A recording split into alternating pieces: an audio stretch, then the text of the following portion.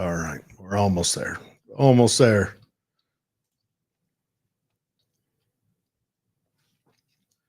All right. We're live, everyone. Welcome to Political Head Trauma, where Head Trauma had a podcast. We've got oodles of guests today. We've got two congressional candidates, one from CD1 and one from CD2. And then also sitting to my left, we have a Senate candidate. And so we're going to be chatting them all up, finding out, what makes them tick and everything else. We're excited to chat with them. But first, we're going to have Carlton Bowen on. He is running for the Senate to take place of Romney, and pretty stiff competition in this Senate race this go around. A lot of people running, and Holly needs help while she plays with the. Hey guys, welcome. Happy Friday. Happy Friday. I hope you all had a good week. We appreciate you tuning in to Political Head Trauma, where if Head Trauma had a podcast, it would sound something like this. Humana. Yeah. All right. So without further ado, we'll just get kicked right in and chat with Carlton. Carlton is running as American Independent. Independent American. Yeah, Independent American. Lean in a little closer to the mic. Yep. Carlton, explain that. Are you? Do you guys have an official party? I thought it was just independent. Is that an actual name of the party? It is an actual party. Yeah, the Independent American Party. It's a great group. They have a website, utahiap.org. They have 15 principles, just really awesome principles that this party represents, and I'm honored and pleased to run with them. Can I get that again so I can put it in our show notes? Yeah, sure. It's utahiap.org. And my website, my personal website is carlton4ussenate.org. I'm sorry, .com. Yeah, I've got it pulled up. We'll show it on the screen here in a minute. Carlton, 4 ussenate.com. Excellent. USS. Yes. Senate. I gotcha. But anyways, I know this is exciting. Carlton, tell us about yourself. Tell us about your decision to run. Yeah, I'd love to. Well, first of all, thank you, Jared and Holly, for having me on the podcast. I respect what you're doing here. I think it's awesome. Thank you. And having candidates and different guests, I think, is great. People get to hear firsthand, which is always a great opportunity. My name is Carlton Bowen. I'm running for the U.S. Senate. I'm born and raised in Utah. Married my beautiful wife, Linda. We've been married 36 years. Oh, wow. We should have a show about that. Secrets to a long marriage. We have 6 amazing children and 13 awesome grandchildren with more on the way. 6 Are any kids. of them not amazing or awesome? You can tell us. They're all great. Good. Yep, they're all exceptional. That's exciting. Wow. Yeah. What a huge family. And do they all live in Utah? No, my oldest daughter lives in Washington State. The rest of my family all lives in Utah. Oh, is she still got those same core values you raised her with? Or has she been struggling a little bit in Washington State?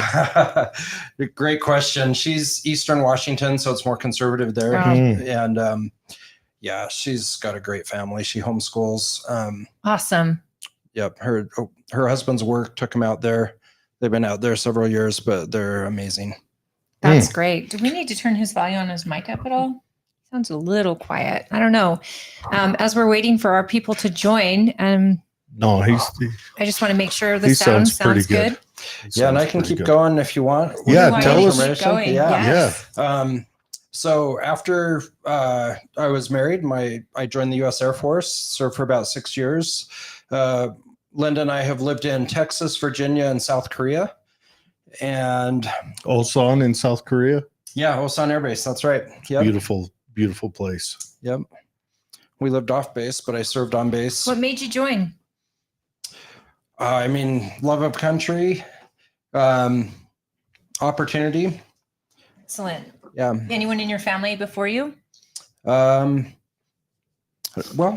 probably, but not directly. Like not my father or uncles or anything. Well, actually, I did have an uncle that served in the Navy. But yeah. That's awesome. I mean, a lot of family members do it because someone in their family had joined. And it's neat to meet people who are the first. Like, that I think that's pretty exceptional, especially in a time that you actually were probably serving during. It was right in the middle of some pretty crazy stuff happening in the world. Yeah. So I served during the first Gulf War, Desert Shield, Desert Storm, Desert Strike. We won that one. Yeah. We won, but it's sad what's going on with Iraq now aligned with Iran, which I think our whole goal was for that not to happen. So it's kind of tragic that way. But. Yeah. Yeah. It's almost like we took a win and did the unthinkable and made it a loss. Yeah. Yep. It's sad. But so tell us about your motivation to run. What is? Yeah.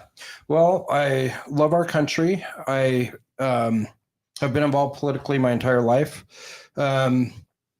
I'm a Trump supporter. I want there to be a Trump supporter in the U.S. Senate.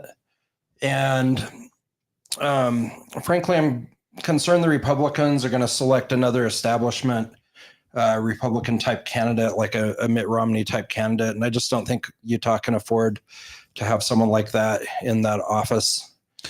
I agree. Break down to me how this the Utah Independent American Party, or is it American Independent? It's Independent American. Independent American Party, but you're a Trump supporter. Does that mean that is that a party platform, or is the Independent American Party, is it kind of a loose party that's a big tent? Are they putting up a presidential nominee, or are they nominating Trump themselves? Yeah, so great questions. Let me answer those. First of all, there is a National Independent American Party. The Utah Independent American Party, I made a motion in our caucus to actually support Donald Trump as our presidential candidate, and that did pass. Excellent. And so, while Donald Trump won't be on the ballot, obviously as an independent American, because he's running as a Republican, the Utah Independent American Party has chosen to support him. There were other people that brought up other options, like Robert Kennedy and stuff like that. And we had some discussion about that. There are other people in the country, 2 or 3 people that filed to run for president as independent Americans. We just weren't able to get hold of them, get information from them. They didn't join our caucus, our convention. So we didn't really have anything to go on as far as supporting them as our candidate. And again, I just think it's important. I think President Trump has done amazing things. In Utah, he scaled back the Bears Ears Monument. Mm-hmm. He got us out of the Paris Climate Accord. He got us out of the Trans-Pacific Partnership. I mean, he ended Roe v. Wade. I mean, that's something my entire life that conservatives have been trying to accomplish. He actually started peace in the Middle East too. Oh yeah, the Abraham Accords. And the Abraham Accords, and his walk across the line in North Korea to stop the little pudgy guy from throwing missiles at South Korea. Yeah, the missile testing stopped when President Trump was president. That's wrapped around tangled you. up there. That's So okay. this over Just, toss it up there. But yeah, he had a lot of great foreign achievements and a lot of great domestic achievements. So he's a fighter. He's tried and true. And you see what going against the establishment has cost him. Yeah. I mean, he's not even president anymore, and they're still going after him hard politically. So anyway, your other questions, though, about the Independent American Party, they have great principles, but why am I running? So I have a platform of 3 things I'm running for, and I'm running because I love our country, obviously, and the other reasons I mentioned, but my platform is traditional values, traditional money, and our tradition of freedom. And traditional values, what does that mean, right? Well, I mean, it's kind of sad we even have to talk about it, but the times we live in, we do. boys are boys. It's so basic and simple, right? But You think so? Logic is lost now on people. boys are boys, girls are girls. There's only two genders. Marriage is between a man and a woman. Families matter a lot, and ideally have a mom and a dad, married, trying, and true. Don't steal, don't cheat, don't lie, don't kill. Integrity and honesty still matter. So it's traditional values. Traditional money means more than using the gold and silver coin that the U.S. that our founders envisioned and that the U.S. Constitution requires. It also means a free market capitalistic economy, not communism, not socialism, Not crony capitalism. not crony capitalism. Yeah. And this system has proven the most prosperous over time. It's tried and true. I mean, it's what made America so prosperous for so long. That and a very, very limited government. Yes. And also Europe destroying itself twice in 40 years. That tends to make I it so think we that don't have crony competitors. capitalism has changed people's view of capitalism. They forget that those are two separate ways of doing business. One is the government's hands in and the power of corporations dictating to the government. The other is the consumer decides who and what will be successful, not the government. Right. And so I think people forget that those are two separate entities altogether. Oh, that's a great point, Holly. I mean, really, the role of government is just have a set of rules that's fair, whether you're small or big.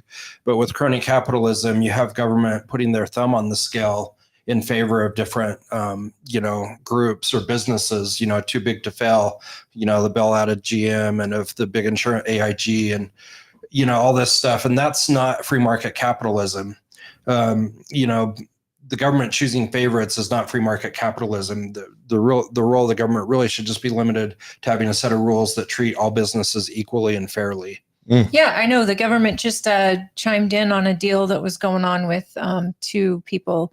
I want to say AT&T and someone else, but not letting them conjoin.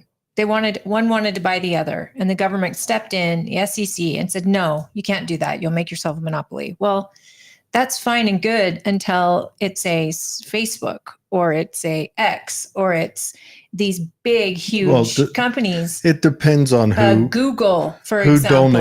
Who donates the most. That's the big and decider. Sometimes, like with DirecTV, remember when they were all under the hammer, bad. All of a sudden they donate $100,000+ to one of the people's campaign. I think it was Biden's. Next thing you know, not only are you getting this contract that we were denying, but now you get to open up in all these other countries we had denied prior.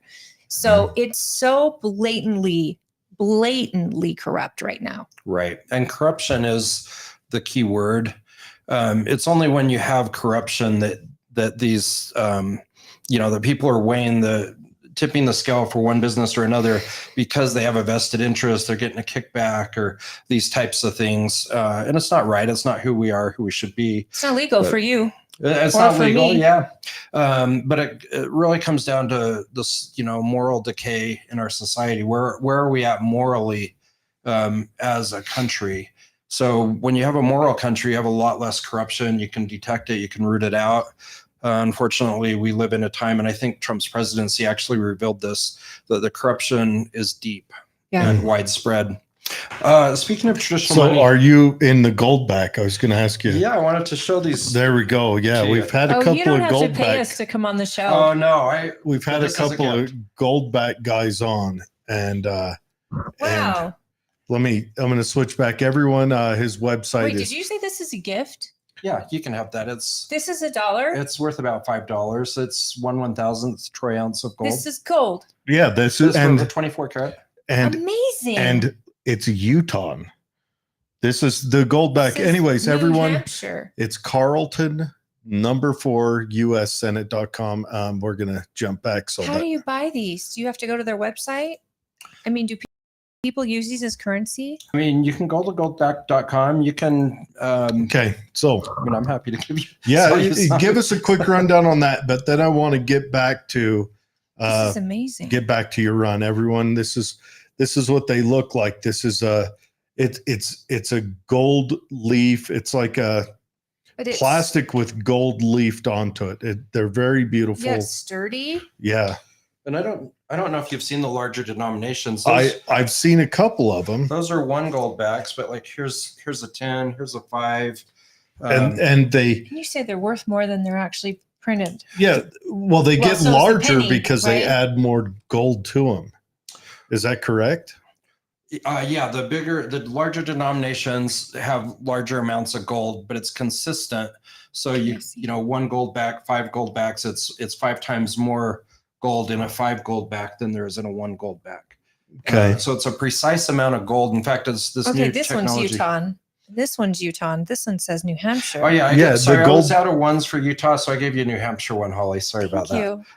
No, this is one of the best gifts I've ever gotten. Gold. Thank you. Yeah. You're welcome. Well, it's a movement across the nation. There's quite a few states that are making these. Yeah, they're doing additional prints like for other states. Right now there's 5 states. I think there's probably 5 more they're getting ready to release. It's just a great group, Alpine Gold and Goldback. It's a local Utah company, but they're doing great things and just really appreciate what they're doing. Will companies accept it eventually? So on the goldback.com site, there's a list of companies that are willing to accept Goldbacks. Not that I would spend it. I'd want to save it for scary times. Well, and you can't. A lot of people like to buy physical gold as storage, money storage, but how do you trade that? When it's not just how do you trade it, but one, a chunk of gold, cool. A chunk of gold the size of a pinky nail is, what is it right now? $70. Yeah. I know the one that I purchased years back was $60, and it is tiny and so easy to lose. And it's still $60, where something like this is a gold storage that's $5, and it's not as easy to lose. And then if you do lose it, you're only losing $5 versus $60, $70. Yeah. So that's why a lot of people buy little silver chits, because silver's not as hazardous if you lose one, but also it's bigger, easier to visually see. I mean, if I pulled out my little gold chit, you guys go, really? That's it? And it was $60. Yeah. And it is tiny. Right. The reason traditional money is important to me, referring to gold and silver coins. So the U.S. Mint does, mint gold and silver eagles, which in Utah are considered currency, and actually to the U.S. government is also considered currency. They have a face value printed on the front. Of course, a bank won't give you what they're actually worth, so we need to fix that. That's one of the things I would like to do if elected. But it's with the whole money situation, though, you get to root cause. Why can the government afford, endless wars, sending all this money to rebuild all these other nations, or to try to build them, or try to control them, or whatever it is, right? And it's just war after war. And it's because they have kind of this endless funding, at least they think they do, because there's no accountability, because they can just print more. And same even with the immigrant situation, like how can the government afford to, put up all these, hundreds of thousands of immigrants in hotels and pay their medical bills and all this stuff? Well, it's just because they can print endless money. There's no accountability. They don't have to actually go to taxpayers and say, we need money to pay for this. They can just kick the can down the road. I have a question on that, because this is something that I do circles. Our government, we know they print money to come up with money. Why do they borrow any money then? That's kind of how they get it from the Federal Reserve System That into was the economy. That was the argument that was had with that Fed chief, 2 weeks ago, that everyone's been nothing dogging him about. Well, okay, I'm going to tell you why. But he didn't even know. And he's the advisor to the president. He does know. He didn't want to say. Because he was having his cadre battle. of friends make money when an order is put in. Instead of the government making money come into existence so they pay their bills and then it circulates as it's supposed to be, they go to a third party to make the money, and that third party gets to make money off the interest on that. Well, it's ridiculous. While he's in there, he probably gets assistance from those third parties. And then when he's not in there, he's a part of that third party.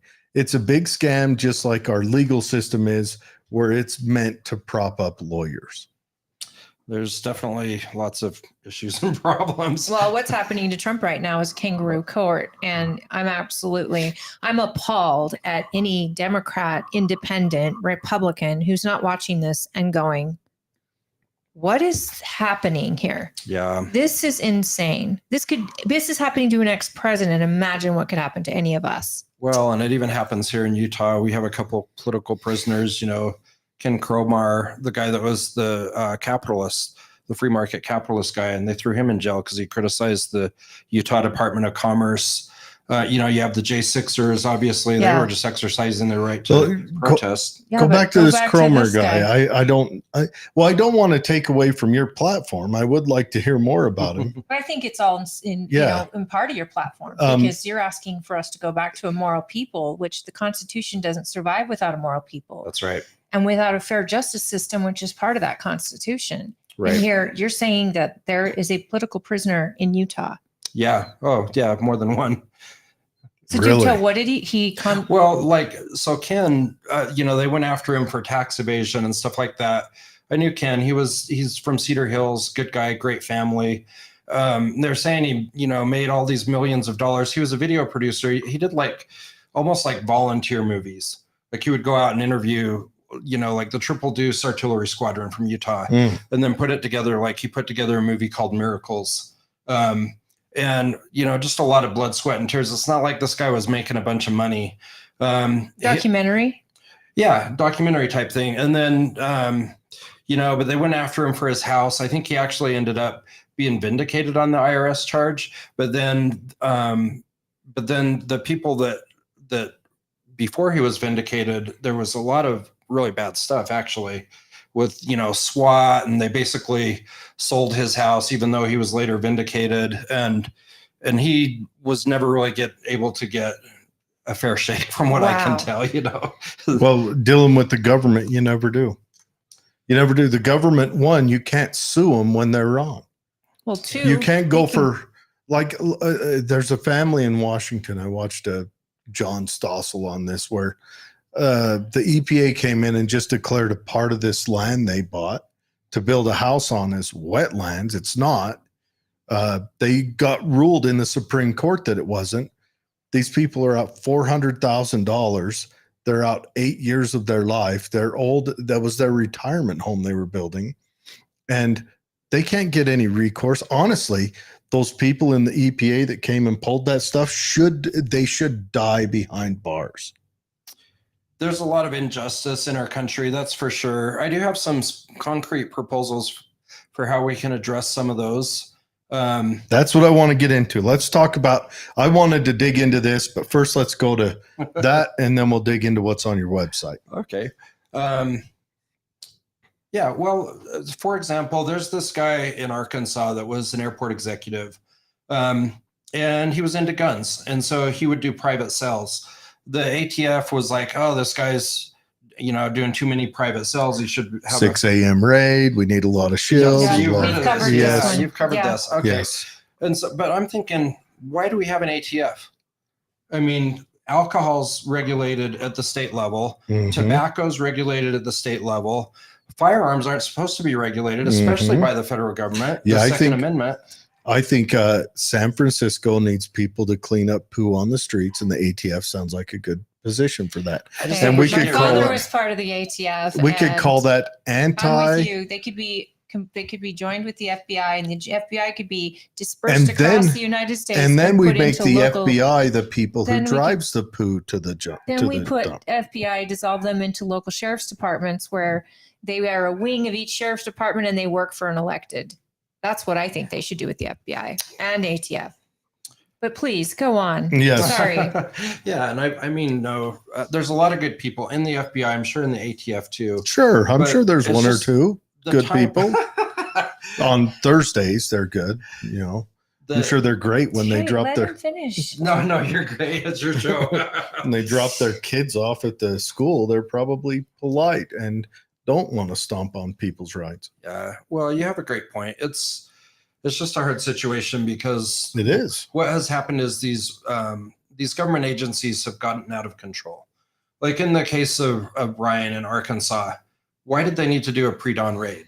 Absolutely. Why do they ever need to do a no-knock warrant on these? They shouldn't have done a no-knock warrant, and no-knock warrants in themselves are another huge problem, as is, frankly, like seizure of assets, like, and at the airport and stuff. Yeah, asset forfeiture. Like, these are huge problems. They can be addressed, but if elected, I like Rand Paul's out of the Fed bill. I like some of Mike Lee's bills. These bills that would roll back the rulemaking authority of these agencies without Congress basically putting their stamp of approval on it, because the Constitution sets up Congress, not these. These are bureaucrats. Bureaucrats with lawmaking authority. Not one of them's elected. That's they right. don't answer to someone elected.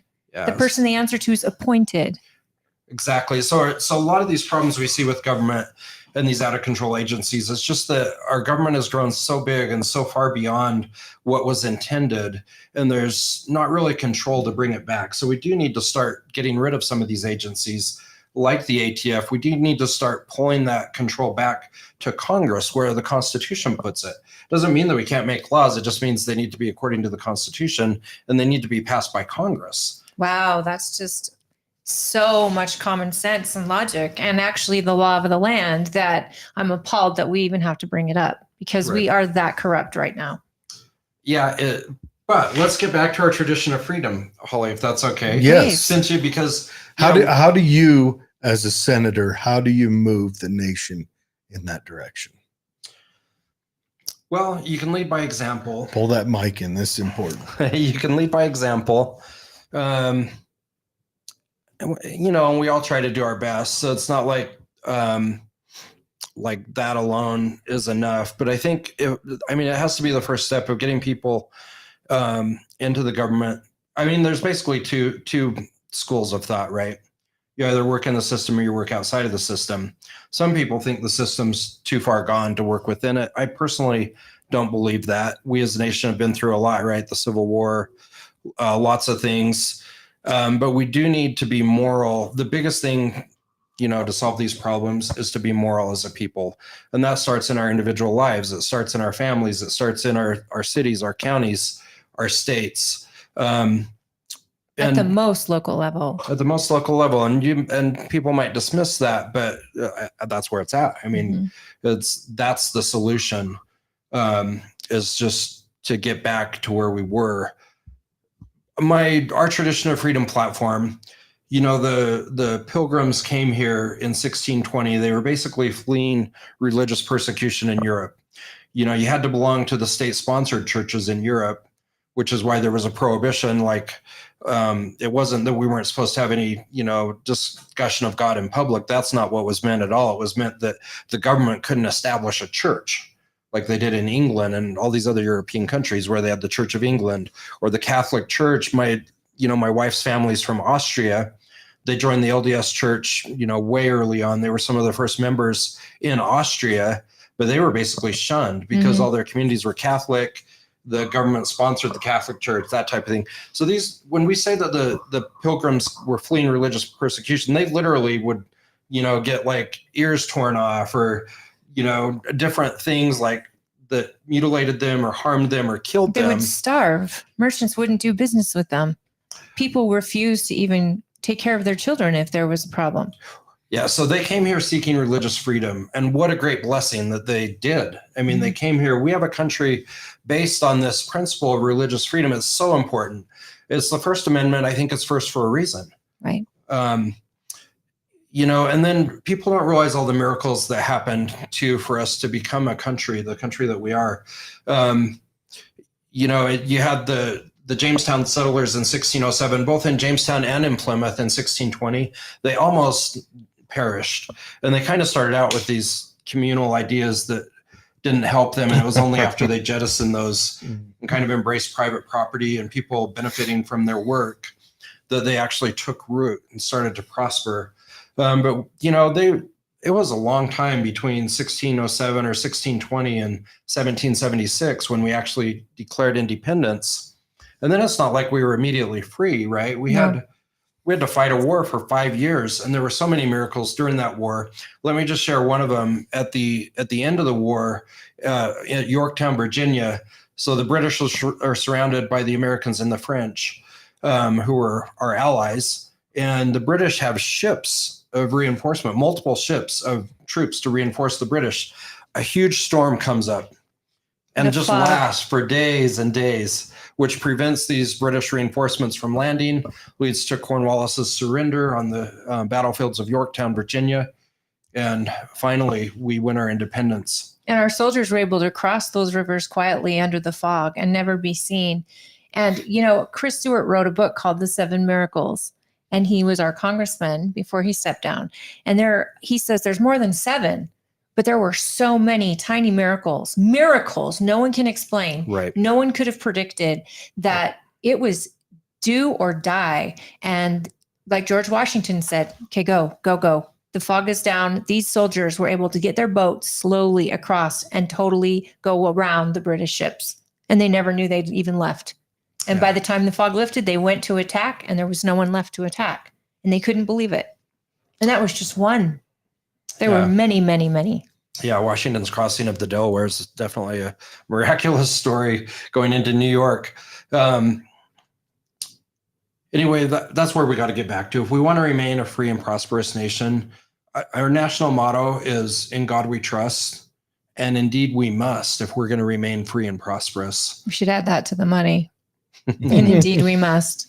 True. I would argue we need to have a total upset of our education system if we want to get back to that.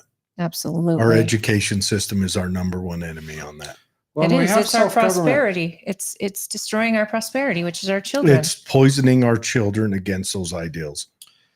Yeah, and we have self-government. It just makes no sense to me why these school boards, I mean, for a lot of years, the government handpicked who the candidates could be. You had like almost Soviet-style elections where you can choose A or B that the governor picked. We finally got rid of that. So now anyone can be voted on these school boards, but they're still dominated by these far left interests that, allow these, pornographic materials and these insane curriculums, new math and everything else. Like they don't even teach cursive anymore. It goes on and on.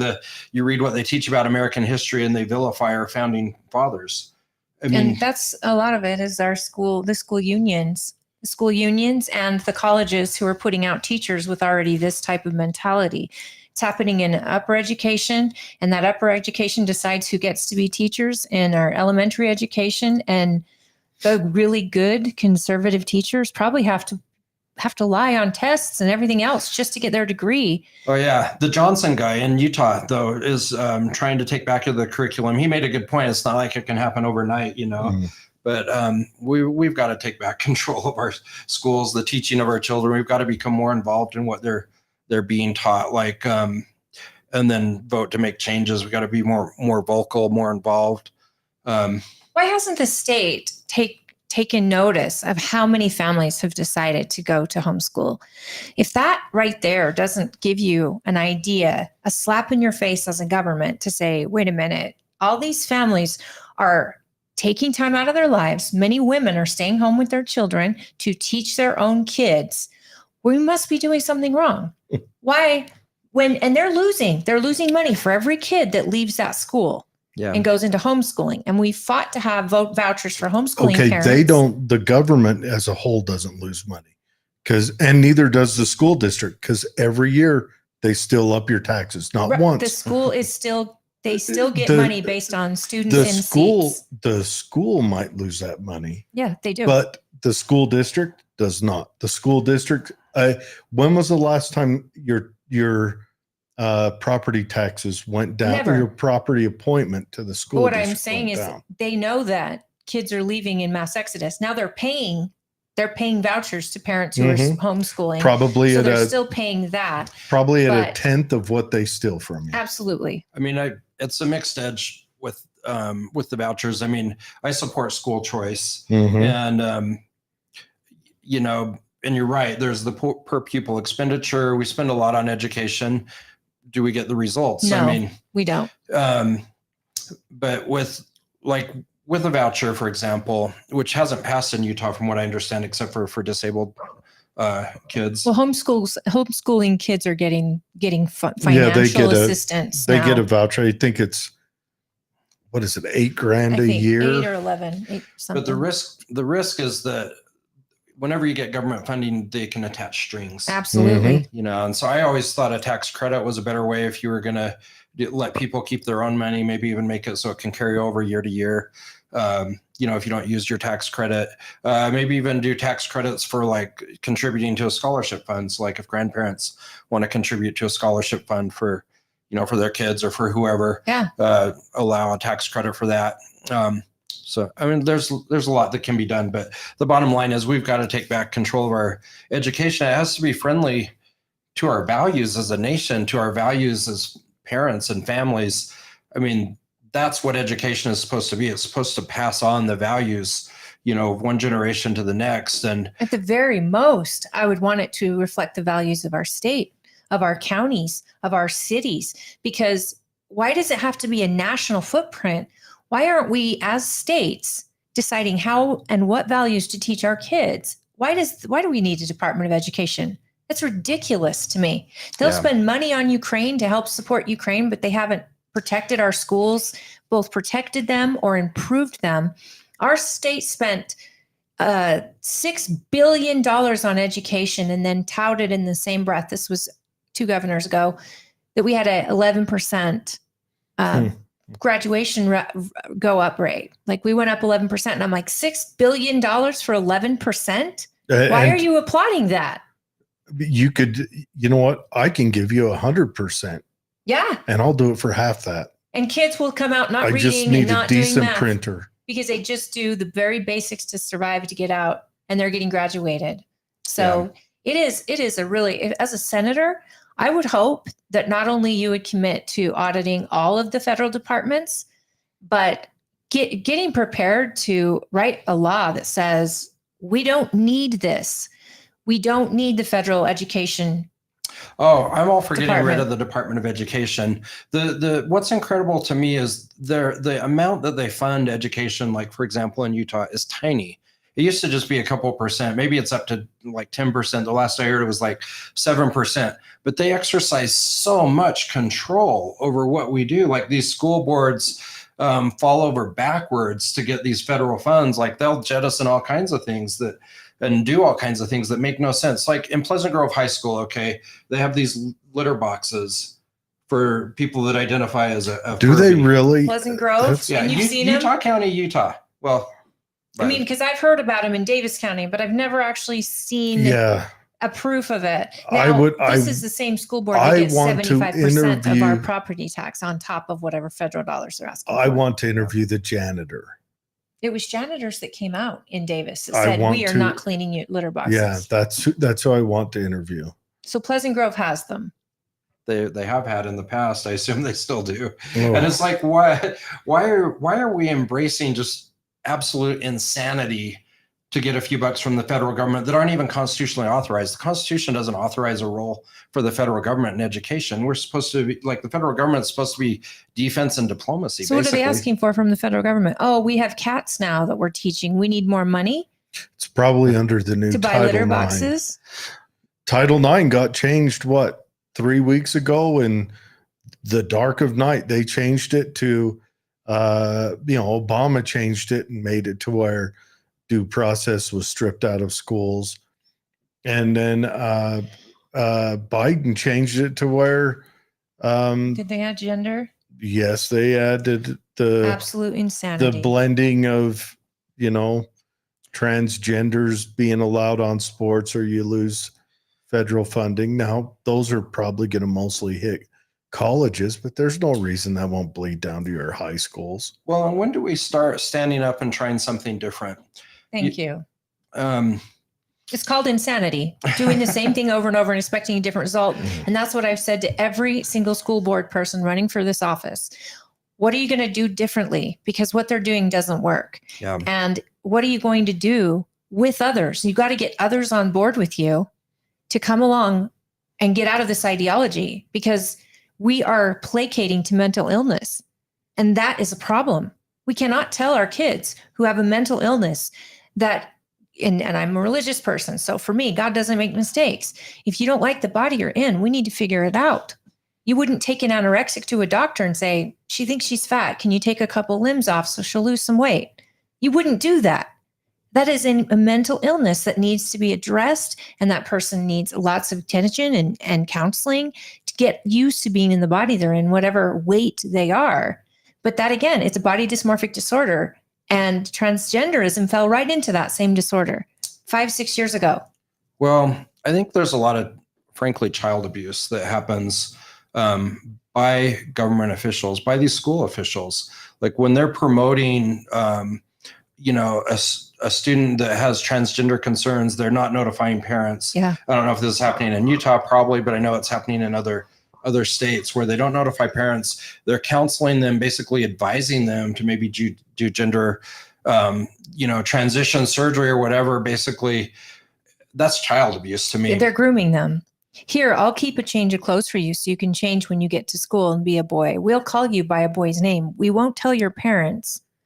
And meanwhile, the parents, like he's always said, the parents have the gun to their head to pay that kid's insurance, to make sure that kid is in school, to clothe them, to feed them, to take care of them. And the state comes in and goes, oh, but we'll handle your child. The child belongs to us because your child thinks they have a different body. Any damage done in our care will be paid by you. But I'm serious. Exactly. We have to start going after these people for child abuse. They're violating state laws in how they're treating children, what they're trying to do to children. Same with, like they talk about the drag story hour and stuff like that. Well, is that a sexually oriented business? And is that child abuse? On the immigration front, you basically have these non-governmental organizations that are conspiring to break our law. They're systematically conspiring to break our law. We should be going after that. Absolutely. I mean, that's that's human trafficking. Why are we not shutting those organizations down? Because they're undocumented Democrats. That's why. Well, and some of it's even government funded, like U.S. government funded, but that's okay. Go after those bureaucrats in the U.S. government who are also conspiring with these human traffickers, with the drug cartels. We have to start enforcing the laws that we have. In so many cases, it's not that we need new laws. Right. We just need to apply and enforce the ones that we have. And so often the courage to do that is lacking. I was on the American Fork City Council. When people would go to the meetings, I'd get a lot of positive feedback, but a lot of the people on the council, they didn't like all the questions I asked. It's like, well, why not? We're supposed to ask questions about what we're spending money on and what we're doing. So a lot of times I was kind of a lone voice on some of these things, but the people that were in the meetings, so often they'd come up after and just say, I really appreciated what you're saying, what you're doing. I share this just as it's an example. I have the courage to vote my conscience, which is important if you're going to be in the U.S. Senate. You have to be willing to stand up for your beliefs, for your values, for what you believe in. Well, the senator you're trying to be partners with, Mike Lee, he has stood alone on many, many votes, maybe Rand Paul, maybe Ted Cruz, but he's one of the most famous senators in the country for that reason.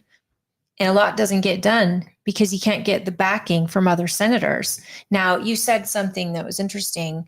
You want to vote your conscience. I appreciated that until I heard it come out of Mitt Romney's mouth. And he said it about Trump being indicted. What was he? Impeached. He said, well, I have the right to vote my conscience. On that case, you don't. You're a jurist. You are supposed to vote based on the evidence presented, not on how you feel about the person. So when you say you want to vote your conscience, a lot of that, I know what you're saying. You want to stick to your values and stand alone if you are standing alone. But I think you won't be. I think a lot of people are trying to elect senators, Congress people who are willing now to upset the apple cart. And in this case, upsetting the apple cart, folks, is as simple as going back to the traditions and the Constitution and logic. And it's sad, but it's true. Yeah, we've really got to get back to the basics of our country because Really? they're pretty neglected. So you have served the country in the military, and then you became a city council member. And I know you've entered a few races and didn't win. Yeah. Which, so did Lincoln. And I love that you keep going. I mean, it's that important to you. I think that's incredible. Thank you. I mean, I'll be on the ballot. It's up to voters whether they vote or not. I'll be on the November ballot, and that means I have a chance. People say, well, as a third party, do you have a chance? It's like, well, my name's on the ballot. Right. People can vote for it. Remember, Lincoln was technically a third party candidate. Yep. And lost twice prior. You know, you mentioned Romney, and like we've had so many instances where we think we've elected like a more conservative House or whatever with the Tea Party movement, for example. Yeah. But then we get betrayed by our leadership. And it's the same thing in Utah. Like we have this establishment Republican mentality in Utah too. It's killing us. It's killing our state. And you see that like our state is way more liberal than you would think it would be. And so like, well, I would argue that, not to offend, I'm not a Republican, so I can argue this, that the party in Utah is more protectionist than liberal. I wish that we understood what the word liberal means as it comes from Locke, but our classical liberals, good. yes, that's what I am, but the Republican Party seems to be protectionist. We have a lot of Republicans that go into our state Senate and sign in laws that shut down small businesses. And they do that over and over to protect contractors, large contractors and developers. And that's sadly what our state tends to do. Well, the Republican name is what gets you the win in Utah. So Bingo. then he says protection. It's they're protecting the R while doing a lot of what the Democrats would do. Yeah, but if you're a Democrat and you're in Utah, you're going to run as a Republican if you want to win. Exactly. Unless you're in the corridor. And then you're going to run as a Democrat, and you better be as hard left. A Democrat in the corridor, you need to have it would help if you carried a red book and had a goofy mushroom haircut. Okay. What does that mean? It's A Mao. mushroom. Oh. What are you talking about? Sim Gill again? Because you know that gets my cockles up when you talk about Sim Gill. Well, anyway, my campaign slogan is break the uniparty. Brilliant. We've got to do something different. Like especially in DC. We can't keep having like, a conservative House, but then that has this liberal House Speaker that sides with Democrats every single time. I mean, the Democrats, they get the squad, they get what like 6 like radical progressives in there, Omar, AOC, whoever. There's not that many of them, right? A handful. And Nancy Pelosi, as House Speaker, like bends over backwards to make sure that their ultra liberal leftist agenda gets, implemented basically. Definitely a big part of what the House did under her. And yet you get like a couple hundred Republicans elected, Tea Party, Freedom Caucus, like large numbers of House members that want to make change. And again and again and again, their leadership betrays the them. American people got rid of Nancy Pelosi with their votes, got rid of her being the House Speaker, gave the majority to the Congress, to the Republicans. And you're absolutely right. Where our Freedom Caucus stands up, but they're ignored. Yeah, I mean, it was Paul Ryan, it was John Blaine or whatever before. John Boehner. And and now I was hopeful with Mike Johnson and stuff. And I guess maybe the jury's still out a little bit. But I think it's that CIA vape mist-filled room that changes everybody's mind on what they say before they get there. I mean, they did the CRs, the continuing resolutions that they said they wouldn't do. They, Look at me. I didn't do it. I didn't look at you. I just shook my head because, look, personally promised. And I'm telling you, the CIA takes them in that vape mist-filled room and they show them the other angles of the Zapruder tape, and boom, they vote for the CIA every time. And the CIA was there in the destruction of everything we've got going on.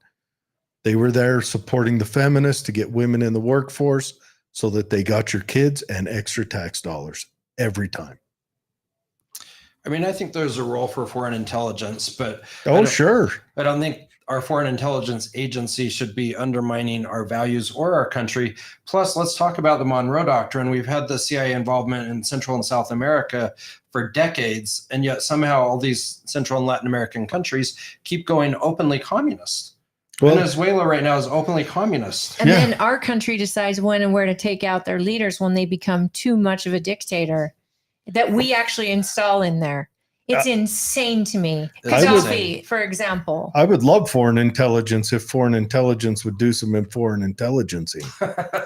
We had that whole big 2 airplanes flew into a couple buildings and hit the Pentagon. And you know what? That day, the CIA and the FBI should have been torn down because they failed us. They failed us in a big way that set us on economic ruin. They're doing it right now. All of our flight protectors, what are they called? Oh, the air marshals? The air marshals have been pulled to go to the border and help make sandwiches. And then you've got all the people protecting our buildings now pulled to go assist with the border. This is insane. It's like a disaster is waiting to happen. Yeah. And another 9/11 could happen like that. And it'll be our government's fault. Here's the big question. I listened to a CIA or an FBI agent talk about this. An ex, he was actually a part of the DC field office. And he says he's concerned that we're going to see stuff happen because they pulled all the FBI agents to go and make sure that Christians aren't terrorists. And he says we pulled out of where we should be watching instead of having a broad spectrum looking at every group, whether we've got a terrorist organizations here or building up or infiltrating, or maybe it's Chinese soldiers coming across our southern border. They all got pulled to be watching Catholic churches at like the pre-Vatican II or things like that. And he says, I'm concerned as a retired FBI agent that we're missing actual threats. And how many actual threats involve the FBI?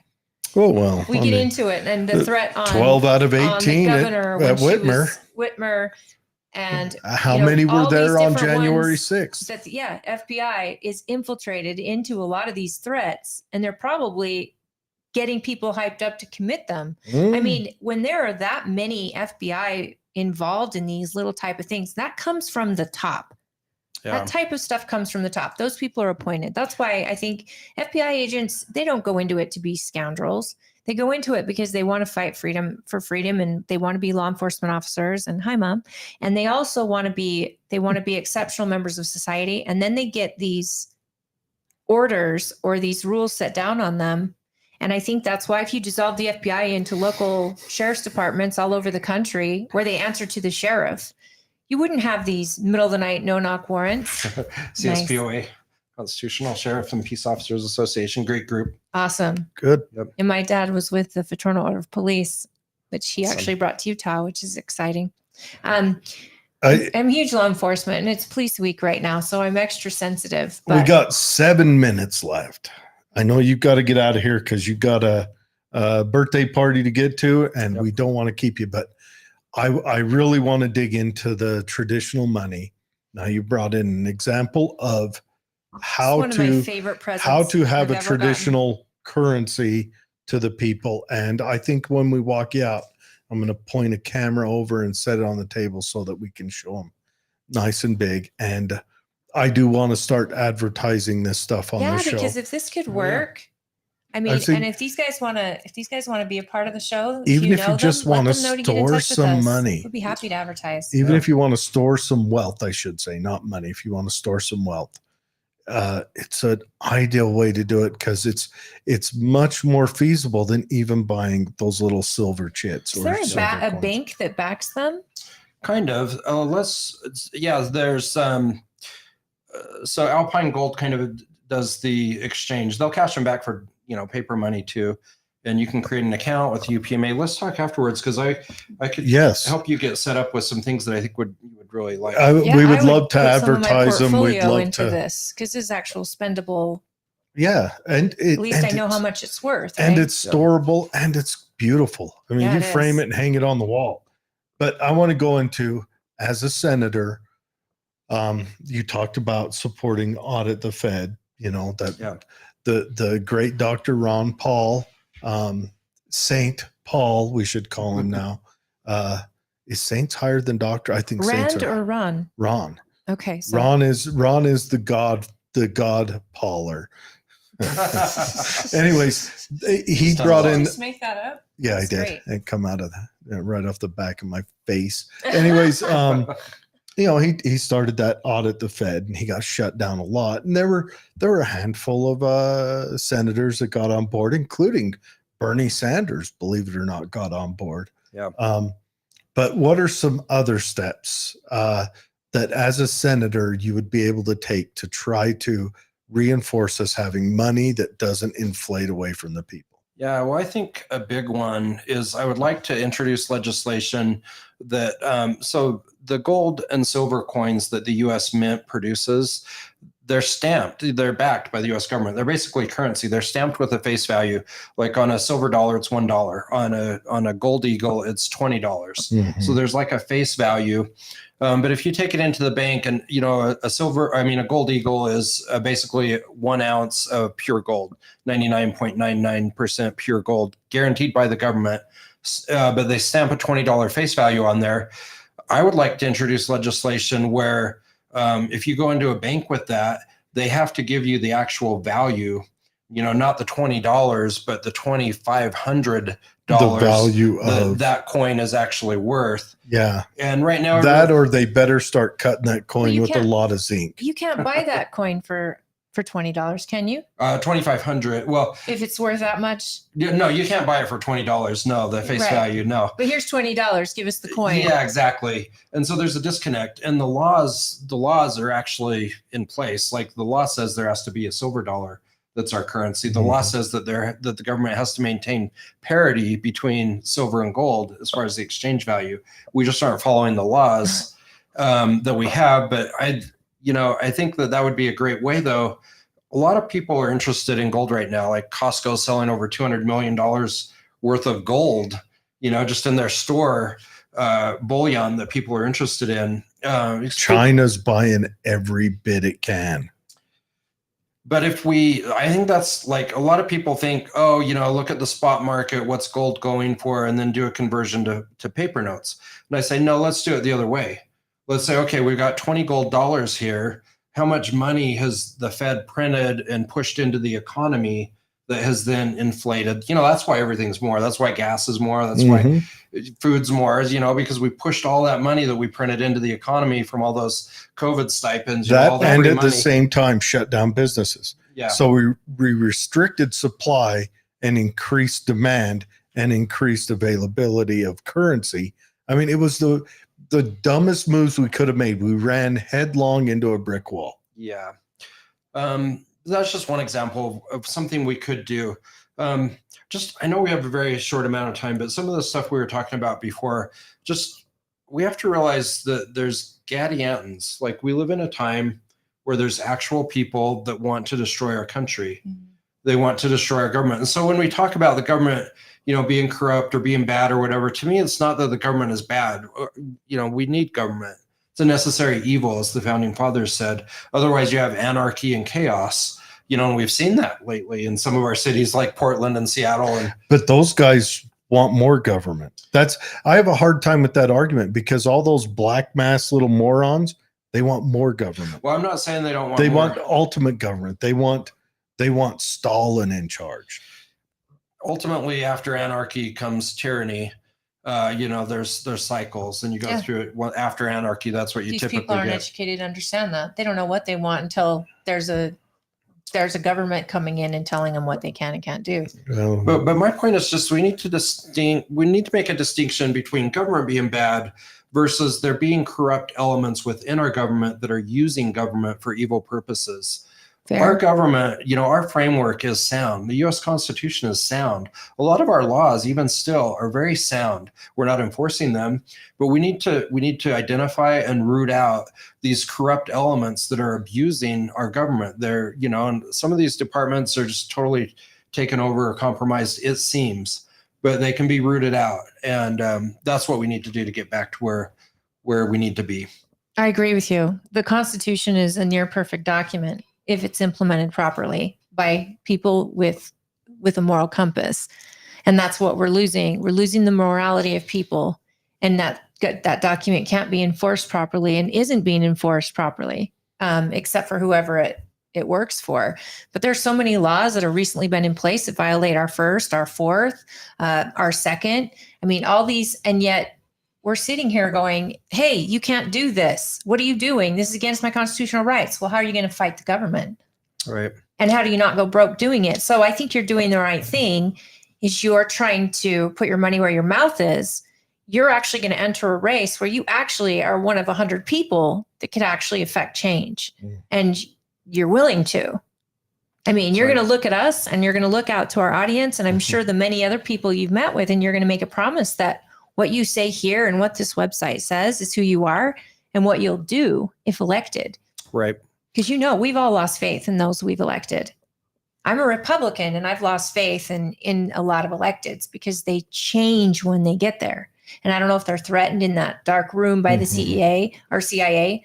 I don't know if they all of a sudden get rich overnight and they like it.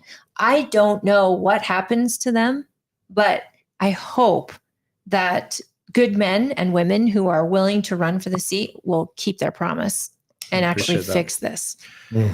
Well, I could use help. If people are willing to put up yard signs, you can go to my site. At the bottom, it has a volunteer section. You can volunteer to put up a yard sign to host. Do you want to share your screen so people can see?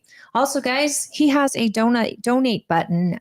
Races like this are expensive. And I know that if you like what you've heard today and you want to talk to Carlton, I'm sure that you do town halls and things. Yep. Zoom via, please, reach out to me. Let me know when you're doing a town hall. We'll advertise it. If you do a Zoom town hall, we'll, I won't do it on our party pages, of course, but privately, I'm happy to assist you, at least get the word out. I think it's important that people get educated about their candidates before they go to the polls. Absolutely. And I love that you're supporting Donald Trump just because his policies helped a lot. They helped our community and our country a lot. Tried and true. You never know what a second term will bring, but I'm hopeful. But I know what the first one brought. Right, and you see what's happened. Just the mere thought of him running again. Now they're trying to put him in prison. Yeah, it's crazy. And under all these, old statutes and everything. At the top of his website is very interesting. I mean, it's a lot of great information to learn about him. We didn't even get into all of it. But right there at the top right is his donate button. If you've got $5, if you've got 10, if you've got more, every candidate needs your help. And every candidate, if you can't afford to donate, please offer to volunteer, put up a yard sign, get to know the candidate and maybe talk to your neighbors about him. For anyone that just can't vote for Biden or can't vote for whoever's running, you have options. I mean, there's always options. And to have an independent that you're basically, I mean, no offense if this isn't offensive to you, but you're basically talking about my party platform in its most basic sense. And it's sad that it's not as common sense for even Republicans who support the platform, who claim to. And yet you are talking about the very things that our platform believes in. Right. But you're doing it. And I see your little feet on your pin. What's the age of the feet? 10 weeks. 10 weeks. And so you're definitely pro-life. And I love that because every soul matters and every gift from God is a soul. And I think absolutely that's amazing. 10 weeks is how little toes, fingers, nose at 10 weeks in gestation. It's not a clump of cells. It's a person. Absolutely. I love it. We need to get you back on here. Yeah. When you have more time. We're happy to give you as much traction as we can.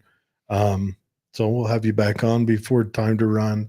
If you do a town hall or something with your community, invite us. Okay. Yeah. I'd love to do one out here in Tooele. Okay. Yeah.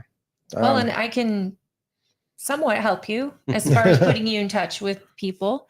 We want to make sure it's welcome. Do you have a list of folks? She's the Republican chairperson, so she can do whatever you do. Don't call this number and schedule this thing. Right. This place may or may not be available, but are you a member of the Chamber of Commerce or anything? I'm not. You could wait until after the Republican primary to see if the Republican selected candidate in the convention is actually the Republican nominee or not. And then That would be my hope. that would be your hope and expectation, right? But if for some reason that's not the case, maybe as a Republican, it would be okay to support, since the person that the Republicans actually selected, if that person's not the nominee, maybe it's okay to support someone else then. Well, and we can do it from the basis of political head trauma, because Yeah. I wear two hats. And for us, we could talk to our contacts and say, hey, could we borrow this building? As long as you have your contacts, you invite, we'll advertise for you on this channel. And I'm happy to even make phone calls and stuff to get people from our county out. At the very least, I want people to get to know who the people are on the ballot. Awesome. And I'm politically Gentile, Yeah, so he's I the can do opposite whatever of I me. I'm political. He's the opposite. He's like, no, not having any party. You're not selling me on this. So Yeah. that's why we work. That's great. Well, thank you so much for this Hey, opportunity. thank you. We'll be back in a minute. We're going to walk him out real quick. That's Carlton Bowen, folks. Yep. And I'm just already impressed with this whole gold standard idea and the fact that the ability to spend actual gold could be something that'll keep our money worth something, Mm-hmm. in which it's going far quickly. Yep. And we'll be back in, I don't know, give us 2 minutes. Then we'll talk news until 4 p.m. when Paul Miller comes And if you on. do a donation, make it monthly. Monthly. Yeah, there you go. Keep That's it nice. keep it rolling. Everyone, this Carlton Bowen, go check out his website. Anything you want to say at the end? Yeah. Just thank you. You're very Thanks welcome. for your time and your consideration. Thank you You're for running. very welcome. Yes. It's not an easy feat. We'll be right back.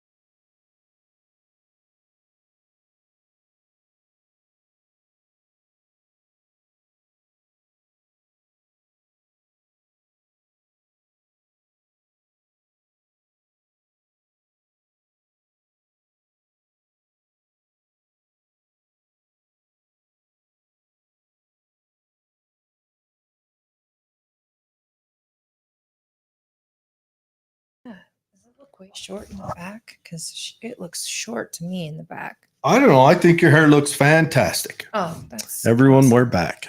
We're talking hair. But yeah, so it's Carlton Bowen. Thanks for sticking with us through the break, guys. We don't usually have everyone in person, but it's such a gift when we do. It's so nice to sit down and actually look them in the eyes and talk to them. And I was glad we did. So do check out Carlton Bowen's website. Yes. Carlton, I put it in the show notes. Carlton 4 USSenate.com. Yep. And I don't know. We've got almost an hour, 50 minutes to chat news. Can I tell you? So bring it on. I just saw that the lady that was the lady that was arrested for singing outside of the abortion clinic. Mm-hmm. I think she got 5 years in prison. What are you in for? Well, I murdered 3 people. What are you in for? I sang outside, not in the property of, off site. Yeah. And they're hitting her with what? Restricting access, probably something like that. That's what I was talking about. The FBI, this FBI agent talked about, he was on another podcast and he does his own show. I should have remembered his name, but he said, since Trump got elected, the FBI turned hard against Christianity, trying to get at Trump. And then Biden got in and they doubled down. And so we've got an FBI that's not paying attention to all this flux of Chinese military age single males coming into the country, almost as if they were supported and brought here by the UN, which, boy, that's number one on the chopping block in my mind. The UN is part of Utah too. Do people even know that? There's one other base. There's one in New York, and there's an office here in Utah, and I don't understand that. Yeah, well, that's because, anyways. Does it have something to do with the religious affiliation here, or I think if they can trap an ultra conservative religion that's all located in one area and takes its marching orders from one building that's within the United States. That's probably why the Mormon church has become a goal. Because the Catholics, how's the FBI going to go over and take the Vatican? Besides, the Vatican already belongs to the UN. We've seen how that's gone. But he's talking about the FBI has turned against Christians so hard, and white supremacists, there's been so many white supremacist evildoers done. I mean, they've been out there committing atrocities that I'm telling you right now, we're in a coordinated takeover of the United States. But it's I wanted to bring up, and Holly's got the fingernails to prove it. It's National Police Week. Is that right? It is. Look at that. She's yesterday was the police officer memorial. You need to hold them out like this so they can see them. Yeah, she's got lovely blue and black. My amazing nail girl, Candy. I designed these with her, and they're my favorite. They're in honor of my daddy and all those that are lost. Every year in DC, the Honorary Policeman's Memorial happens, and it actually starts early on. It ends with the memorial, which was yesterday on the Capitol lawn. But the whole week leading up to that is just amazing. They do a candlelight vigil. They name all the officers that we've lost in the year 2023. Well, we just had that one officer. That one will be on the wall and mentioned next year. We just had that one officer, Santa Quinn, and that Santa Quinn police officer, and that story is insane. Just insane. I'm gonna center you on the everything for a minute. I've got to, but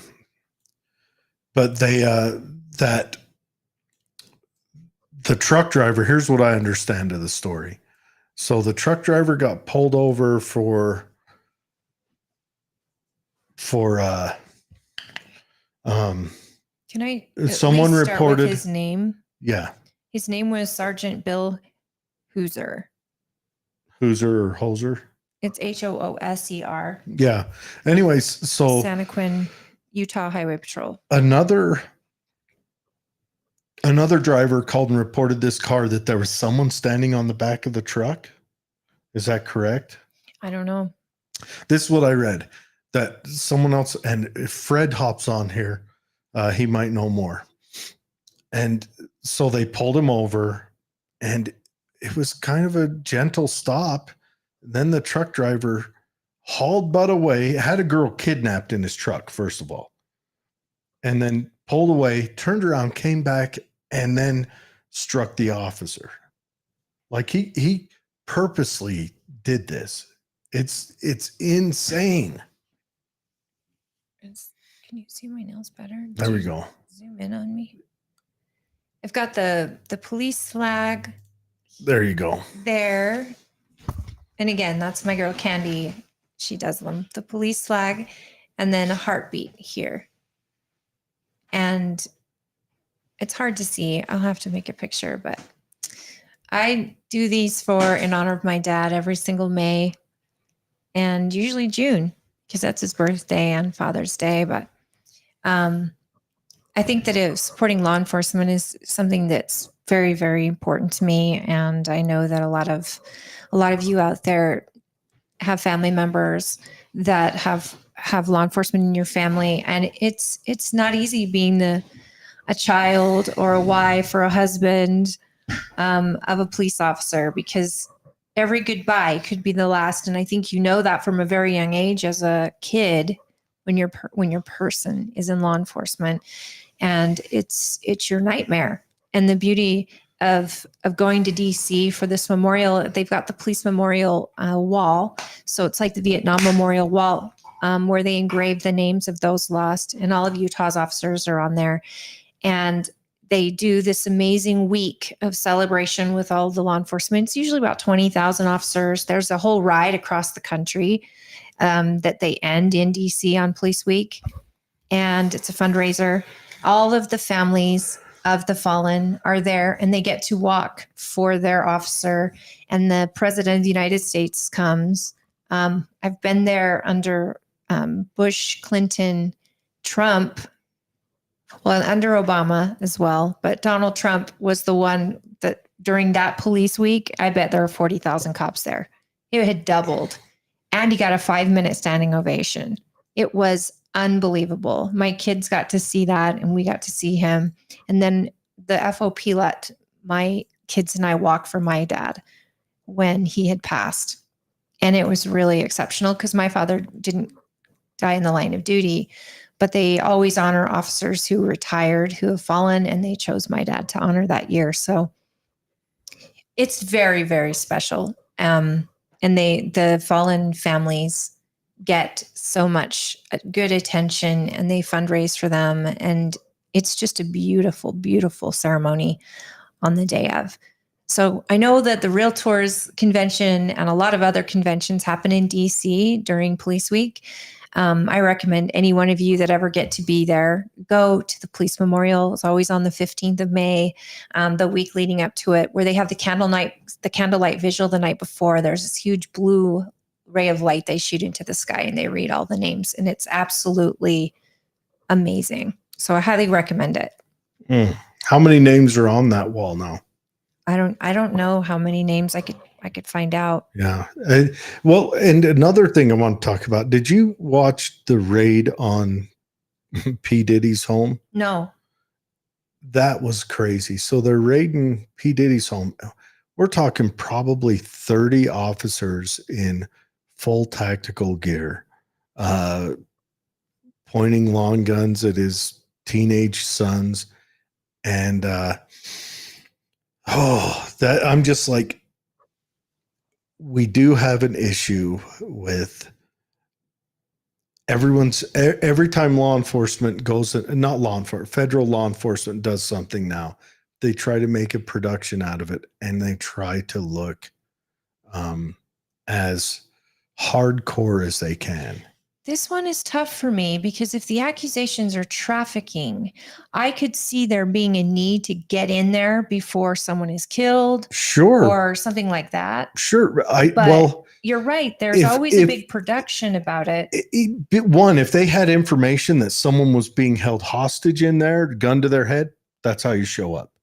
Right. If they're doing a But I raid don't know if they knew or to not. see what's in there, they go in like that. I think it's just a production, just like when they went after Oh, Trump for what if they find Mar-a-Lago. nothing and just like it's just to bring P. Well, Diddy down? Harvey Weinstein got out. His was on technicalities, though. Sure, it's on technicalities because, again, a New York judge kind of went haywire and did what they This whole wanted. case against Trump is probably It's the going to throw out same because of thing. technicalities after the election, And though. I mind don't you. think they care if it gets thrown out. They just just want want it. him occupied. So, as far as the DC wall, that 282 officers were killed in the line of duty last year and were added to the wall. 282. And it's a 304-foot long limestone wall, and it contains more than 24,000 Ooh, law enforcement names. that's a lot of people. It is, and it grows every year. And the sad part is, 15, 20 years ago, the 282 names, I mean, we're talking far less officers were killed years and years ago. And it just keeps going up. And when you don't have law and order in your country's lost. Yeah. Oh, definitely. Definitely. But this is something, again, it's a beautiful display. I highly recommend going, but it's even more beautiful when it's Police Week there and they're honoring the officers, because it's the FOP and COPS and a lot of organizations make this happen. It's amazing. Yeah, it's heavy stuff. So Heavy stuff. So this woman getting 5 years, yeah, to me, it blows my mind. It's like the Jan 6ers. Do you realize there's been 5 January 6ers who have committed suicide? really? And one recently just did. Oh, Can you imagine losing everything, your job, your home, and every time they raise money or do these GoFundMes to help them fight their legal cases or whatever, all of a sudden the government or the court implements a fine that just happens to be the exact same amount of money that was raised for them. They can never get out from underneath this. it is the January 6th. Okay. The January 6th was a trap. It was a trap set to make conservatives and Trump supporters look bad. And sadly, the conservatives and Trump supporters who were there fell into it. Yeah. They dug the pit, they stuck the poo-covered punji sticks in it, and then they covered it with leaves, and then they hung a nice medium rare steak above it. And everyone went for that steak. And that's my concern right now, is that the conservatives are going to fall for stuff again and again. And that's how the conservative mindset, the patriot mindset, is going to get shut down in the United States. And my message out there to you, conservative minded people, is don't fall for that stuff. Sit back, quit interrupting your enemy while they're making mistakes, because that's what happened. Is they made that mistake all through the summer of 2019 and 2020. And next thing you know, you fell in and just overrode all that. Don't do that again.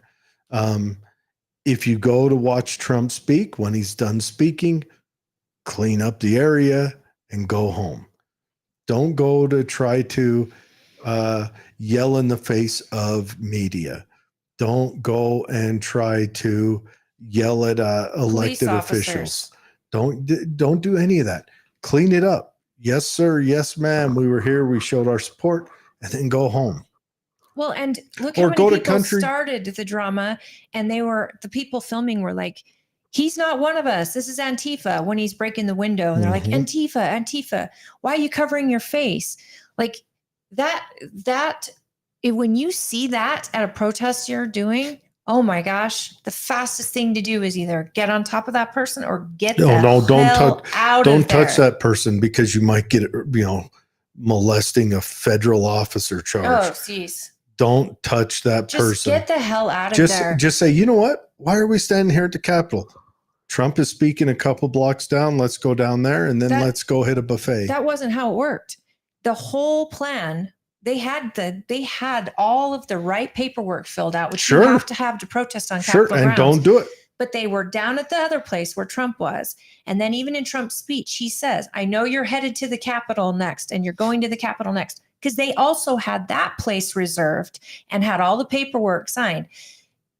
They should have never gone to the Capitol. Nope. The first second they saw someone being out of line, they should have all backed up. Just leave. And got off that property ASAP. Let me tell you. Now, look now. Everybody who was even in DC now has an air marshal following them around. And they didn't even have to be part of and the now protest. the air marshals aren't babysitting the airplanes. Nope. Let me put it like this. Again, everyone, if you haven't read Sun Tzu, everyone should. But never let your enemy choose the battlefield. And by going in front of the Capitol, you marched into the enemy's battlefield. Never let your enemy choose it. Who's Laurie? Something, I don't know. On the screen.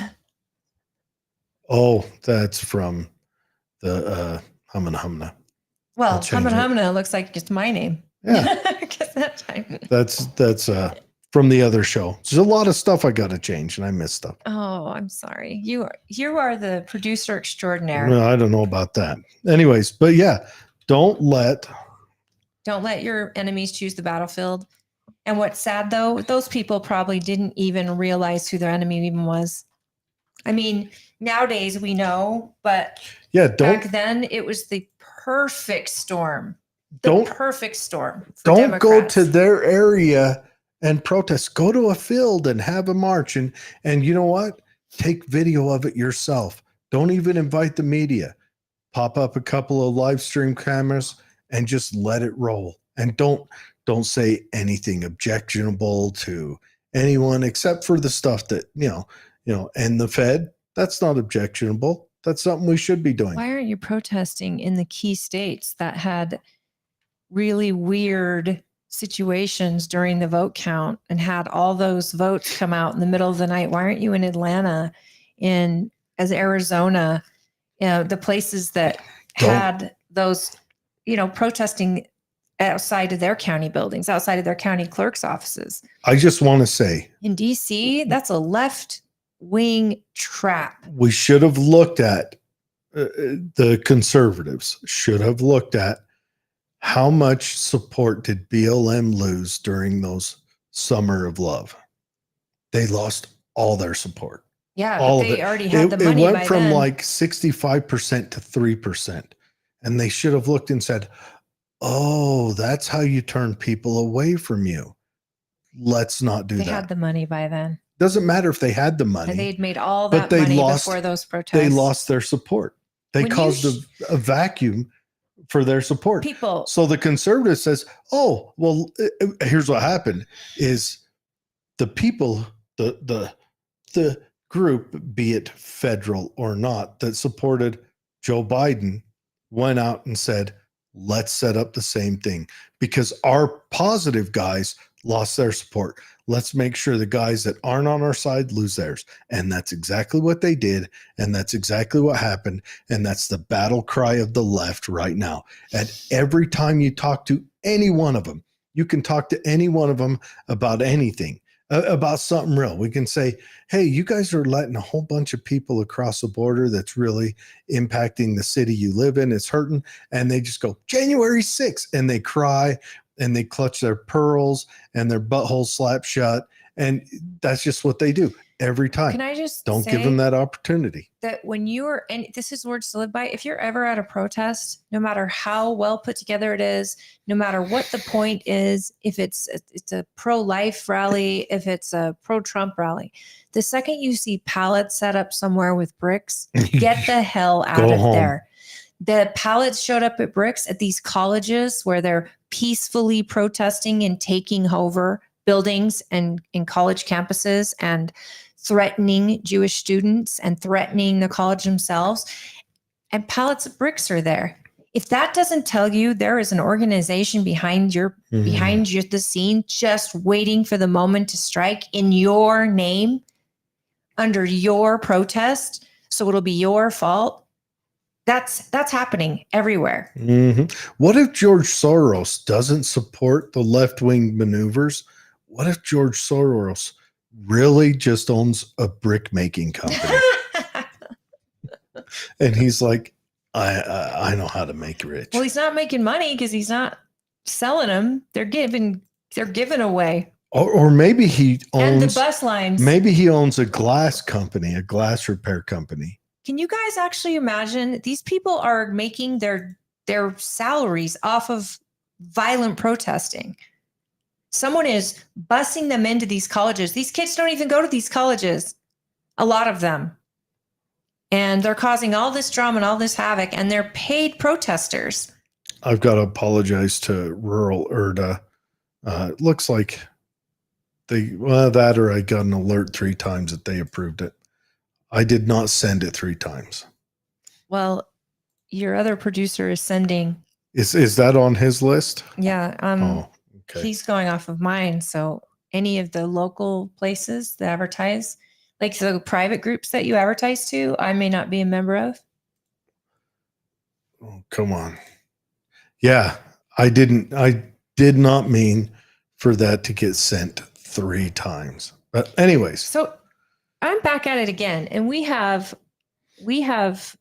someone for Congress. We have House 1 and House 2. Paul Miller. Okay. And then we have someone, Tyler Morset. Morset, yes. He's unaffiliated. Is he an independent? I don't know. It just says unaffiliated. Okay. So I thought maybe we had school board on again. Because here's what I'm going to say.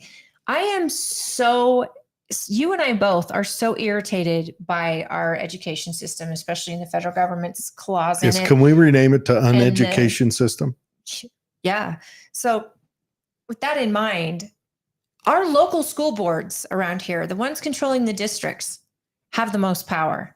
I'm begging someone to convince me otherwise, because if our state legislators create laws and they send those laws to the state education board, the board's job then is to implement the standards from those laws and then feed them to the districts. And Camille was on the show, was paying attention. Camille, if you're still on, please comment on this, because you would know better than anyone. Your mom says something there. The people showing up are not kids. They are adults, all of them. Absolutely right. And a lot of these people, and you're talking about in the colleges, they're not only adults, but they're not, you can be an adult going to college. They don't go to that college. They're not students. And at always that look college. for the people wearing their face masks. That's all by design. I say cut and dry. You make it a law that protest all you want, but the minute you wear a mask, you're going to be put in handcuffs and processed.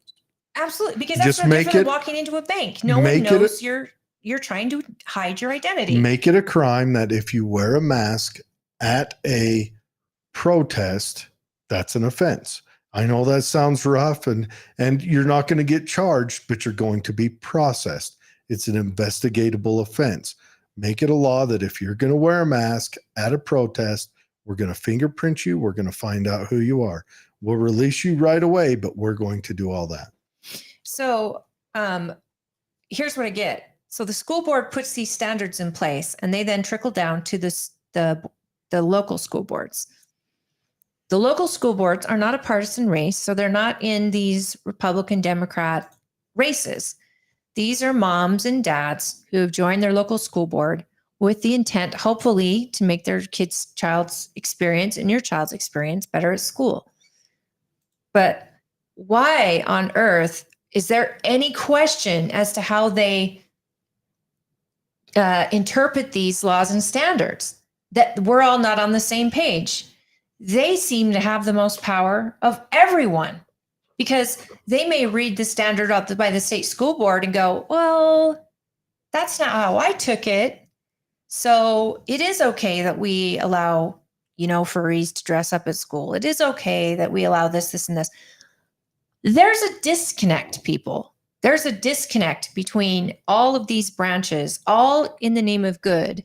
But I'm so sick of the fear. This is all happening in your school.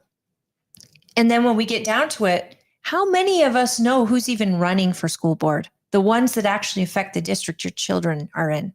How many of us know? I almost want them to be partisan races so that parties are be involved and parties are either vetting candidates. Somebody's vetting these candidates.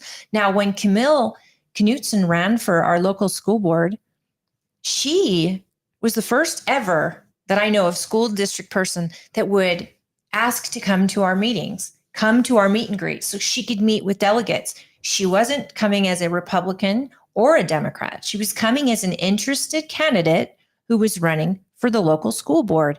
And I was so amazed at that because I'd never seen it before and I haven't seen it since.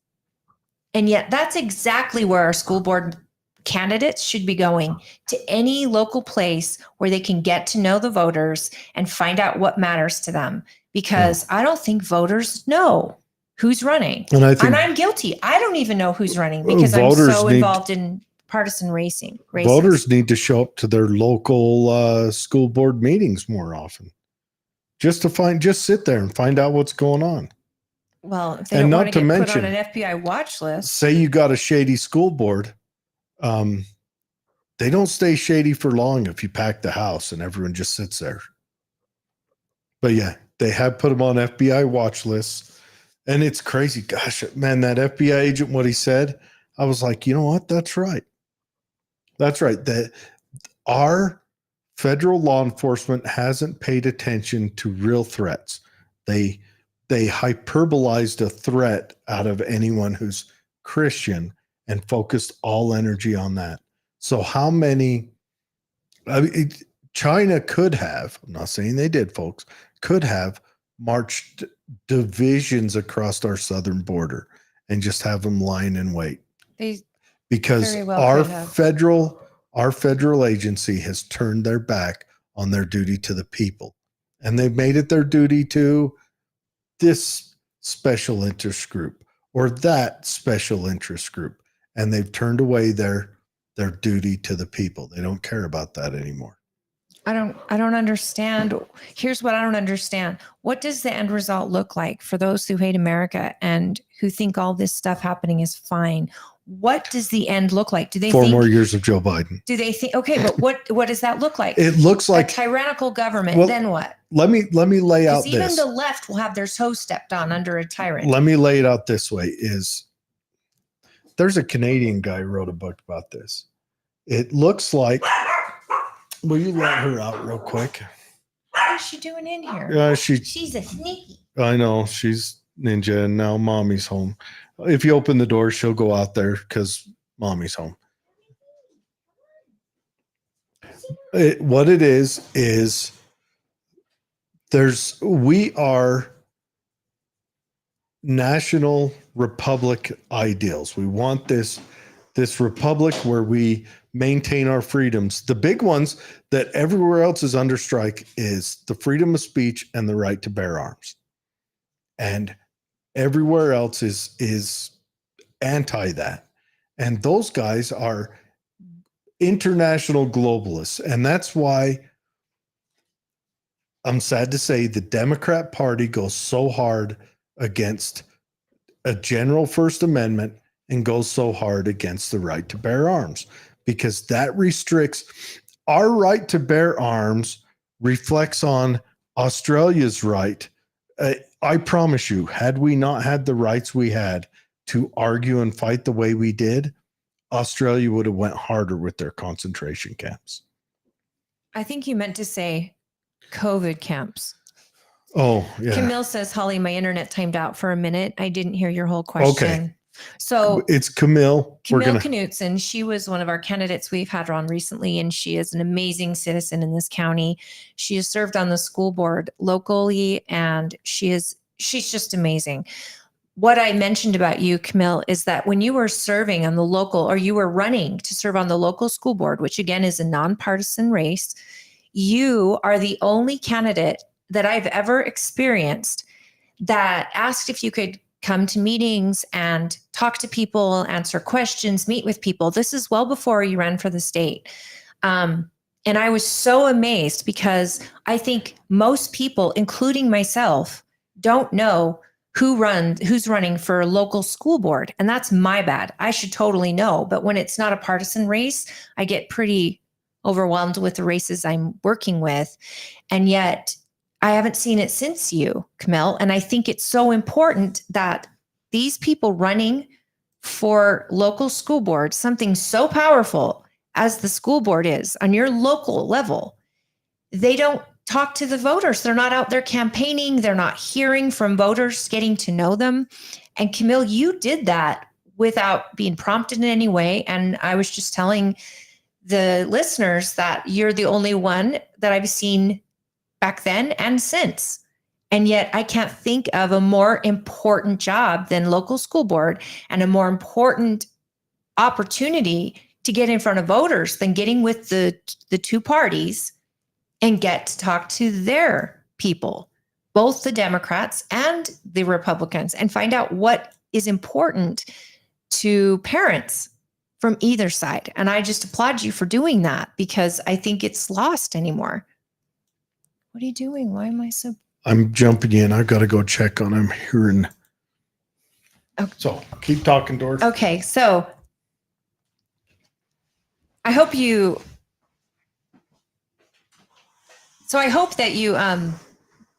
you actually gained something from that, because I know you won that race, but I also know that a lot of it came from, people were intrigued that someone from our local school board was actually interested in what they had to say. And I think I give you props for that. And I talk about it often when I bring up the local school board, that it's lost. I almost want to make it a partisan race so that voters kind of get an idea, but I understand why it's not. You don't really want the people who are making rules for your kids to be openly political one way or another all the time.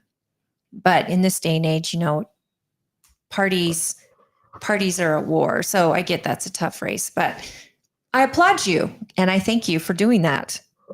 And I wish I had a phone screener because I would have you call in, because I just think it's highly important. And I look at how, my question too, Camille, is how does it get so lost in translation from legislature putting out their legislation for schools down to the state school board, who then has to create the standards, and those standards get put down to local school boards, and yet our schools can still be in such a mess. So she says, thank you. I think candidates need to be out more and talk with parents, but I struggle with it being partisan because you really have to work with everyone. Yeah. And I agree with that 100%. I think that your doctor, maybe your local school board, your school principal, there's some people that knowing their party shouldn't make a difference, and because they have to be looking out for everyone's best interests, and that's what it's about. And I agree with that. I just think that you went above and beyond, because a lot of regular voters don't even know who's running, and they just pick a name that's familiar. And I think that is showing itself to be a detriment, because you actually did the work, and I know you worked with everyone. So I applaud that. And I don't know what Jared's doing, but for this one-on-one, if you want to add anything, Camille, please do so. Or anyone else. You guys want to leave your messages? We are live now on YouTube. We're on Rumble. We're on X. We're on Facebook, Political Head Trauma. We can see your comments from all of those. So if you have any comments you want to leave, please do. And Camille, thank you for tuning in, and thank you for sharing your opinion on that. If you do know how it gets lost in translation, I would love to know.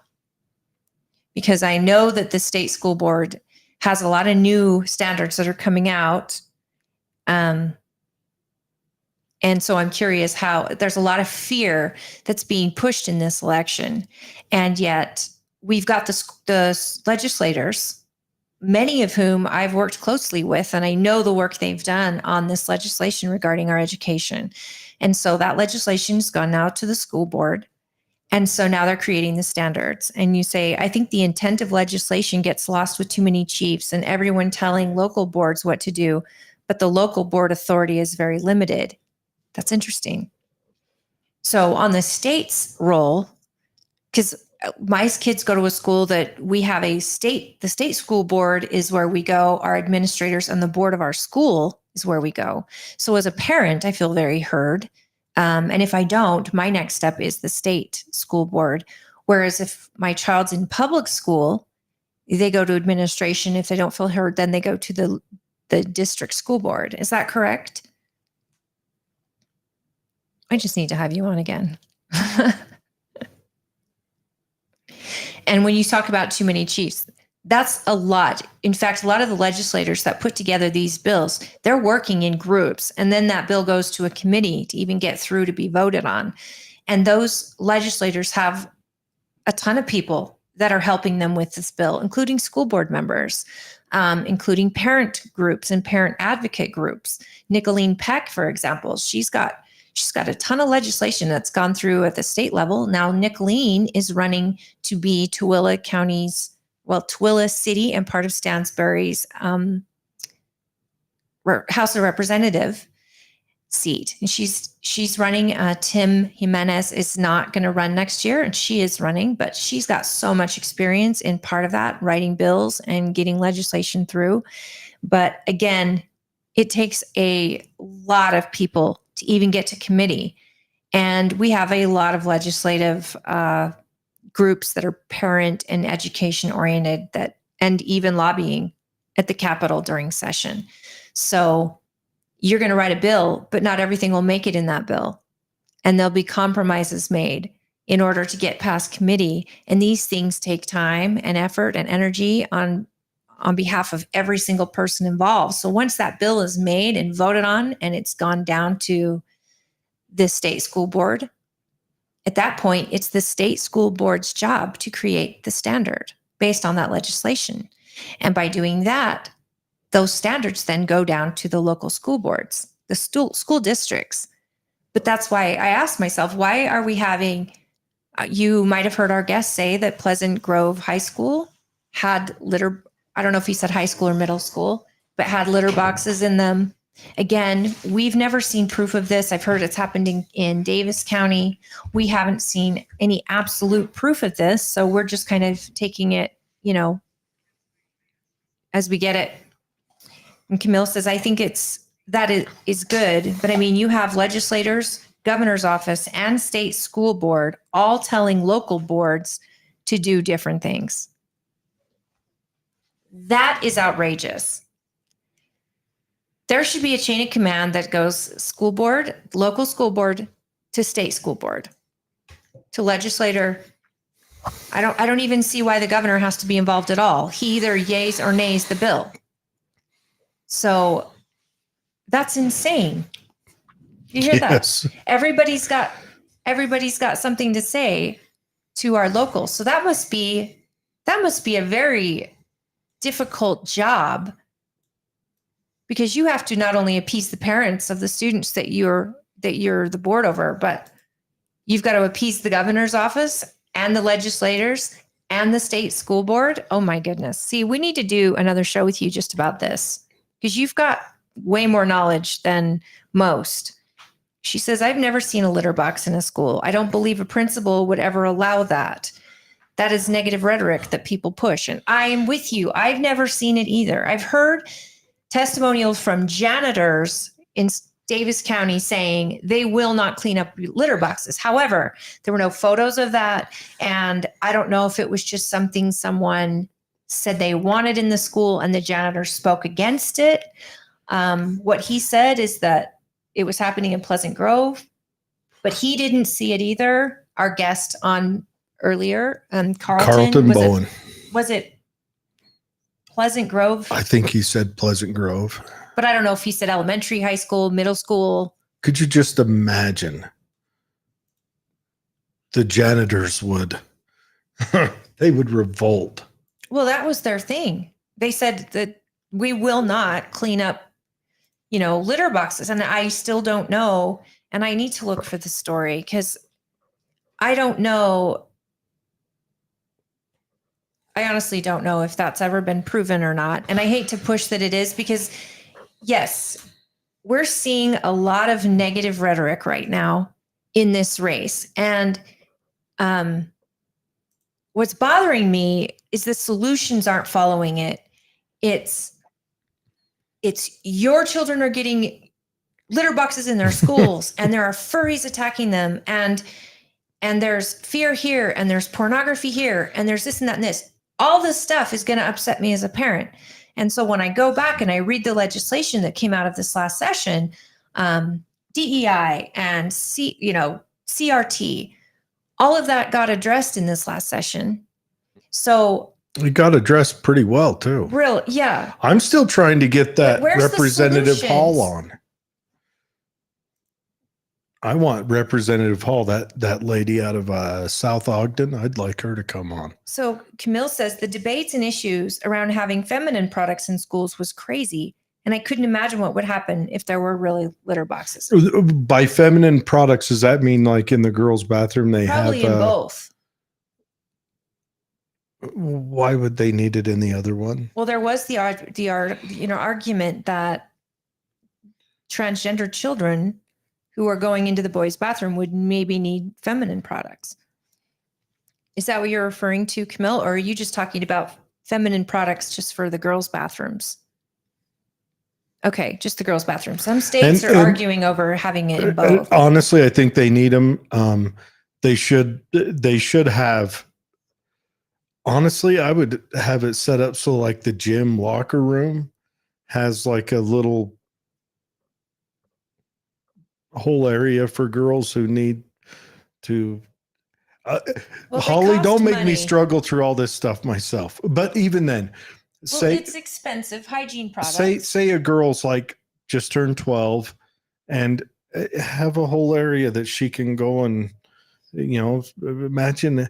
I couldn't imagine being a girl and it's your first time. Girls can go to the nurse's office. Sure. Okay. If that's how you want to deal with it that way. No, there should be feminine hygiene products available, but I don't think they should. They could put them in a quarter machine or have it machine. so that you buzz your lunch card. Okay, we're off subject now, guys. Really, we should not be. Okay. Matter of fact, I should zoom in on Holly. I'll leave the room again. You guys discuss. So Utah principal, here's something that I found. A Utah principal says there's no truth to the rumor of litter boxes for students said to self-identify as a cat. And Smithfield, Utah. Okay. Where's that? It's down south. It's near Idaho. Oh, Smithfield. Yeah, that's north of Logan. There's no truth to a rumor that there are litter boxes happening in his school. There's no truth whatsoever. In his school. And the rumor is not unique to Cache Valley. It has prompted official statements from school districts all over the country. It's been going on for a while. I have a hard time believing it. That would take a school with a very special principal and very special. It would, to have something like that, all you would need is one teacher that disagrees with that notion to upset that apple cart. So she says, right, and she agrees, but that's my point. People wouldn't agree on something that is natural, like feminine hygiene products in a girl's bathroom. They're not going to allow litter boxes.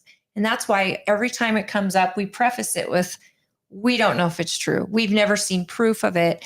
The closest thing we've even seen proof to regarding furries was when Adam got that footage of the kids who walked out of their school in Bluffdale and said that there were furries and all of that. And Adam got a lot of backlash from that, saying he set that up and everything else. That story went international too. He did. And because he was there when it happened, or immediately after the kids had walked out, he got a lot of backlash because he reported on it.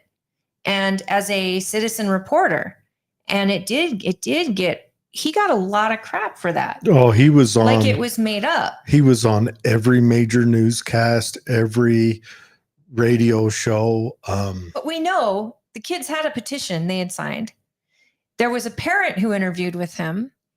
All the kids were saying different things, and it was chaotic to hear. I cannot imagine a worse nightmare for Adam. Herding cats. But it was all the same premise, and they were using a lot of the same lingo. So if it was not true, that was a very, very huge ploy to make it look true. And I don't think Adam by any means set anything up. These kids walked out. That would be the same as when they say white supremacists are in our school. Honestly, it'd be on the same level. Right. She says candidates use fear to push parents to vote with emotion rather than logic. I know most parents are smart enough to see through the fear and will vote for someone that can and will offer solutions that represent their community and not a reaction. I hope you are right. Here's my problem. Camille, I've sat through your meetings. I've sat through Matt's meetings. I've sat through Monica's meetings. We've had all of you on the show. What I have found is that the fear is going pretty far with a lot of parents. And it's because, and I know why, it's because they feel helpless. The stuff that's going on in kids' schools right now, even the simple teaching of CRT or white supremacy is a problem, and your child is a problem and should apologize for being born white. I mean, these things are happening. I don't know if they're happening in Utah schools, but they're happening. But if your candidate is doing nothing but throwing fear at you without any solutions and any answers, and going further, is it further or farther? Going further with offering, what kind of standard would you implement and how would you implement it? And what laws have been passed now through this past session that you think addresses the problem? And go positive. You know, what are our legislators doing right? What is the school board doing right? Instead of it all being negative. And I mean, I don't know. I don't know what does the end look like if we as parents vote based on emotion. I mean, look at us how we're voting on president at this point. Yes, people are highly emotional and they feel like they are not being heard and all this stuff is happening. And here they are just victims of their own government. And now their voice doesn't matter. So now on a presidential vote, the emotion is, nope, we got to get this guy out. We need to change this. Everything needs to change. But when we're talking about the school board and how they work in conjunction with our legislators, and here our legislators who we elected are putting out these laws that are good, that we support, the school board's got to implement them. If we can't even talk about the positives, then what are we doing? Because what does the end result look like? Well, we have a newly elected person, and we know that the legislators are not going to work with them. We know that other school members or board members are like, yeah, we're not going to work with them. And then school districts are going, we're not going to listen to them. Like, what's the end result look like? That to me is bothersome. I want positive information to come out. What's the problem? How do we fix it? And how do we support the fix? That to me is highly important. And just to end with Camille's question, her question for voters would be, what is the intent of the candidate that is running for office? And they won't run for office, that they won't experience the impact of that candidate's decisions. Why would a state school board member be effective with no kids in school? That candidate has no idea what is happening in my daughter's school, especially if they haven't been involved in our county or our community. Fair. Mm-hmm. That's a very fair question.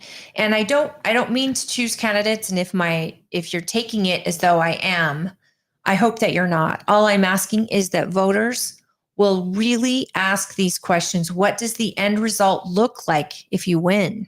Are we getting better representation? Are we getting heard? Is something changed in order to adapt to our community's needs? Because your job is to represent our community. And so I hope that anyone running for any office, especially an office that depends exactly on legislators doing their job, on a governor signing off on it, and then you get the job as a school board member, and then you create these standards, and those standards go down to our local school district, and our local school district, are they following those standards?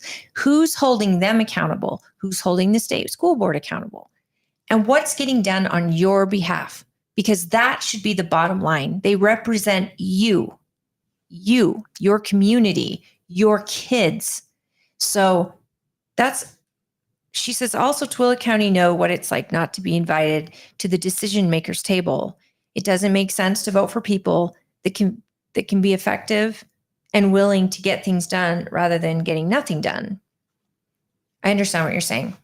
Yes, Tooele County we get ignored, and it's been a lot of work, and it started years and years and years ago that our electeds got a seat at the table. Now we've got phenomenal representation, especially in the House. And I think it'll even get better, with Nicolene.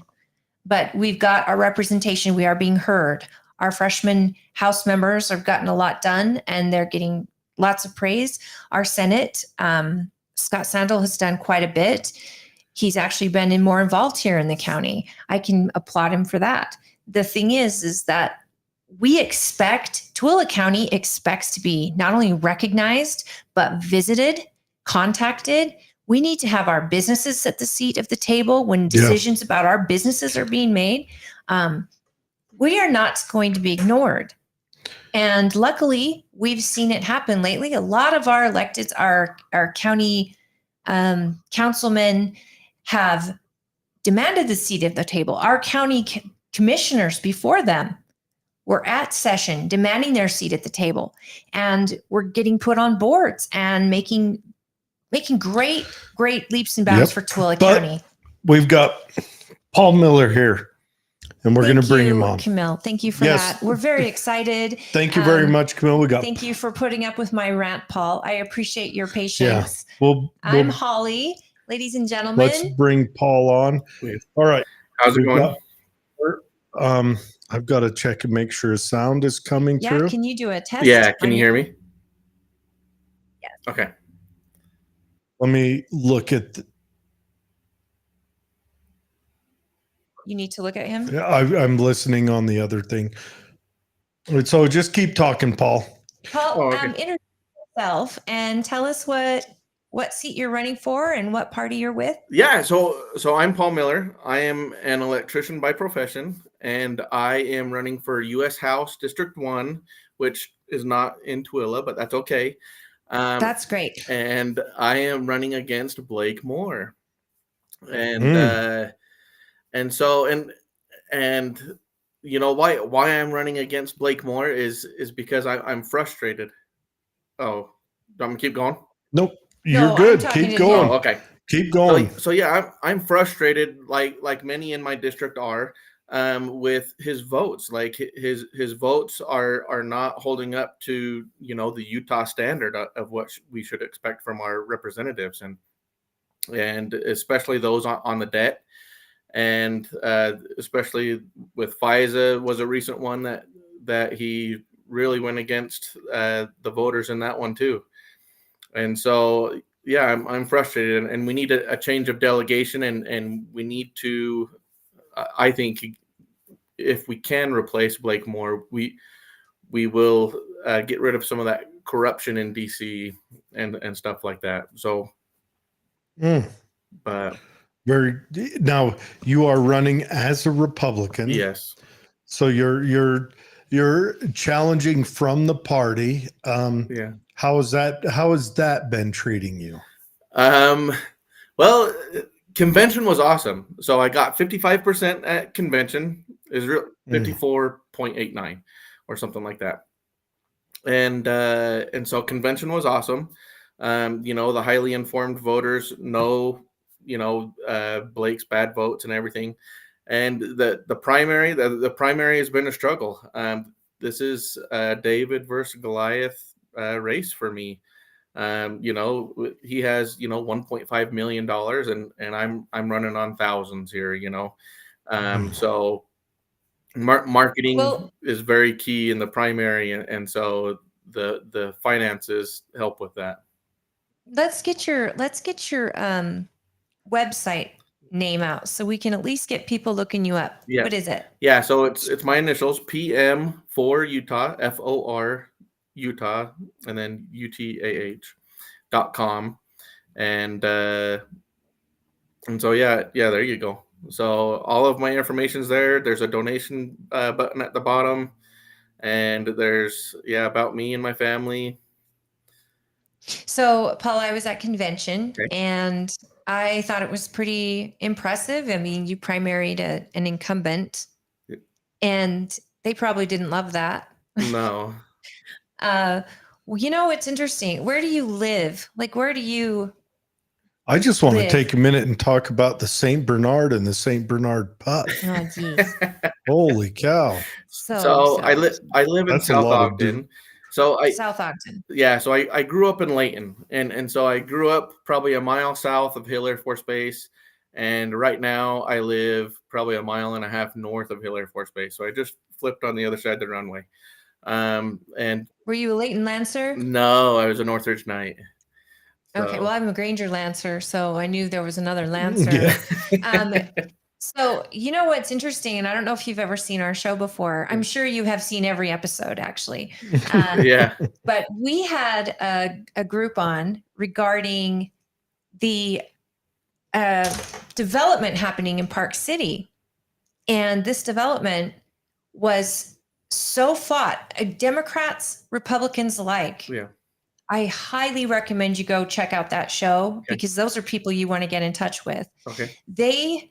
They're fighting with their own legislators, and I believe you would represent Summit County. Yeah, some of it.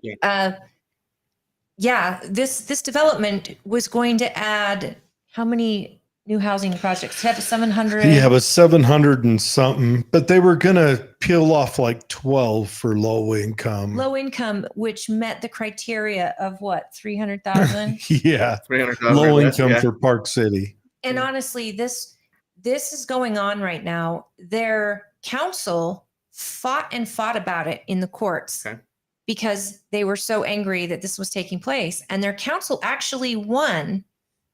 And then they put a pause to it. Yeah, and then they reverted. They put a pause to it. So here's all these people mad as hell. And that's a Democrat blue county. But they are looking for someone to stand up for them because it would add millions of cars to Park City, already having these traffic jams like crazy going to the ski resorts and stuff. And I know Kira Birkeland is sitting down with them again. I talked to her at convention and brought up our show, and she said she's going to watch it and definitely will get in touch with the people. But the people of Summit County, they need someone who's listening. Yeah. And their congressman wasn't. Huh. Yeah, and I mean, and Summit County is different. So I get Jeremy Ranch and Kimball Junction and Colville. That's where this development is. It was right. It's that old Walmart right off of Kimball. Oh, okay. Yeah. So that would be my district. And then, Park City is not in my district though. So as soon as you get out of Kimball Junction, then that's not my district. So it's kind of interesting. But well, I should get you in touch with Melanie. If you haven't talked to the chair of Summit County yet. Oh, okay. Yeah, I think I have her. Get you in touch with her. So get in touch with her and just say you want to learn more about this project and maybe how you can talk to the people, because people are ready and thirsty for somebody who is going to take a stand and on their behalf and who's going to put a stop to this. I don't know anyone that lives there that's excited about this. Yeah. And the fact that the governor's office is involved, they've got 2 state legislators that voted wrongly, and one of them corrected her vote later on, and their congressman wouldn't be bothered with it. And they're just like, what's happening? Yeah. So you've got a lot of different people in your district that are from all types of life. Oh yeah. Even Park City's Summit County, not all of them are millionaires. No. And some of them are billionaires. Yeah. But I'm actually going up to Jeremy Ranch on Tuesday to meet with I think 3 or 4 of the precincts up there actually. So I'll actually bring that up on Tuesday and get a lot more information about that. because yeah, that's right in the neighborhood where you're talking. So Yeah, I'm gonna probably I'm gonna try to find the name of our show on that one Okay. and then let you know. And so you can actually listen to the gentleman that talked to us, because it was astounding to hear huh. at all these people so against it. And I know a lot of them are Democrats, Yeah, but and they needed help. Oh, you've got the shows right here. Do you have their names? what? I was sorry, talking to Oh, my okay. producer again. I'm sorry. So Oh no. while we're looking, Yeah, you're looking at a different screen than I am. So yeah, Yeah, while you're we're fine. looking it up, why Yeah. don't you tell us what made you decide to run? yeah. So like I was saying, so I was frustrated about Blake and all of his voting record is ridiculous. So he talks a really good game about balancing the budget, reducing our deficit, and if you pay attention to his votes, he's voting for every spending bill put in front of his face, and he even campaigns on it in his town halls. He says that no government shutdown has ever resulted in a decrease in spending. It's always an increase. And so if and so how many times is the government shut down? It's maybe a handful. Once under Obama, and they blamed Ted Cruz and the Republican Party for it. Yeah, but it doesn't happen very often. And whenever it does happen, it's always the Republicans that give in and give in to the Democrats. And so because the Republicans are the spineless party, right? And so, but if we aren't shutting the government down, then we're just continuing to kick the can down the road from our deficit, and our deficit just keeps growing and piling onto the debt. And so that's not a healthy solution either. And so like and while I don't want to shut the government down, I'm going to vote no, which would result in a government shutdown if there was enough representatives voting with me. I'm fine with it. Like it's only a temporary shutdown for a limited amount of the government for whatever appropriations that we were debating at the time. And so, but right now, congressional leadership always brings, these omnibus bills, minibus bills, or even appropriations bills a day or two before funding expires. And so there's always a looming government shutdown. And so they will always abuse that play in the playbook every single time because. And there's always a whole bunch extra tacked on. Yes. Yeah, exactly. And, and just like the omnibus bill that we saw in March, like that the House couldn't even amend any of that. And they debated it on Friday, which they're never in session on Friday. And it was during Easter weekend. So reps were looking to get home to their families and go do what they needed to. And so, yeah, they're going to vote for it, and this is the abuse that congressional leadership plans on. It's planned. And can I just say, though, that a lot of these bills aren't in American citizens' best interest. No, they're not. And sometimes they're giving away our liberties, our Fourth Amendment, our children's future, because they're not spending my money anymore. Yeah. They're not even spending my kids' money anymore. It's my great grandchildren's money. Yeah. And for me, that means you're not representing me very well. Yeah. I mean, you're not got my best interest at heart. Yeah. And it's so ridiculous because in the Republican conference in the House, they have one of the rules. Well, there's 3 rules that they set for the budget: single line veto item power, debate each appropriations bill individually, and give at least 72 hours to debate the bill. And what do they do every single spending bill? They suspend the rules. Suspend the rules and they move forward with the motion. And so, why have rules if you're never going to follow them? Why have laws if you're never going to follow them? And so I don't know. I think that falls under insider trading area stuff. We don't need to. Yeah, I think he's right. I think they know Easter's coming up, or it's the weekend. They want to get home to their families, and it's lazy. Yeah. Does everyone remember how and when the Federal Reserve Act was voted through? No one remembers that. Yeah, that was a long time ago. We weren't there, We but weren't it was alive. December 21st, 1913. They did it when everyone was already home. How about when And it wasn't even considered legal. Everyone that was fighting against it just folded. There was that whole, sinking of the Hey. Titanic that killed a lot of the people anyway. Yeah. And maybe they were just How about- afraid they'd go on a Titanic ride the next year. how about Obamacare? Yeah. Christmas Eve. Yeah. And it's been in the playbook.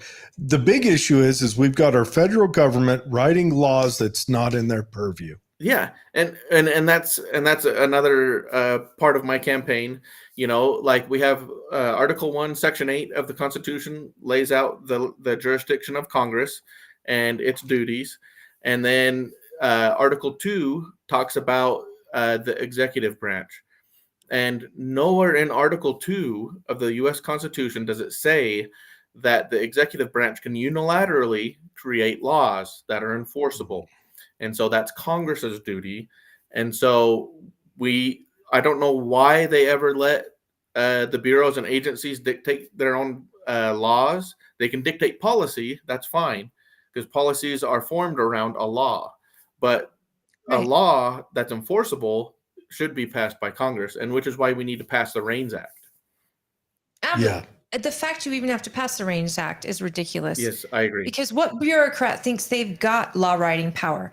And we have empowered these bureaucrats to, and they are not responsible, or they don't have to answer to anyone that's elected. Yeah. They're the biggest top of them are all appointed people, not elected. Yeah.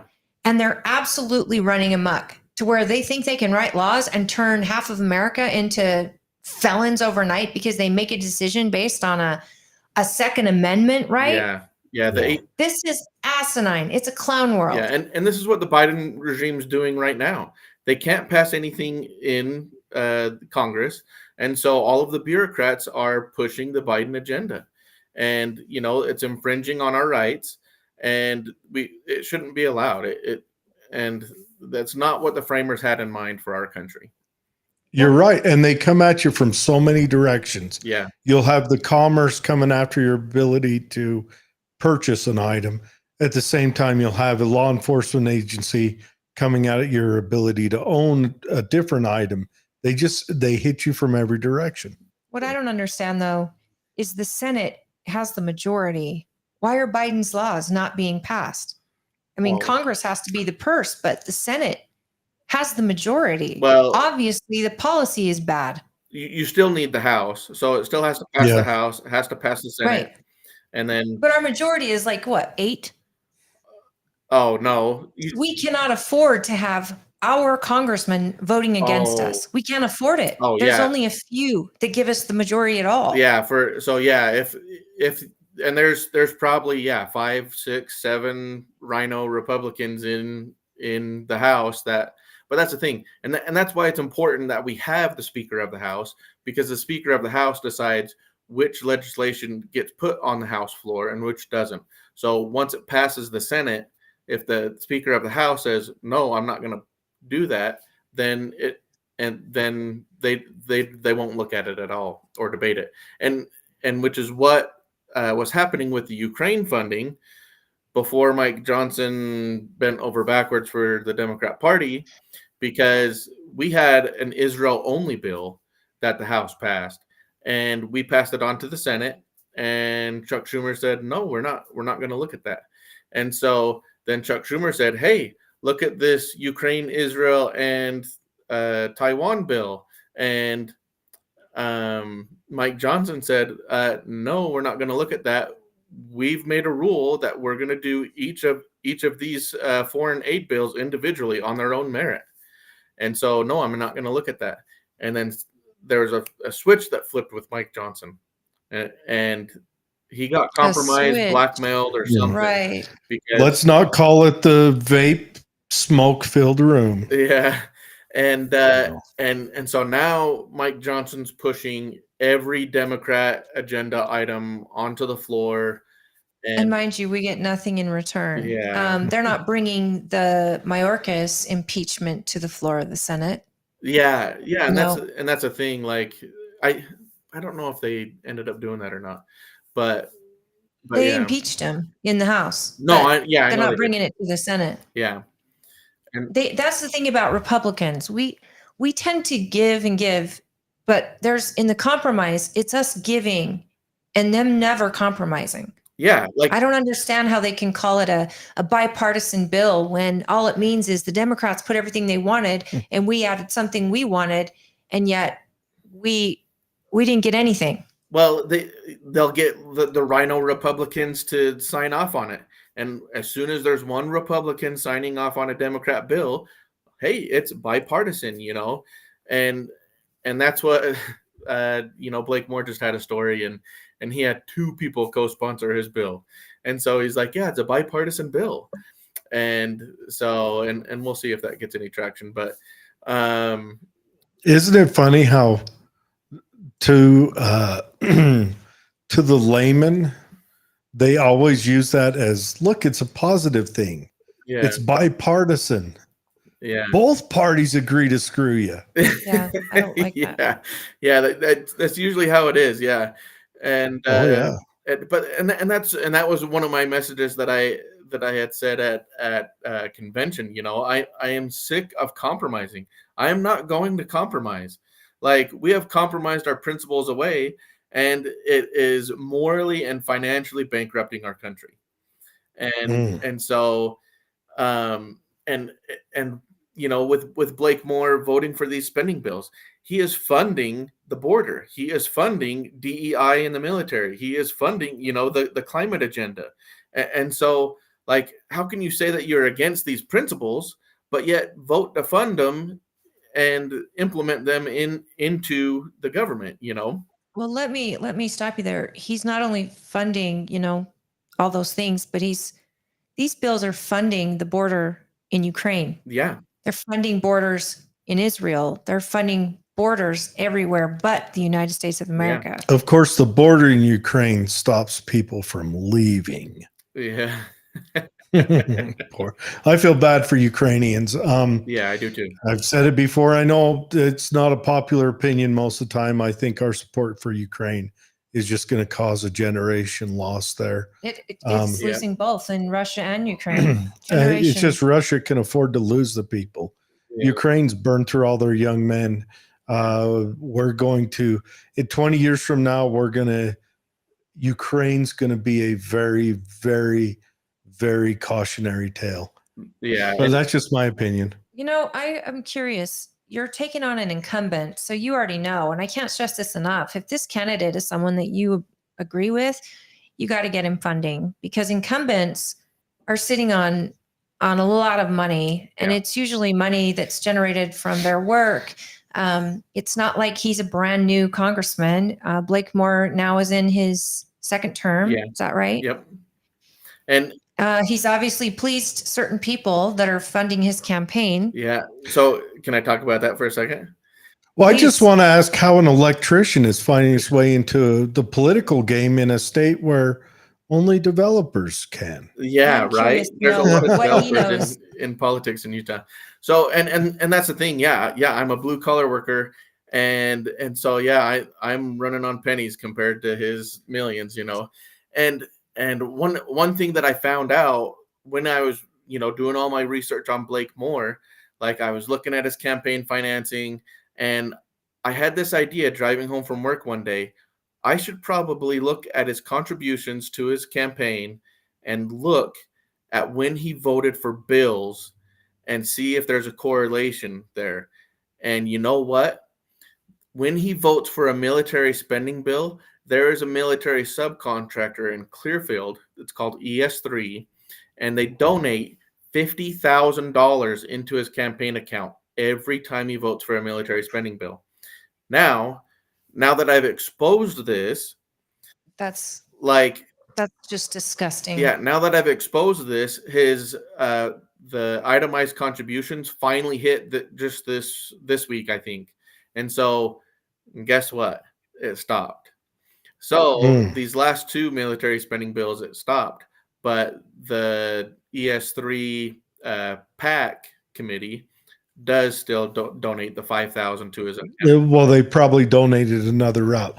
I don't know. I mean, yeah, but I understand that prostitution is supposed to be illegal here in this state. Yeah, but That's just gross. because that's what it is. Yeah. He lays down on his back and, it's perception. Even if it's not true, the perception of it is Yeah. bad. when they call him, does he say, so do you want the girlfriend experience this time? Okay, Or stop. But yeah, and my wife gets after me because I was adding up all of the money from all of the lobbyists and DC attorneys that have donated to his campaign. He's gotten over 80 grand from lobbyists and attorneys to campaign contributions, and that doesn't even include the match that Win Red gives him.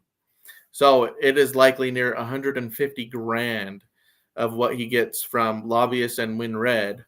What kind in of DC. lobbyists? What are lobbyists? No, what kind are they? Are they gun lobbies? Are they? I don't know. Big pharma? I don't know. We It don't just says know. like government relations or lobbyist or attorney. But yeah, it's so I don't know exactly what they lobby for. Well, I'm glad it has to be public knowledge, but at the same time, I would think that he should know better. Yeah. And for a blue collar electrician like yourself, able to uncover something like that, why are more people not asking these questions? Yeah. I mean, state delegates, I don't even think, well, we didn't have the reports on everyone before convention, right? Yeah. When did this come out? The election district, it's quarterly, right? Yeah. So campaign financing is quarterly, and so his the quarterly contributions were at the end of March is when the deadline was, and so yeah, we just barely got the itemized contributions a month or like 5 or 6 weeks later. And so if you look at my campaign financing, I'm not on there because you have to hit a $5,000 threshold in order for the FEC to report on you. So So you're working with under my $5,000. campaign has, yeah. And but I've noticed with Blake Moore that throughout my campaign, I've noticed that he'll get exposed for something and then he'll stop doing it. So like 2 years ago when he ran against Andrew Badger, they were highlighting, a lot of his stock market violations, right? He's investing in Raytheon and Boeing while he's also sitting insider trading. Yeah, while he's also on the Armed Services Committee. And then, so it wasn't until the primary race, the primary election, that he put his stocks into a blind trust. So yeah, but how's his father-in-law's stocks doing? Yeah, right. Or his wife. Because that's where they turn and go to. They don't even go to their spouse anymore. They go to an in-law. Yeah, and I'll bet they invest through their in-law. Yeah, his brother is a 401k advisor. Oh, and so there it is. And so the financial disclosure report didn't list his brother as the caretaker of his investments, but I haven't looked this up yet, but I wonder if that brother works with the same guy that's overlooking his investments. If I'm you and I'm just a regular electrician, I start following his portfolio because that's how congressmen start in there making nothing and end up millionaires. Follow their portfolios and you'll be rich too. That makes me sick to my stomach. And speaking engagements at different, institutions and banks. Have you reached out to the delegates that supported you and asked them for, a little assistance? That's the one thing that bothers me with convention is that here are these delegates who actually sat down with you, really believe in you, gave you their vote, primaried an incumbent. And I'm hoping those same delegates are willing to reach in their pockets and maybe buy a yard sign, give you enough money that you can actually put yard signs, maybe buy some television ads or whatever you need. Yeah. Because this is why people with convention get such a bad rap, because to get someone grassroots to challenge an incumbent, it takes money. Yeah. It takes money. And that's the thing. Like, I think I already talked about this with you guys. Sorry, I talk about the same subjects over and over, so I keep forgetting what I said and what. But yeah, conventions. Yeah, high informed voters. They look for me and look for my message. And the primary is different. The primary, we're trying to reach lesser informed voters, people that don't pay attention to politics too much, and they vote because it's their civic duty. And so, yeah, I rely on those finances to market in text message or whatever. And so I haven't emailed the delegates, but I've been pressured enough to do it that I was going to do it today after I was done with you already. And so it's funny, I would do it. Yeah, so it's funny that you bring it up too, because I would do it as a party chair. I would do it thanking them for their support at convention first and foremost, and then saying, it's going to be a difficult road to take out an incumbent. But if you believe in me and the work I'm doing, please consider donating or volunteering, because your time is just as valuable as your dollars. Yeah. And if you get good volunteers behind you that is willing to put signs out in really strategic areas, to book you on shows like ours so that you're getting more attention to do some cottage meetings, some town halls with you in these top areas, and reach out to Melanie in Sun Summit and ask her, if there's any town halls that she's having. As party chairs, our job is to help all of you. And it's something that as a delegate, it means a lot when you get a candidate, cross that convention finish line. It means a lot to have them recognize you, but also if I believed in you and I pushed for you as a delegate, Yes. I think I could find $20 to give to you. Yeah. And some time and attention. I highly recommend doing that. Yeah. What you need now is volunteers, and you need money. Yeah. And you probably need more money than delegates can provide. So you probably need to go after some big groups that are struggling with something like a development in Summit, or, groups that can pull their money together, businesses. Yeah. As long as you tell them right off the bat, look, my soul's not for sale. Yeah. I'll fight for you all the way. But, I'm not going to go against the American people for anything. My vote's not for sale. Yeah. I appreciate your donation. Yeah, and my messaging on fundraising is, like Blakemore is a return on investment candidate. People invest in him and his campaign expecting a return in government contracts or grants or something of that sort. Or wars. Yeah, so we need to start investing in somebody that's going to return that investment into to the people. So that way In people, freedom. Yeah, through our freedom, and that way the people get that reward. I can't think of a more offensive thing for someone to say as an elected. Oh yeah, you're an investment candidate. Businesses see you as an investment candidate, because You need to be careful talking like that. They'll book you a trip down to Dallas and have you riding around in a convertible. Yeah. No. Well, But I think that is an ugly truth that we're seeing in electeds. Oh, And yeah. what a better way to phrase it. I don't think there's a better way to phrase it, but it's also like a slap at the same time. Yeah, and so Blakemore's father-in-law is Roger Boyer, and he owns the Boyer Corporation, which is one of the huge real estate developers in Utah. But he owns and manages all of Hill Air Force Base housing. And so and so a lot of the general contractors that I work with, so I'm like, man, you're investing in the guy that I'm running against, it kind of sucks. But all of the general contractors are investing in Blakemore's campaign to win over the favor of Blake's father-in-law. So that way they win projects. It's a simple game. I mean, that's our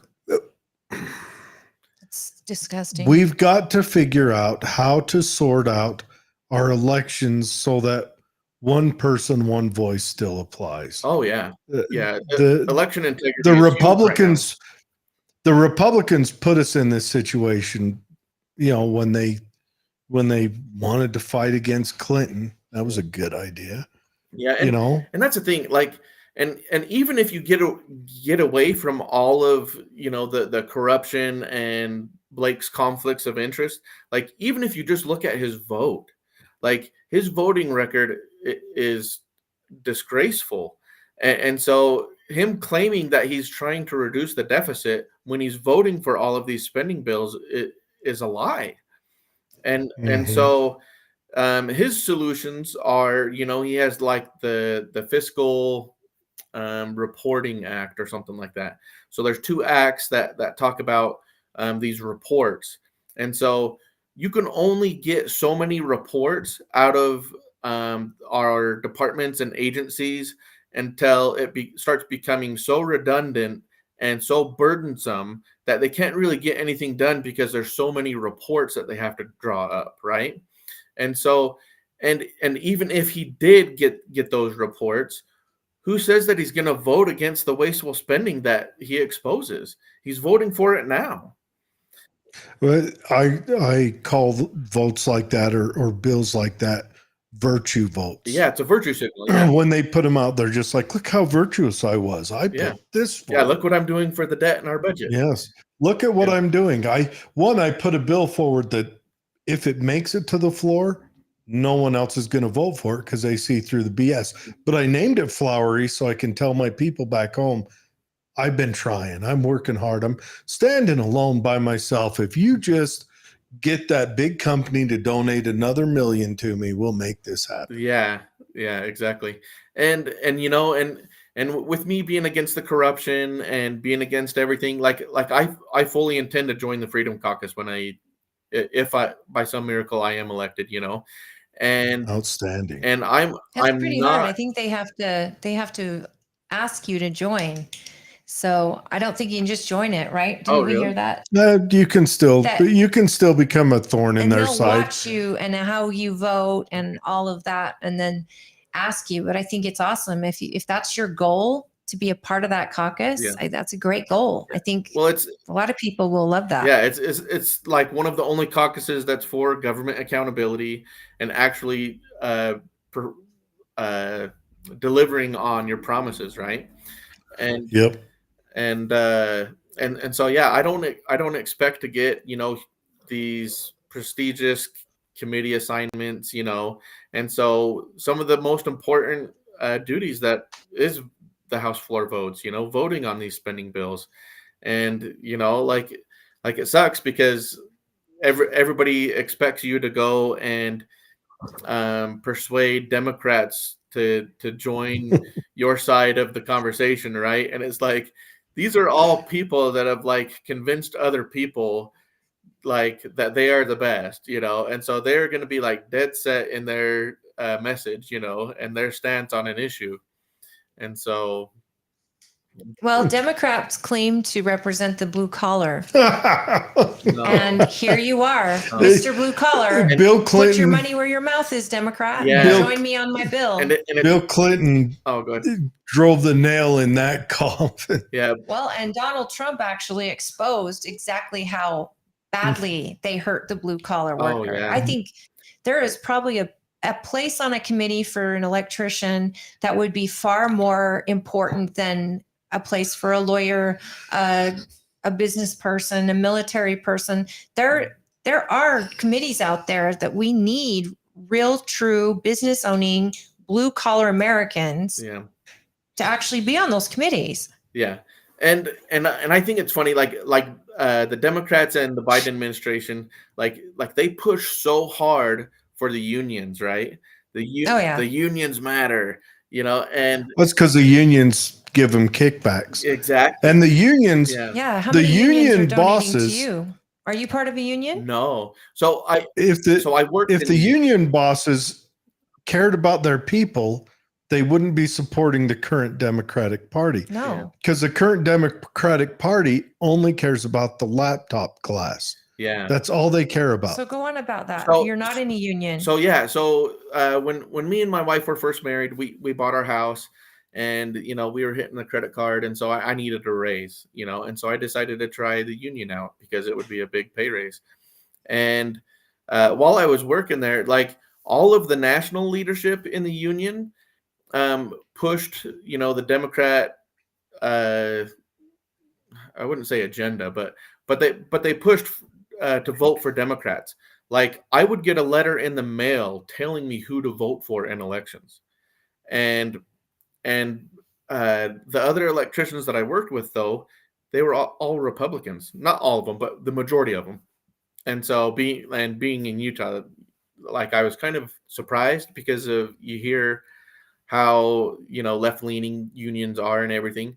But even when you look at, the news stories, or, when Biden goes and talks to the union workers, you got the one guy that was talking about the AR-15s in Biden's face that one time, Yeah. like they're like the blue collar workers themselves are Republicans, but it's Right. the union bosses that are the Democrats, and it's because they get money, they collect their 5% or whatever from the union workers, and they donate it to Democrats, and Democrats reimburse them with government contracts.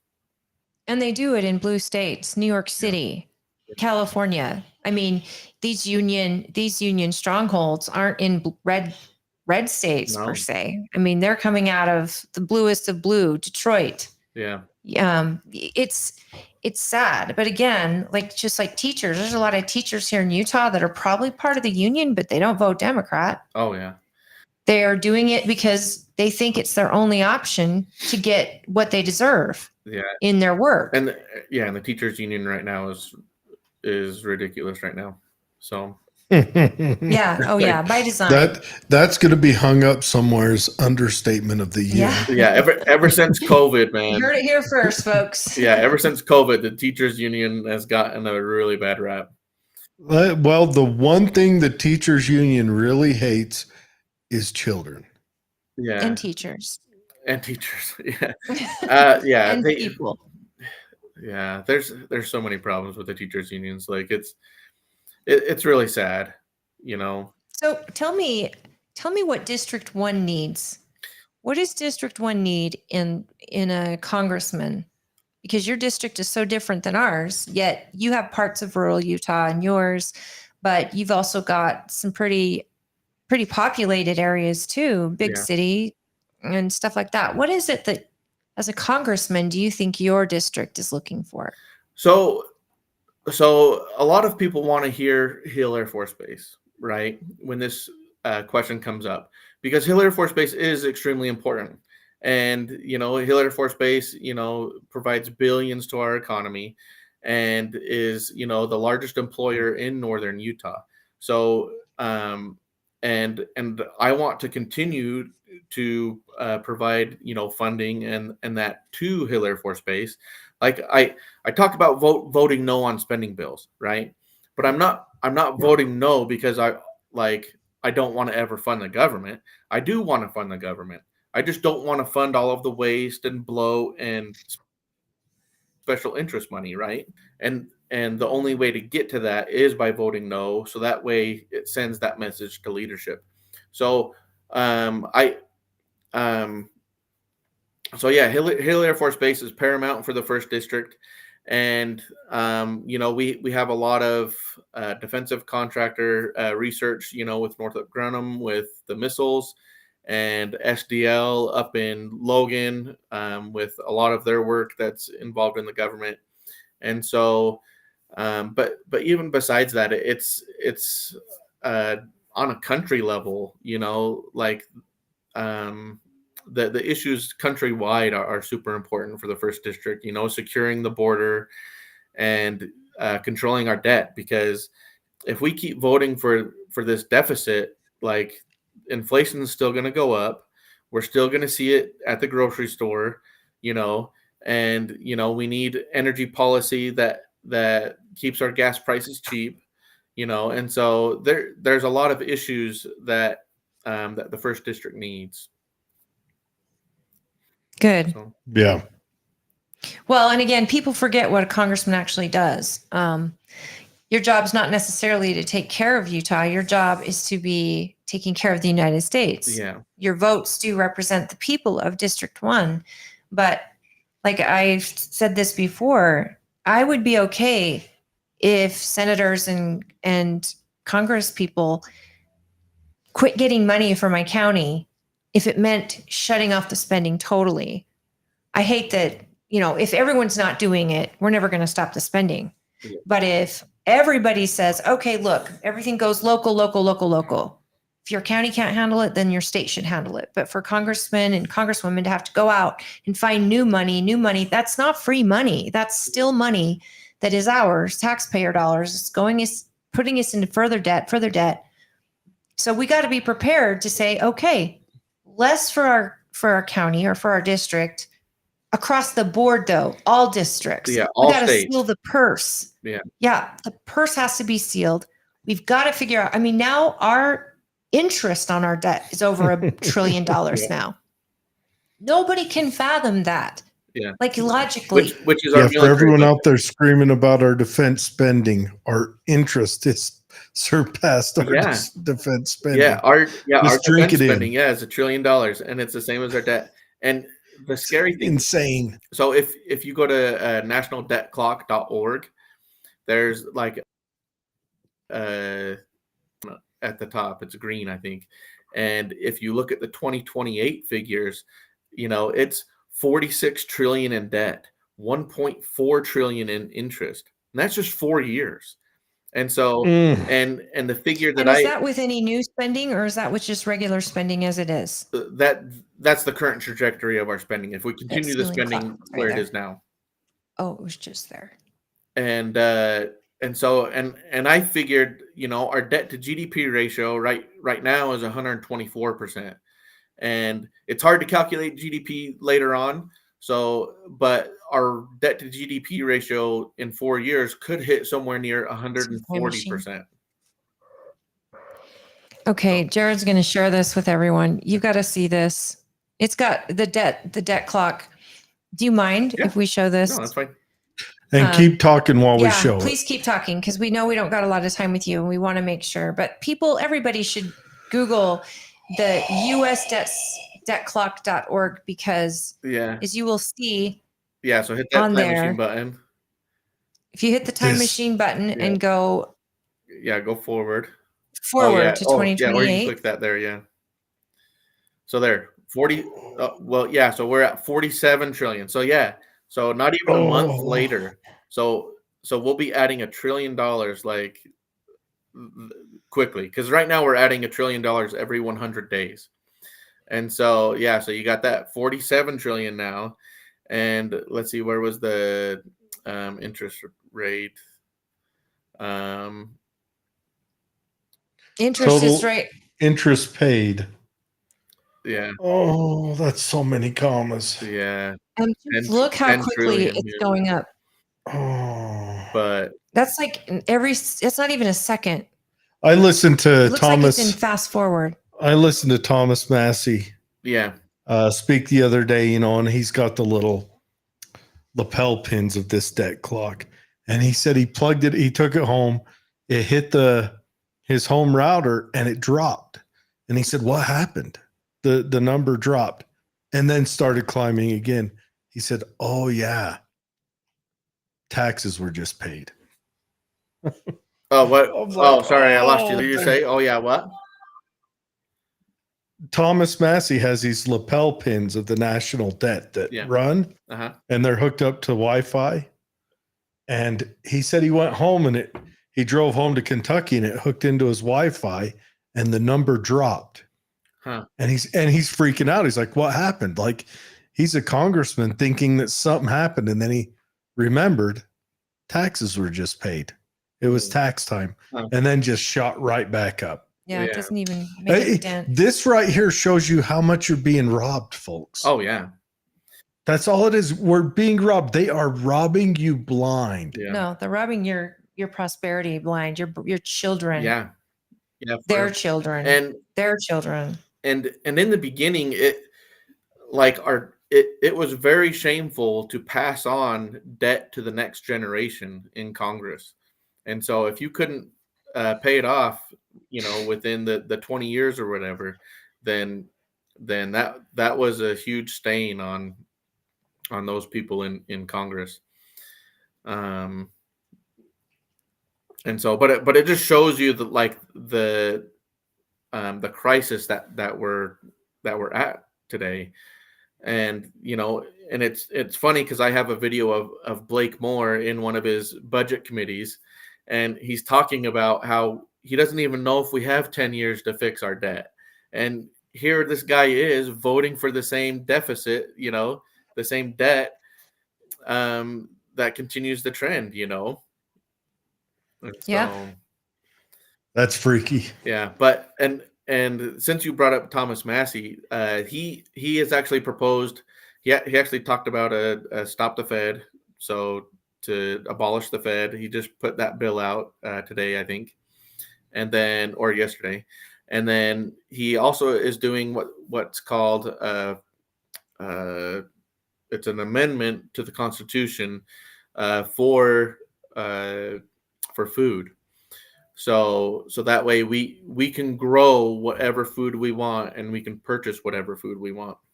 Oh, really? Yeah. So to shut off the food subsidy restrictions, like how they make it so that we can only allow X amount of, if Dave's listening, sugar into the nation. Yeah. Yeah. It's ridiculous. So it frees up our markets. Freeing our markets is a crazy idea. It's not like we weren't designed to do that. Yeah, and so I'll talk about so there was a Supreme Court case right after the Depression, right? And this Supreme Court case, it was Wickard versus Filborn was the Supreme Court case, and this Filborn guy was growing wheat on his farm, and the government at the time said you can only grow X amount of wheat, and so the Filborn guy grew more than his allotment of wheat because he had livestock and he was living off of it. And so when the government came for him, he said, listen, I'm not selling this. This isn't commerce. And it's not going across state lines. So it's not interstate commerce that was laid out in the Constitution. So I am exempt from this law. And so it went all the way to the Supreme Court. And the Supreme Court at the time ruled against him. They said that he could only grow X amount of wheat, and he had to buy the rest from the economy and participate in the economy. And how is that not an infringement on our rights? And so, and that kind of like lays the basis of what I think Thomas Massey's amendment is about. And so, Thomas Massey's amendment states this. It says the right of the people to grow food and to purchase food from the source of their choice shall not be infringed. And That's it. So he's go ahead. Awesome. Is he doing it as a constitutional amendment? Yeah. Like, Oh, and so you'll need 3/4 of Congress to vote for it. Yeah. Hey, why not add gather water into that? Or did he? Oh, yeah, water. 'Cause Yeah, water's another The thing. ability to collect water in your own property in buckets from the rain or whatever. Yeah. Some states don't let you do that. Yeah, and there's a lot of government regulations that collecting rainwater even, and so it's. Sorry, I'm all being all judgy on a great amendment potential, but I'm like, why don't you just go all the way? Why can't we build our own reservoirs on our property and collect water as we see fit? Yeah, and Thomas Massey's a stud. We isn't do he? love Thomas Massey. And I haven't agreed with like 100% of what he's stood for, but he hits it pretty square on the head almost every time. And I think water is a tricky issue. Just because of the rivers, like California, benefits from, the Green River or the Colorado. Oh, yeah, it'd be terrible. Sure, but California's had all this rain and not one reservoir's been built. It'd be terrible to cut California off from robbing the rest of the states. I'd hate to do that. That'd just be a crime. Yeah. I mean, think about it. It's rain. It's going to fall into the ground. Yep. We, the people on our property, should be able to keep any water that falls on our property if we want. Most people don't care. It's just watering their lawns or whatever. Yeah. But in times of hard, difficult times, if we ever faced horrendous difficulty, most people in America have no idea what hard times even look like. Oh, yeah. But if we ever had to, where we don't have fresh water and we need to collect it, I would hate for the government to go, Yeah. We own everything that God creates. Excuse me? Yeah, exactly. What? And this fiction we built called the government. Yeah. We own it all, including you from the day you're born. And so, like, so that's the thing, like rivers are one thing, but collecting rainwater is another. And so, and I don't care if they regulate rivers, because there's a lot of people that depend on those. Sure. But yeah, but exactly like you're saying, yeah, rainwater and stuff like that. If it's on your property, why not? And so, Yeah. I mean, it's just an idea considering, if you're going to make an amendment, you should go all in, make sure Yeah. you're protecting people's freedom because water, just like food, you need it to survive. yes. And so if you can grow it yourself, you should be able to collect it yourself as Yeah, well. which goes along the lines of life, liberty, and the pursuit of happiness. That's life. Mm-hmm. If we have the freedom of life, we need food and we need water, and so yeah, I agree. Yeah. We're getting close on the time here. So we've talked about your website, PM4 spelled out for Utah.com. Yep. And that's where you can go if you want to get to know more about Paul and potentially volunteer. And all of you delegates that put him through to the primary, I really hope you're talking to your neighbors about him. I hope that you're considering a yard sign for him. You have yard signs, Paul, or you? Yeah, I got yard signs. Excellent. And those of you that live in high traffic areas, please consider that when you ask for a yard sign. Paul may not say it, but I will. These yard signs cost him a lot of money, and its placement is key. So if you live at the end of a street in the end of a valley that nobody ever goes on, maybe think about talking to the neighbor that lives at the most high traffic area and telling them about this candidate and asking them to maybe host a yard sign. You got to make signs go a long way when you're conscious of the budget like you are. Yeah, and those yard signs like cost money. So yeah, and that goes along with donations. And I hate asking for donations. I wish I didn't have to, but it's kind of the necessary evil in political campaigns. And on my website, that wasn't like my full website, because if you click on the issues, it talks about all of the issues, and then if you click on receipts, you can see the receipts of Blake Moore being paid for his vote, and how I show the proof of that. And so, well, hopefully you can talk about your platform, your issues, the things you're going to do. A lot of people don't want to hear the bad about another candidate. They want to know what the good is in the candidate they're listening to. And I think that you've got a lot of issues on your website, which is nice to see. Yeah. It's nice to see you've spelled out the Second Amendment. Mm-hmm. I like that you mentioned the war between good and evil. This is not a world where it's left versus right anymore. No. I've said this how many times. We're in a fight of right and wrong, good versus evil. There's a corruption that's happening, and it's from the government. It's even from some churches. It's happening from regular neighbors, Hollywood. And the fact that we're not standing up against evil is going to be the major destroyer of our country. Yeah, and our society. We have to stand up against evil. Yeah, and I really need to add, an election integrity issue on there, because election integrity is paramount right now. If we don't have elections, we don't have a country. And and we have to know who's voting too. Yeah, and all of the information on my website is from me. I built that website myself. It's in my own words. I don't have a campaign consultant typing up my website for me, and so. No, good for you. You've also got a why we need to right this ship. Yeah. Oh, yep. And so, we are the big brother for smaller, weaker nations. If we fail, no one is coming to save us. Yeah, that's a good point. Yeah. So, and that's a thing, like, and that's, I feel a lot that's behind the climate agenda is that it's not America first, it's China first.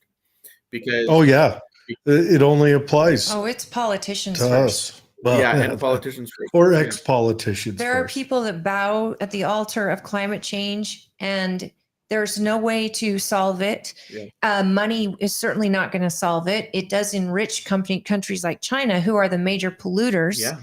Countries like India, who will not ever sign any climate accord. Yeah. and they are major polluters. And even if every American got rid of every vehicle, every gas stove, and recycled, we wouldn't make a dent. Yeah, because China will make up for that. Absolutely. Yeah. And so why are we going to give our hard-earned money into the science? Yeah. And yet they have been teaching us fear and terrifying us for the last, when we were kids, it was going to be the next ice age. Yeah. Then it became global warming, and now the seas are going to overflow. Oh, you forgot and America is responsible for that. Yeah. Europe is responsible for that. Yeah. And we can all be broke eating bugs, and the UN would be happy. Yeah. We could all be third world countries, because that makes way for a national government that overtakes, and there is no shiny hill on the shiny state on the hill. Yeah. We don't exist anymore. Yeah, and you know, and you hit it, like there's 0 for 41 on these climate predictions. Like they can't even predict a 7-day forecast accurately. So how are they supposed to predict what's going to happen in the next 20, 30 years, you know?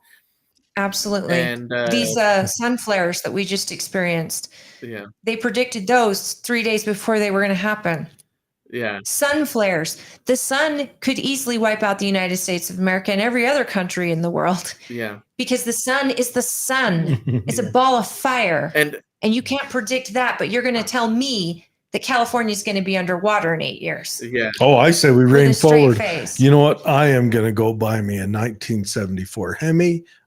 You say California's? I'm doing it.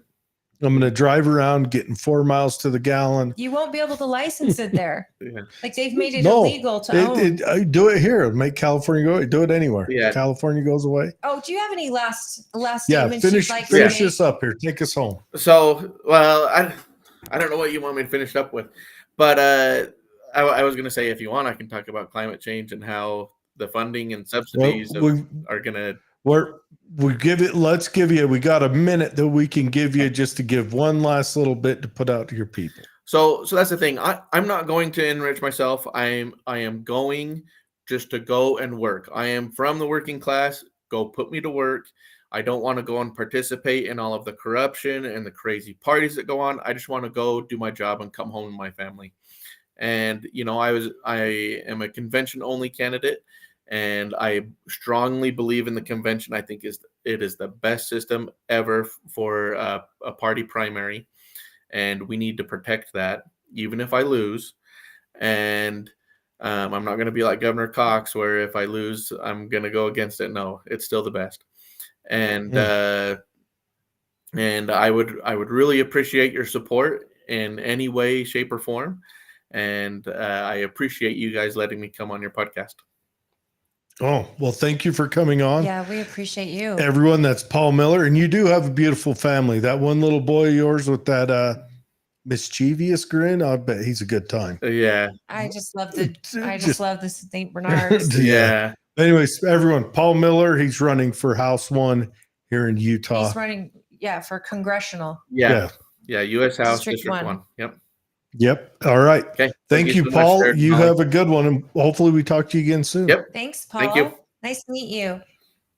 All right, everyone. We're going to be bringing on Tyler Merced. We're going to take a quick break. Well, we're going to let Holly take a quick break, and I'll bring on Tyler. All right, Tyler, you there? Can you hear us? I am. Can you hear me? We can. All right. Holly's got to step out for a quick second. I'm Jared. Nice to meet you, Tyler. This is Holly. Now, Merced, is that how you say your last name? I don't know how you got that right, so I congratulate you. Hey, my last name's Raybani. Nobody ever gets it right. So it's cool when somebody does. It's Murset, correct? Correct. All right. So, all right, Tyler, you're running for unaffiliated CD2, correct? Correct. I'm running for the House, the U.S. House for Congressional District 2. Okay. Celeste Malloy is currently the incumbent. Yes, she is. So tell us, what's your motivation to run? Well, that's a good question. So I'll talk about kind of the platform that I'm going to run on in a moment. About 3 years ago, I had this urge, I would call it, from my soul. And just kind of a strong, just kind of a feeling that I needed to do something. And so back then I actually started a political podcast, and it didn't go anywhere. You know how hard it is to get a podcast going and to gain a lot of viewers and listeners. So it was difficult, and I got frustrated, and so I just kind of put it on the shelf and said, must not be the time. Well, lately you just kind of watch any bit of news, and you just kind of feel I got it in the back of my mind. I had that strong urge, kind of a spiritual feeling that I needed to do something, and that wasn't to start a failed political podcast. And so I decided to, at the urging of some of my friends, to throw my hat in the ring. And so that's where I am now. So. So what's the platform? What are you seeking to change? What direction do you want to see our federal government move in? So this is I have one campaign promise, and only one, and that is I will vote on bills that come up in Congress as directed by the majority of registered voters in my district. Now, what that means is we will create a software that will allow registered voters in our district. I believe Tooele is in my district. It will allow. We would be two of your constituents. Yeah, so it will allow anyone in the district to vote on bills that come up for vote in Congress, and then I will vote with the majority of them 100% of the time. That's basically what it is. It's very simple, but I think it has a lot of power, and I think it will have a lot of power. I was listening in on your previous guests, and you were talking about Republicans. I'm a Republican. I am running as unaffiliated. I thought it would be a better path for me, so I could talk about this idea all the way to November. So I will be on the ballot. I don't have to go through a primary or anything. I qualified via signatures to be on the ballot. So in November, I'll be on the ballot.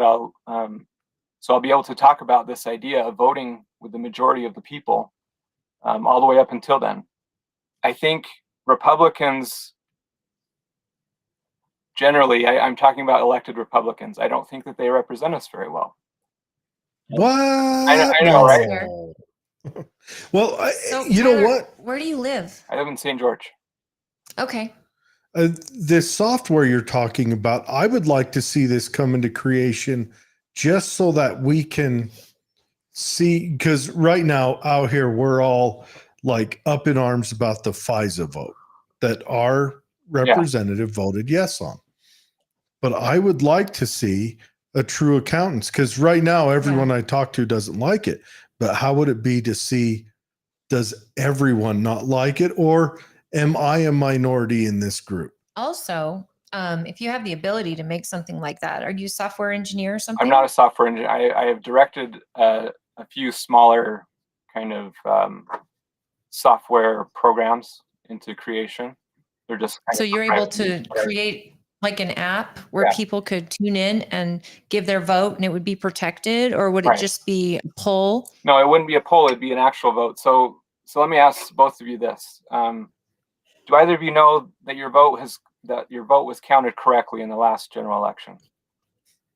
Well, I know mine was. I do know. Our county clerk actually. Oh, because I didn't vote. Yeah, he's okay. I am one of those crazies who I am a truly unaffiliated that I just don't even vote because I've lost trust. And our county clerk here in Tooele County is phenomenal. Once your signature has been registered, it'll show. But again, it has to also keep your anonymity. But you So know that your vote was your voter counted. ID. You know that your vote was received, but you don't know that it was added up in the right columns, do you? Yeah, I watch it. I'm a poll watcher also. And I actually saw my vote get through into the machine and everything. But I'm a voter number. So it's not my name, but I know my voter ID. Okay. Which a lot of people don't. And then I also know at at the state convention, I actually was able to follow all my votes based on the voter ID they give me right off the bat, and I got to see how I voted in our local convention. I know that my vote has been received, but I don't know that my vote was tallied correctly, and that's a big shortcoming of our current voting system. So the software that I'm talking about would initially just be to tell me what to vote on. So we would first of all, it would only be open to registered voters in our district. We would verify, if they're registered voters, then the state of Utah has gone through the process of vetting them as far as citizenship and eligibility and things like that. So we would verify these citizens, these registered citizens on their voter ID numbers. Right. Yeah. And then we would open that app up for people. It would be an encrypted app. If you're familiar with Bitcoin, do you talk about Bitcoin much on your podcast? Oh man. Yeah, and I All the time. I recognize they've got blockchain voting is something that's we'll probably see in the next probably 6 years. We've Oh my talked to a gosh. few people With building. with the computers and everything now, and they're learning it. Blockchain, we're going to probably see it sooner than that. Yeah, I'm getting there's feedback. Are you? there's something going on. Are you getting feedback on your end? No. What kind Oh, of sorry. like a weird audio thing? Yeah, it's okay. We'll just push I through it. don't hear it. No, we've on the previous iteration of the show, we've interviewed a guy who that's what he was building a blockchain voting system, and I think we're going to see that, which will be very interesting. And once they do that, the ability to vote from your phone, I mean, it could be something like what you're saying, where you could vote your voice directly to your representative. Exactly. Well, and I'm a huge proponent after COVID of saying I would much rather our Congress people, our senators, stay in their own districts, stay at home. Why they have to go to DC all this many times to vote when technology like this exists, where Zoom meetings exist, you can have arguments. And I think that would save a ton of money. But if you're able to create an app that actually lets a regular voter give you their opinion in real time, why wouldn't we branch it out and figure out how to do that using blockchain technology to let regular voters vote in real time on voting day from their phones? Yeah. So like I was saying, the software that I will create is initially just so I would know how to vote, but I would hope that software could be then, expanded and potentially be used for general elections, because I don't really trust the general election. My point earlier was I know that my vote has been received, but I don't know that it's been counted correctly. Unless you know that through an anonymized way, you can't really say, well, yeah, that election was secure or it wasn't. There's really no way to have a firm opinion on it, in my opinion. So the app would be based on a public the idea of a public ledger, which is, let's say that there's a vote for a Ukraine funding bill or something like that coming up, and the majority of us in this district, we say no.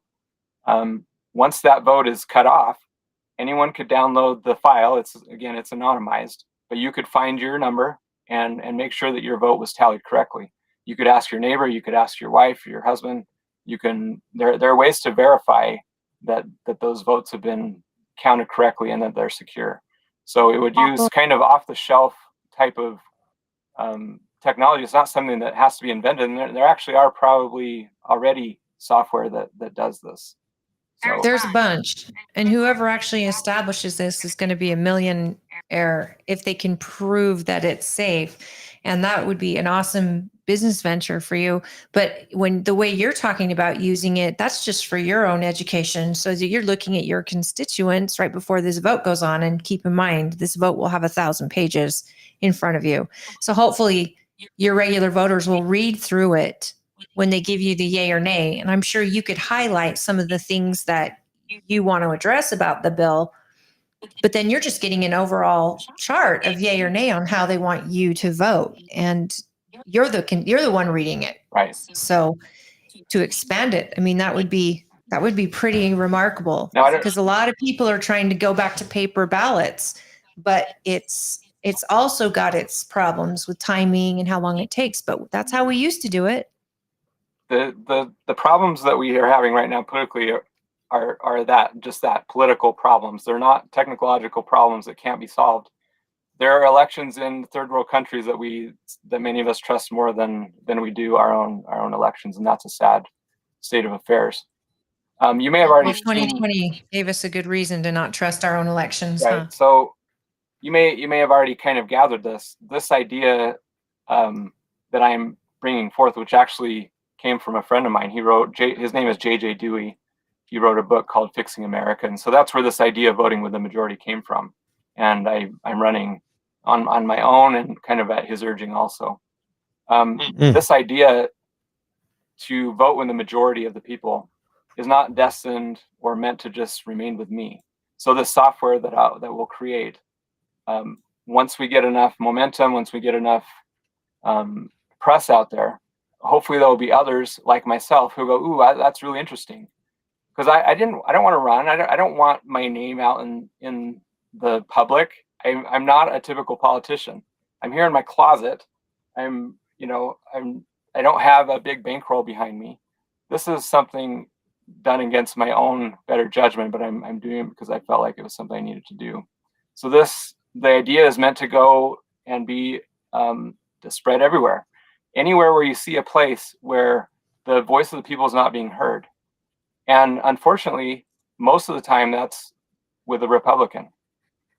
The Republicans, they talk a big game. Oh, we're going to cut spending. We're going to do this or that. When was the last time any sort of spending has been cut on the national level? Hold on, give me a minute. I got to dig deep, way deep. All right. I mean, the last time we paid off our debt would have been, that was Never. under Eisenhower. What's your And the website? last time an actual spending was cut was when Clinton went after welfare. Yeah, Well, he balanced the budget, but I don't think he. we Well, had he did a cut budget military. surplus for, I don't know, it was a short time, but it was actually because of we had a majority Republican Congress, and through Newt Gingrich and all of that we were able to have at least a surplus for a short time. 2 years, if I remember. They balanced the budget so that everything was accounted for. Hey, what's your website, Tyler? My website, tylermercet.com. Well, that's easy. Yeah, except for my last name is like nobody spells it right.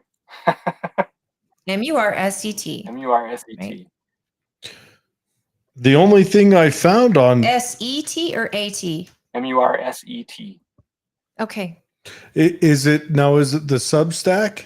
So the Substack, that's my newsletter. I should have a website at tylermercet.com. Okay. Is it not pulling up? I'm finding a whole bunch of Substack. Well, the website looking is for that. tylermercet.com. The Substack will Okay. get you kind of in the door. so tell us, when you're running unaffiliated, who have you been reaching out to get your message out? What's been your playbook? Because this has got to be difficult. Oh, he found it. This has got to be kind of difficult when you're unaffiliated, but you have, I'm assuming, the Republican platform values. So you've got a lot of your neighbors and people who probably are dying to hear your message. Like how have you been getting your message out? Well, primarily is through word of mouth right now. So in order to get on the ballot as an affiliated, I had to get a certain number of signatures, which I did primarily through friends and family, people in my neighborhood, people in my church, and things like that. So this is kind of, I had a bunch of family issues happen the last couple of months. I had to kind of take a pause on the campaign for a little while, but this is kind of a kickoff. So I appreciate you contacting me to come on your podcast. Now I'm going to start doing kind of daily little vlogs, 5-minute, 10-minute, videos and things on Twitter, on YouTube, on Facebook, things like that. I'll be doing things in the community. So it is kind of, I'm under no illusion that I have a real strong chance, even though I felt like I had a spiritual prompting to do that. It doesn't mean that I'm necessarily going to win. But the message is voting with the majority, and that needs to be heard.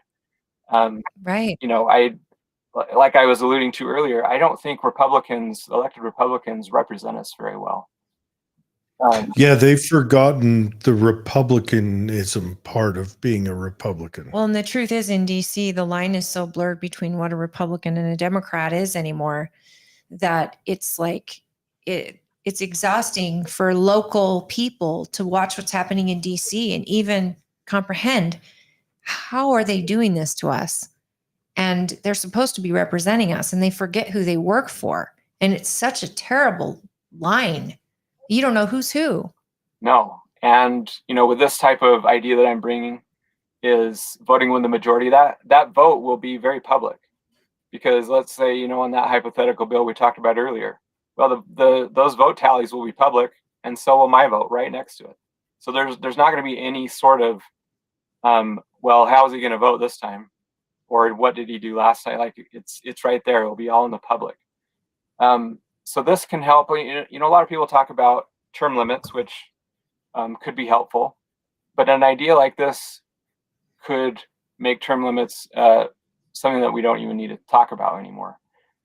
Obsolete. And honestly, if it was something like this, you could send anyone there. Exactly. You could take literally anyone. You could say, homeless Joe down on the corner, we're going to give that boy a job.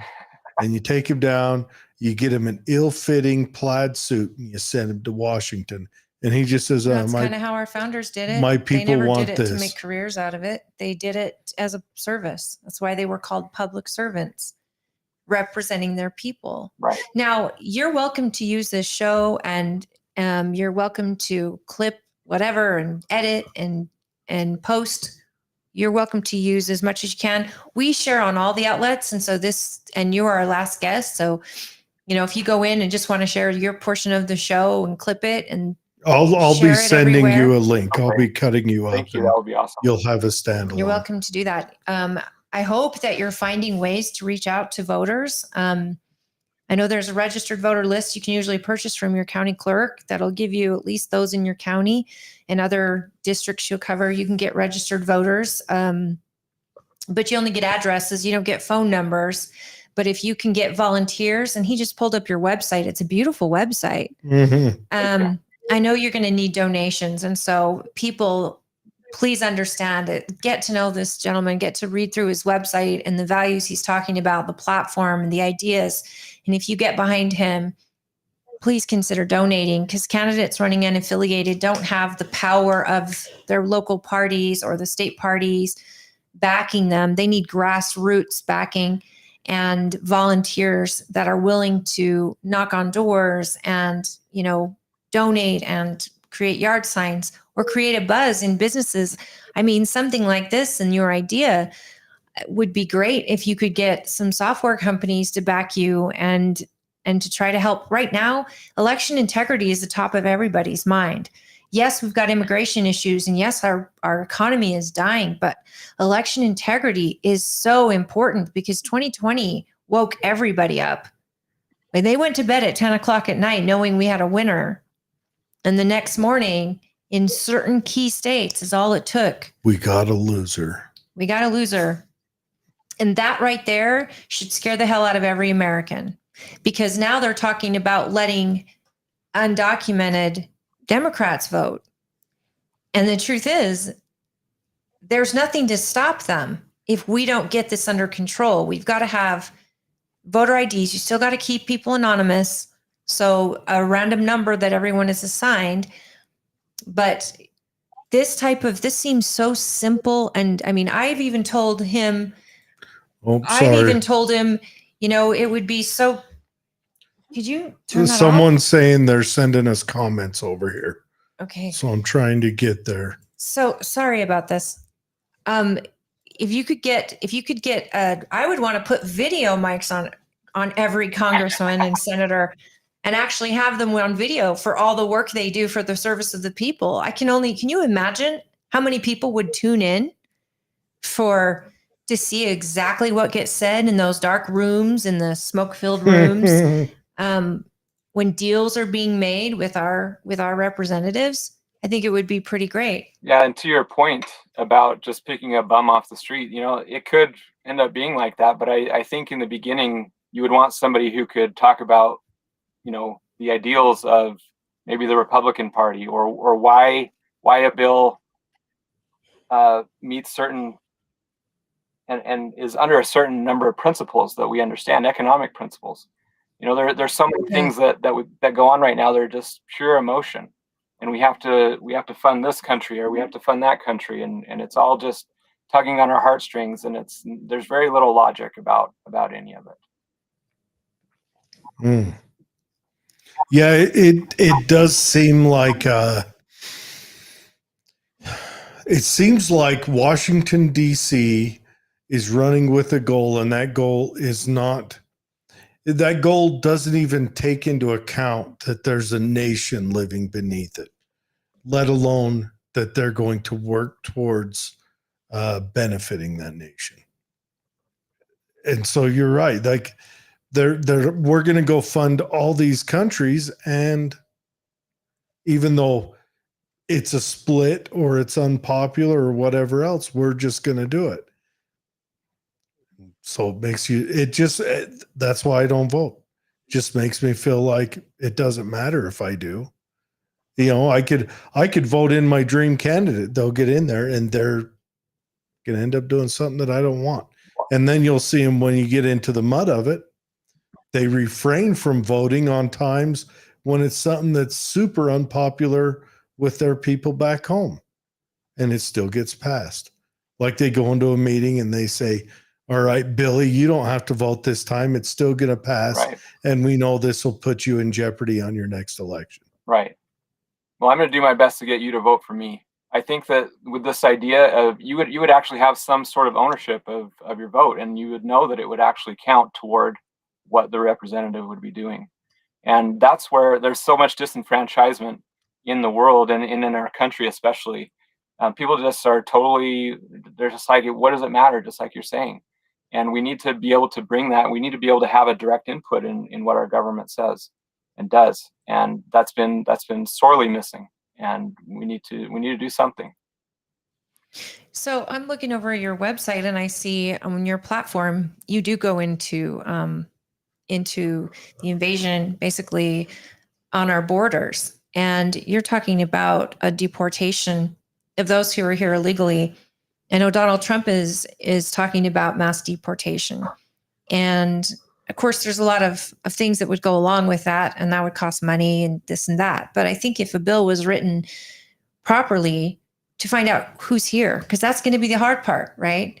Coming off a regime who've let all these people come through. We have no record of who's who's here, who's not. Ooh.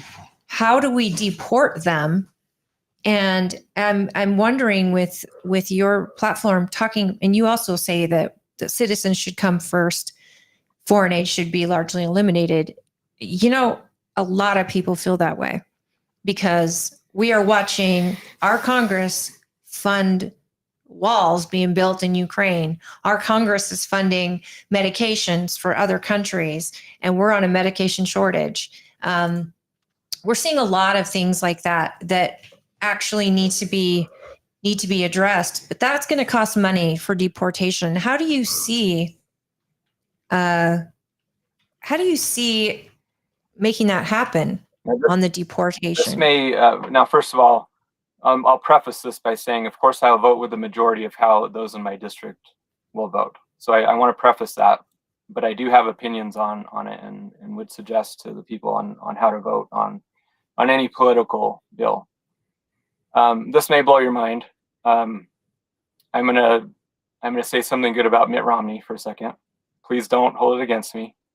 That's okay. No, and a lot of people in our county like Mitt Romney. So when he was running for president, and this is my vague recollection of this, he had an idea of people deporting themselves, and the way that we do that is through a stricter enforcement of employee law and making it so that employees they can't hire illegal immigrants.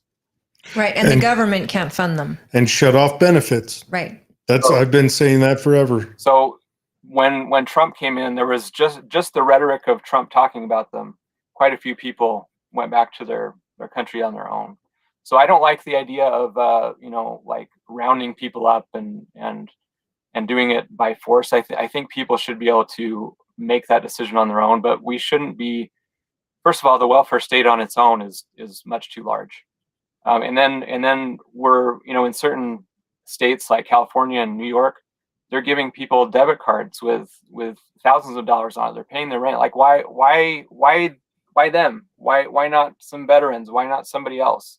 Why They've is already it always broken the other law. people? They're Why is it always other literal people criminals. before us? And so it wouldn't be necessarily flying people out on an airplane, although those I would make an exception. Those violent criminals and things along those nature, I think we should forcefully deport them. Illegal immigrants in and of themselves have violated the law by coming across, but I don't think it's necessarily a violent crime. And I think that we should largely do that through a stricter enforcement of employment law or employment. Yeah. A lot of countries have unloaded their prisons and sent them over the border. Cuba did that in the 90s. Cuba unloaded their insane asylums And that's the problem. prisons and We don't know who's here. sent them over. And we don't know who's capable of committing violent crimes until they actually do it. But I think by essentially suffocating their ability to make money by cutting down on businesses who hire. I mean, we've talked about, every person coming across the border should come through legally for starters, but they should also, if they should have a job waiting for them, a company ready to sponsor them. So for the seasonal workers, and so that we know who they are. So either fingerprinted, now you can do retina scans or DNA swabs, but we know who they are. We have a record of them, whether or not Mexico or somewhere else, Japan or wherever they're, China may not have a record on them, but we then know who they are, right down to their blood type and everything. If they're sponsored when they're over here, they should be given a chance to receive citizenship if that's what they want by passing citizenship tests and learning the language. And we should make it a glamorous thing to be a citizen of this country and a privilege, but they don't qualify for aid. I don't think we should let people who have babies here on the whim have American citizens and then give them aid forever either.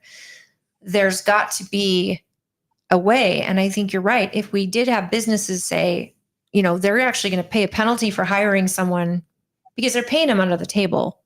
We all know that. But if they get caught, there should be significant penalties to them, if not even legal penalties where they can go to jail. But then also we've got to cut off the welfare state to people who are not legally citizens of this country. Because with that card they're getting, not only they're getting some sort of a green card so they can work, it gives them a social security number. Once that number is established, now they can vote.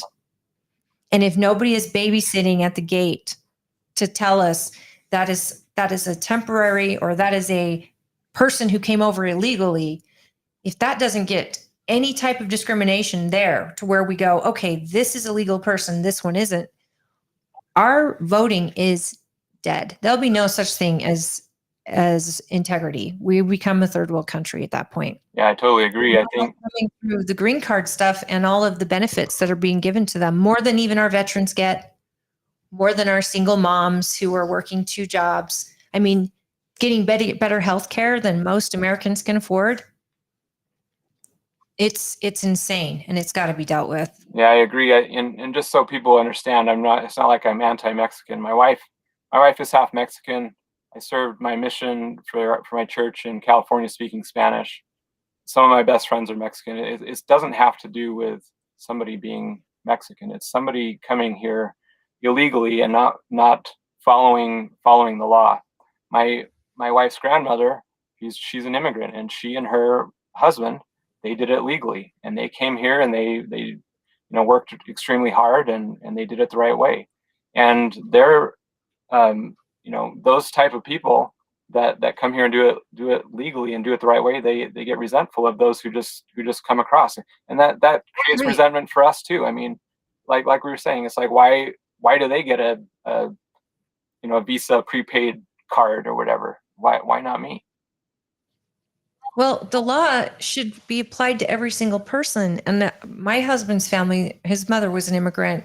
And the one thing she did when she got here was acclimated. She wanted to be American so bad. She refused to even speak German, which I wish she would have, because then he would have learned at a young age. I think that's highly important to teach children multi languages. But the acclimation part, wanting to be an American and not just assuming that it's something that it's a right. It's not. It's a privilege, and people don't look at it like that. Well, another potential portal for this, and I think Trump talked about this his first term, that a lot of people come here and work illegally, and then they send most of their money back home. There could be It's the second largest. It's part of their GDP. Yeah. In Mexico, so it's one of their largest contributors. There could be a potential avenue to go there, but just overall, the idea of voting with the majority, it can create a lot of it can solve a lot of issues. Let me put it that way. We have what I call regulation without representation. We have these giant organizations in the government. You have the CDC, the FDA, all of these 3-letter organizations, right? I'm sure that both of you have talked about those before. Absolutely.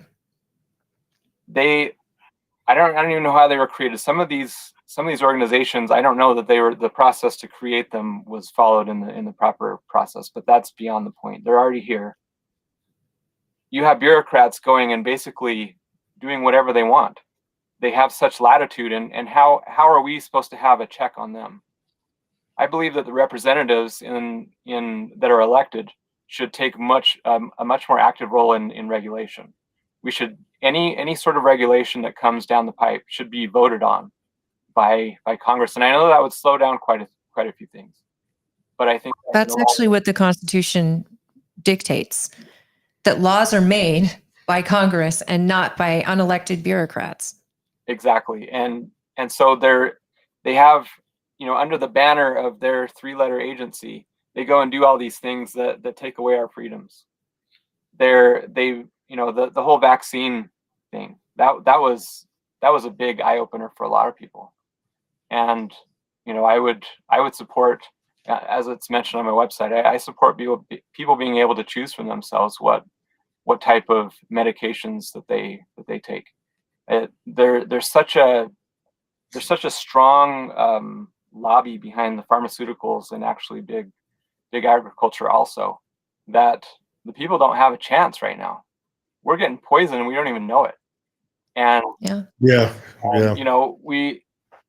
how much 40 years ago, 50 years ago, most people were thin, they were in shape, they were healthy. Now the majority of people have a little extra, including myself. Well, they were growing their own food. They all had gardens. They had local milk farmers, were dairy farmers. And there wasn't all the chemicals in the food that the FDA allows. They're injecting mRNA right now into meat. Yeah. That's why we can't sell our stuff in most of Europe. I'm really worried about what you said about them putting the mRNA in our food, because will they label it? Or will the companies who create these mRNA things, will they lobby Congress so that it doesn't have to be labeled? They're going to lobby. And here's why you vote. This is like, I don't know. I just want to say real quick, Pfizer, we love you. We're open to be a sponsor or for you to sponsor us. We'll have commercials. We'll be just like CNN. Every break brought to you by Pfizer. And then we faint. No, you'll get the saline shot, and everyone else will get the real one. Yeah, when they were talking about the mRNA, putting it in the animals, that's when I started to just really freak out, because my husband and I avoided any of that. We had COVID, we had the antibodies. Why would we get the shot when we've already had it? Our body knows how to fight it. So this spike protein getting injected into animals, that's our food supply. And you don't know which animals or which farms. So if anything was ever more about buying local from your local cattle ranch, from your local poultry getting it local where they're not injecting animals like that. I mean, even Chick-fil-A just said we can't even afford to use organic chicken anymore that's not injected with hormones because the supply and demand is out of control. They can't even afford it. There's so much demand for it in the country. And that should tell everybody, hey, you should start your own chicken farm and not inject chickens with stuff, because there's going to be people who don't want that in their bodies. But that's where we're headed. And yeah, other countries like Europe, they won't buy a lot of our products for that reason, right? Because of they won't. Not allowed. You compare one product in Europe and one in the United States, you look at the ingredients, and the ingredients in the United States are twice as long. They do that. And you can't pronounce it. You can't pronounce it. So many of those things are actually designed to just get us hooked on those and make it taste so good that we crave it again. We crave it and we crave it. And Europe, we tend to criticize Europe quite a bit for a lot of the things that they do, but in that regard, I think that they may be, they're good on food. They've just given up on existence. Well, and high fructose corn syrup is at the top of almost every product made out of America, and they don't let that happen in Europe. God, you brought up Bitcoin and HFC. Dave's head exploded. Yeah. Our partner, he loves Bitcoin. So I want to get into Bitcoin. You actually want it to be an alternative and non-taxed, which I love that. It shouldn't be taxed. Every dollar you get to spend on things you like, you've already paid taxes on that. So if you do invest yourself into Bitcoin, the government hates that, because now you're getting rid of the need for the Fed, and you've got money that isn't traceable by the federal government or the IRS. So why are more citizens? Well, it got expensive overnight. That's one reason. Well, the halvening happened, so yeah. For a fact the government is going to go after Bitcoin. I mean, they're already putting the process up. Well, they did. They did in 2018 when the FBI released, what was it? They released, was it 3 million worth of Bitcoin on the market, and it dumped it that night? I'd have to dig up the particulars, but yeah, the feds did a release on Bitcoin. I'm talking about the legislators are trying to figure out a way how they can tax it or monitor it. That seems to all that Elizabeth Warren is doing nowadays is talking bad about Bitcoin. They're trying to create a federal kind of Bitcoin, a federal, what do they call it? CBDC. Yeah, CBDC. I can't remember what that stands for. Government-backed digital currency. Government-backed digital currency. Or central bank digital currency. Either one's same thing. I mean, you do know this. Bitcoin, it can be tracked, but it's anonymous. So Bitcoin is freedom money, basically. It's a hedge against inflation. If you understand how Bitcoin works, there's a fixed supply of it that will ever be, and there's only so much that will go out. Now, it is important to understand that you can buy any fraction of Bitcoin. So just because it is expensive, like per Bitcoin, you can still buy a fraction of it, and that's important for people to do. I think it's incredibly important for people to have some protection against the inflation that we're experiencing right now. I mean, you just look at the debt. What is it, 35 trillion right now? Yeah. Well, hold on. Yeah, we had the debt clock. I can't say yes. There was a second between when you said that and when I said yes, and so it went up. I could easily be proven wrong in a It second. went up $1 million in that second, or whatever.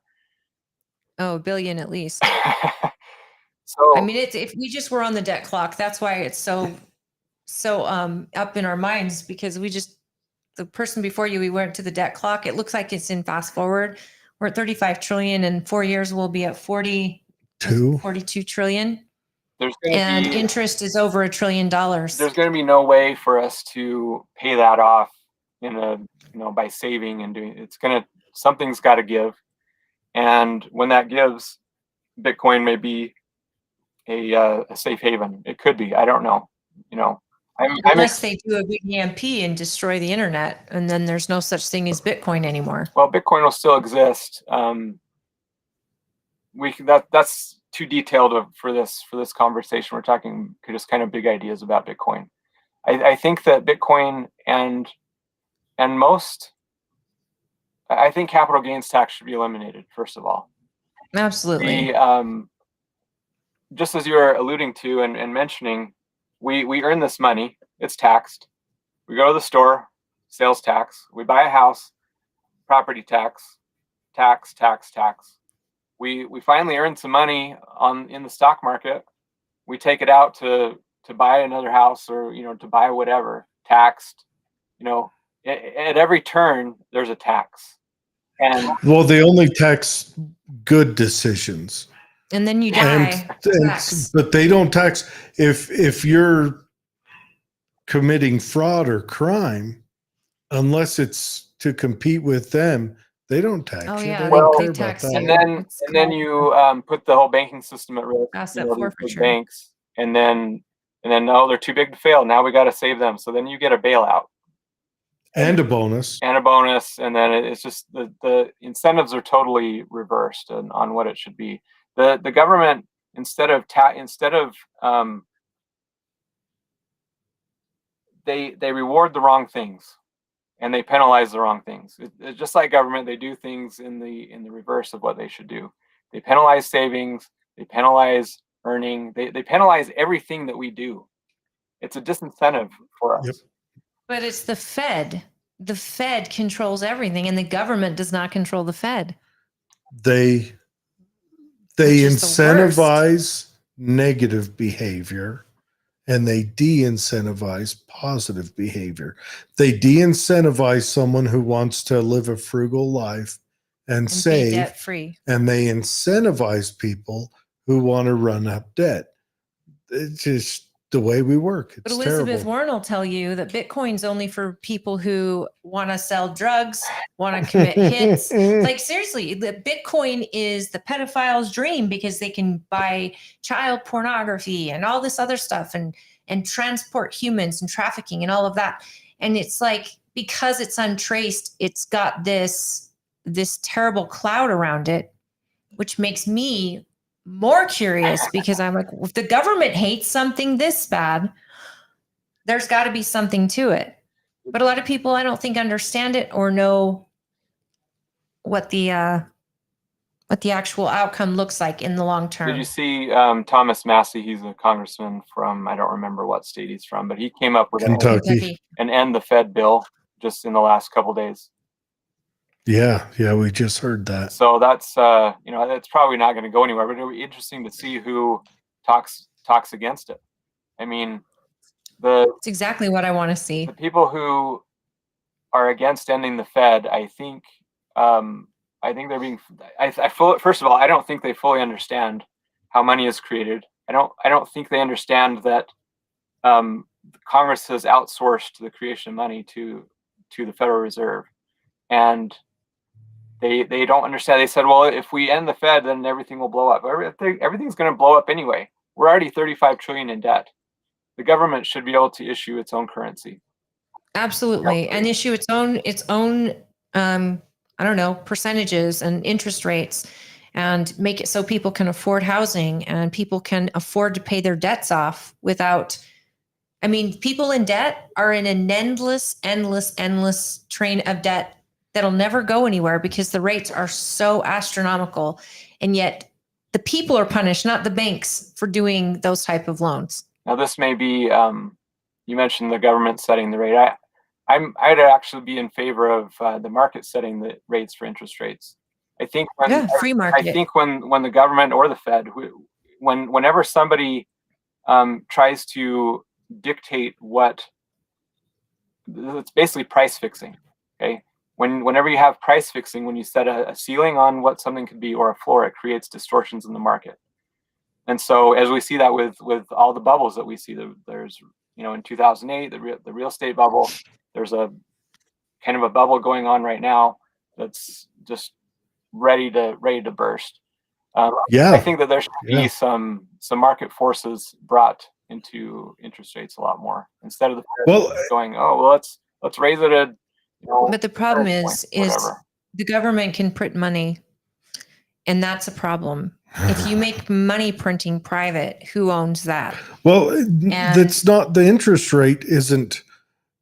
Well, technically it is. If banks set their interest rates based on their own banks and their own home loans and all of that in the free market, the competition would be amazing. But you would have to cut off any spending outside of the United States by the federal government because, they have to print money to give that money away. Well, you don't have to. You just can't have fractional reserve banking. So your banks would be more wholesome. It's our fractional reserve banking that allows them to do that, where they could lend up to, they only have to have 10% on the books of what they can lend. No, I'm talking about like to give money to Ukraine and stuff and the multi-billions of dollars. Oh yeah, Our country prints money to do that. That'd have to go away. But like, I like that idea of a free market, and I would much rather see each bank set its market cap and according to what they need. Because say our area might need housing, and if a bank said, you know what, we need housing in our local area to boost our economy, whatever, we're going to lower the rates on housing development and construction, but we don't need any more, whatever else. So to get a loan to do a startup on that, we can raise it. No, that's an interesting thought. I would like to see the market move. I'd like to make an additional point. Your previous guest was talking a lot about the campaign donations that his opponent, the incumbent, was doing. With this idea that I'm talking about, which I call citizen representatives, by the way, the idea is as us as citizens can be partial, kind of co-legislators with the representative. This idea of citizen representatives coming in, we can make it so campaign finance doesn't have nearly as much importance as it does now. Because if you go, well, that guy is voting with a majority every single time, first of all, the amount of money that I would have to raise to beat someone else, why would anyone else run against me?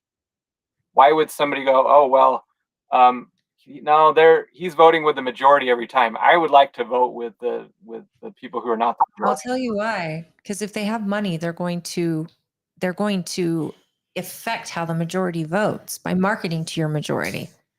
Yeah. The thing is, the reason the United States is not a democracy is because it doesn't work. It will with a small district, but how I would get your system, if I had the money and I had the backing, I'd advertise against you all the time. And then your majority changes, their mindset changes. That's what you worry about with majorities, counting on majority votes. So someone like another candidate would say, well, he votes with majority, but what are these majorities? Where are they getting their information? Where are they learning? So if you have it with this, where you're giving your information on the bill to these people, and you're basically handing them the bill, hoping they read it, because these bills are 1,000 pages and they've got stuff in there for every single thing. So you may be voting on the majority, but that bill could also be dropping money from Social Security or not paying our military, but it does really good over here and really good over here. And it's only a yes or no vote. So that vote, you're going to get the majority vote. They may want to divide it up line by line, but you don't have that option in Congress. I think what I was trying to get at is there is going to be influence on the vote that the representative makes, regardless of how it goes down, right? You either go from trying to influence one person, the representative, so that's a surface area of attack, so to speak, of just one person, versus there are approximately 700,000 people in the second district. So you go from trying to convince one person, which can be very easily done. You look at the campaign donations of any of the people who are in Congress now. It can take as little as $5,000 or $10,000 for people to flip a vote. You go from that amount to trying to change the minds of 700,000 people. That's a lot harder. And well, not to mention, it's also maybe a benefit for those people, because what if Northrop Grumman said, you know what, to buy all these people over, we're building a park in all the communities, or we're going to donate money to All the this, schools. whatever. You see what I'm saying? Yeah. So I like where your head's at with that, because that makes them responsible to the people that they're going to be taking tax money from. Right. And I think that we can reduce a lot of the corruption that there is in the government right now just by, being a little bit more transparent, voting with the people. But, how many votes, if you look at the Republicans, so many of the Republicans in Congress are just basically Democrat light. And it's just like we're going off a cliff. Democrats are going 100 miles an hour. Republicans are going like 75. So it's not like there's not that much difference in the actual elected representatives. But I think that the platforms are very different. If I got this going in Utah with the 4 representatives and potentially the 2 senators, we could pretty much guarantee a strong Republican vote for 20 to 30 years, as long as we don't get taken over by another, move-ins from other states that dilute the voices of Utah. I think if you designed this, there would no longer be parties, which is even better. Yeah. Yeah, the person wouldn't come there as the Republican from Utah. They would come there How would as you force everyone to use it? as the representative. You wouldn't force them, but I'll tell you this: you get 5 Congress people using it, and there are people saying, "Look, he votes the way we want." That will, within 5 years, that will be the benchmark for if people get elected. I'd love to see the All it has to do is be back-end public. solution of this, and to see that it could actually work without getting compromised or hacked and again, I would hope that every item on that bill would be inputted in before people would vote, because that's if you could make anything happen in Congress, I think you would push a bill that says every bill we vote on has to be one page, every issue, so that you're not handed 1,000-page bill and have to vote yes or no on it, because that's where they get you. You get 72 hours to read 1,000 pages, and mixed in with all the stuff you want is all the stuff you don't want. And if they made it 1-page bill each and your constituents were reading it along with you, I love the idea. But if it's 1,000-page bill and you don't have that on the website that people read, because most people won't even read it. So you highlight the point of what each page is and give people an overview. I'd love to see it work. I think the hard part would be is, so let's say in your district you have 7,000 people, and of that 700,000 people, I'm using a number, 7,000 people, and of that probably if you're including all people, so probably 4,000 are registered voters. And of that, on stuff like this, only, what do you think, about 7 people vote and actually pay attention. I think that'll be the hard part to sum out, to suss out how to get more people there to pay attention and vote on each particular bill. If they did, that would be one way that people would drive these omnibus bills out of existence, because everyone, I'm sure, even the Democrats, would get on board saying, look, they're not happy about Israel being tied in with an omnibus bill. The progressives aren't anyway. The Republicans aren't happy with any foreign spending being tied in. So they all tell them no, until eventually the only time a bill gets brought to the floor is when it's a smaller bill, when it's 5 pages or less, or single issue. No, I like the idea. I do. You're asking them to govern themselves, voting for term limits or voting for 1-page bills. And we already have proven that they won't do that. Oh, Until we I'm find a talking way about to get them out. the software. I like the idea of the software. Oh, me too. I would hope it can be hacked, and I would hope that it would be purely informative so that it's- you're educating your populace. If it's blockchain and there's enough of it, it can be hacked, but the expenditure to hack it is beyond all recognition. Just you spread the blockchain far enough, get it on enough nodes, it can be hacked, but you have to hack 1,000 whatever computers at the same time. We should let our guests talk now. Yeah. I'm sorry. Oh, that's okay. We don't have very much time left. Okay. So what do you want to go over? Like, what would you like to tell the people? Well, just to your point of, there are approximately 700,000 people in our district. Yeah, only a percentage of those would vote on bills. But I think as more and more people learn that they can have a more direct influence in what happens, I think more people will get involved. I do think it is important that bills be kind of more single issue bills. They're just so much like you were talking about that they get thrown in there that don't have anything to do with the main purpose of the bill, and it's just like, I'll scratch your back and you scratch mine, that type of thing. It's true. That's why many of our Congress people, Celeste included, she's going to get raked over the coals for voting for a bill. But also what you don't see is the other items in that bill, and that she could get positives on or negatives on or whatever. And I think that that's the problem with the US government right now, is that it's all so forced that not even our representatives can read through it. I mean, Mike Lee says he won't read it. He won't even vote on a bill that he can't read. Well, not to get too off subject, but I think AI will have something to say about this in the future.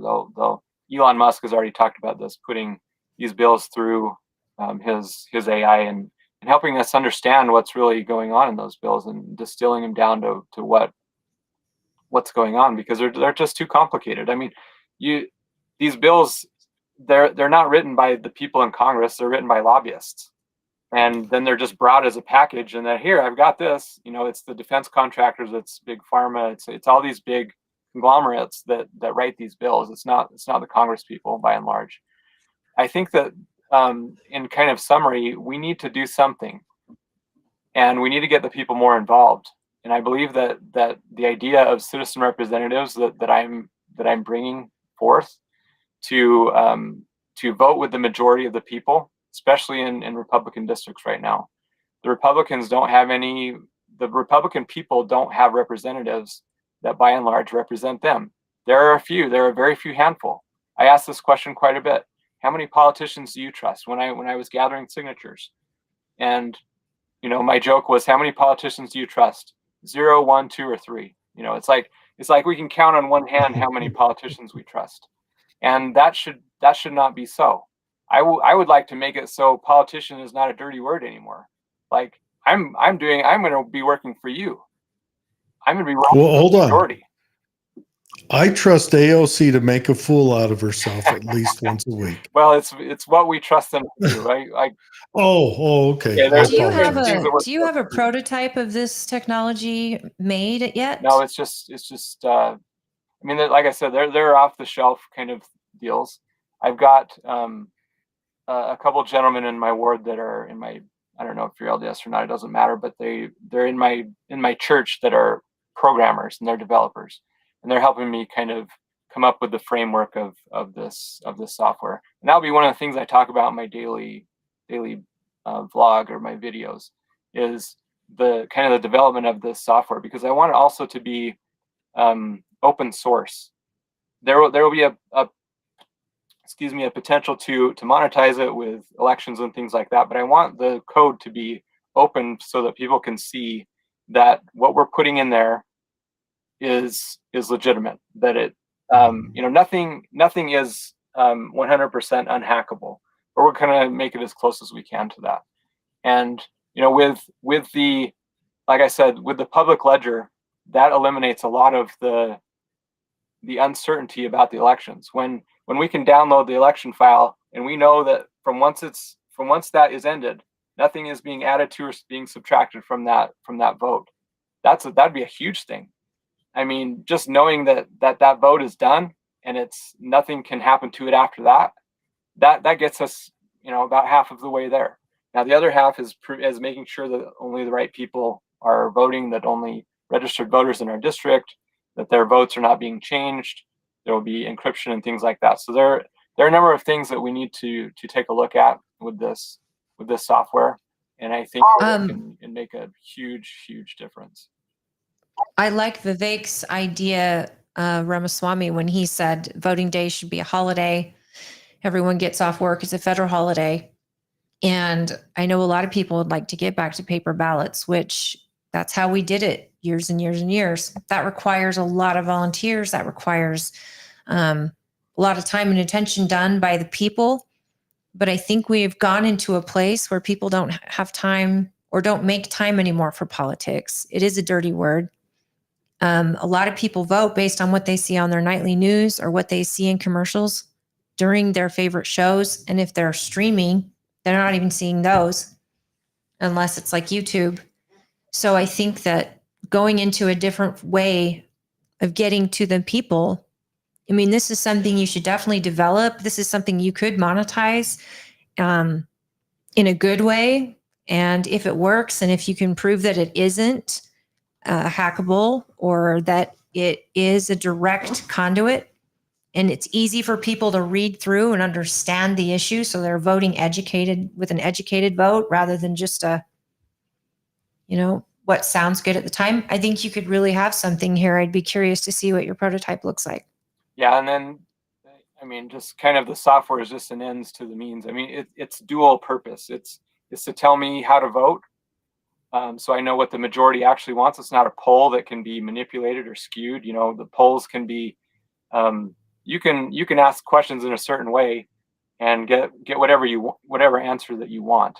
But a bill that comes up, I mean, anyone can download a bill that's up, and they can read for it themselves. So it's a yes/no deal. But my point is that we're getting more of the actual will of the people with this. It's not just a poll. It's not just putting our finger in the wind and trying to figure out which way the wind is blowing. It's a very direct way to know that. And I just from my experience, I've had Congress people. Chris Stewart was one, and I guess Celeste too. She's only been in a handful of months, but he would do town halls every quarter and bring up issues and things that were upcoming, and then votes he'd made in the past. And you would be stunned at how many people bother to tune in, where they can ask questions, where they can learn. It's very few people. I'm trying to think of how many people would download a bill besides us, because we're nerds, and read through it. We got to get that fixed in Congress to make it one bill. Those people who took the time to do it would have a voice with this, because they would be getting on this thing and voting. And that's what I was saying a minute ago. But how many would get on and vote no? And doesn't matter. The majority says no, and they have him vote no. Doesn't matter. The people who are educating themselves, as far as I'm concerned, are the people who count. Right, but he can't differentiate between who's educating and who's not. The person who went on and read the bill. I'm saying, if he had this option and I go in and I'm like, I'm not reading this, just vote no. You read it and go, wow, this is really good. I've read through everything. This is fantastic. And you vote yes. But a majority of people are like, I'm not reading it, and vote no. Then they can get pissed off at it for not voting. But the people who apply it are the ones, because he can say, hey, look, I only went off the way you guys voted. And as long as it's open, so if people don't like it. Yeah, as long as it's open to every registered voter in the district, it doesn't I can't worry about who is educated on the bill and who is not. As long as it's available for anyone who is a registered voter to do it, then that's the important thing. I think it would be incumbent on us to try to drive engagement, try to make it more interesting. And like you're saying, it's like once you know that you have more of a say in it, people are going to get more involved. And like I said, I don't want to do this. This is not something that I was like dreaming. Oh, I want to be a politician. I don't want to be a politician. You can kind of see that when this starts gaining traction, a lot of people in power are not going to like it. Like I had a lot of fear about running, and it took me quite a long time to actually come to the decision to do it. And so this is going to upset a lot of apple carts, and that's just the way it is. We need something to change, and this is a way to do it. And voting with the majority, using citizen representatives, using a voting system that can eventually be used in general elections. It's going to be it's a start. I mean, my website, you go to tylermercet.com. I'm accepting donations now. That's my plug. And Excellent. I'm doing. I wonder if you could sell this to maybe counties and cities first to get a kickoff on it. Yeah. To make a return for the software. Yeah. Oh, I'm sure if it's proven that it would work, yeah, this is a monetized thing for sure. Yeah. Sell it to HOAs. Watch HOAs disappear. Is there anyone on earth who likes HOAs? Just the people who pay money to live in them. Even people the who live in HOA them. presidents love them. Yeah. It's their one chance of power. Oh. But no, I like the idea. I got elected the HOA president once, and I wasn't even there. I was like default, and I'm like, I don't want to do this. there are people who just love the power, and that's not me. But somebody has to do something, and we can talk. If everyone were like Republican, or excuse me, like Representative Massey, I wouldn't be talking about this. If all the representatives were following the actual Constitution, I wouldn't even need to be here. Like we wouldn't even, you probably wouldn't even have a podcast. But why would we talk Rude. about it wouldn't be about this. Yeah, we'd still have a podcast.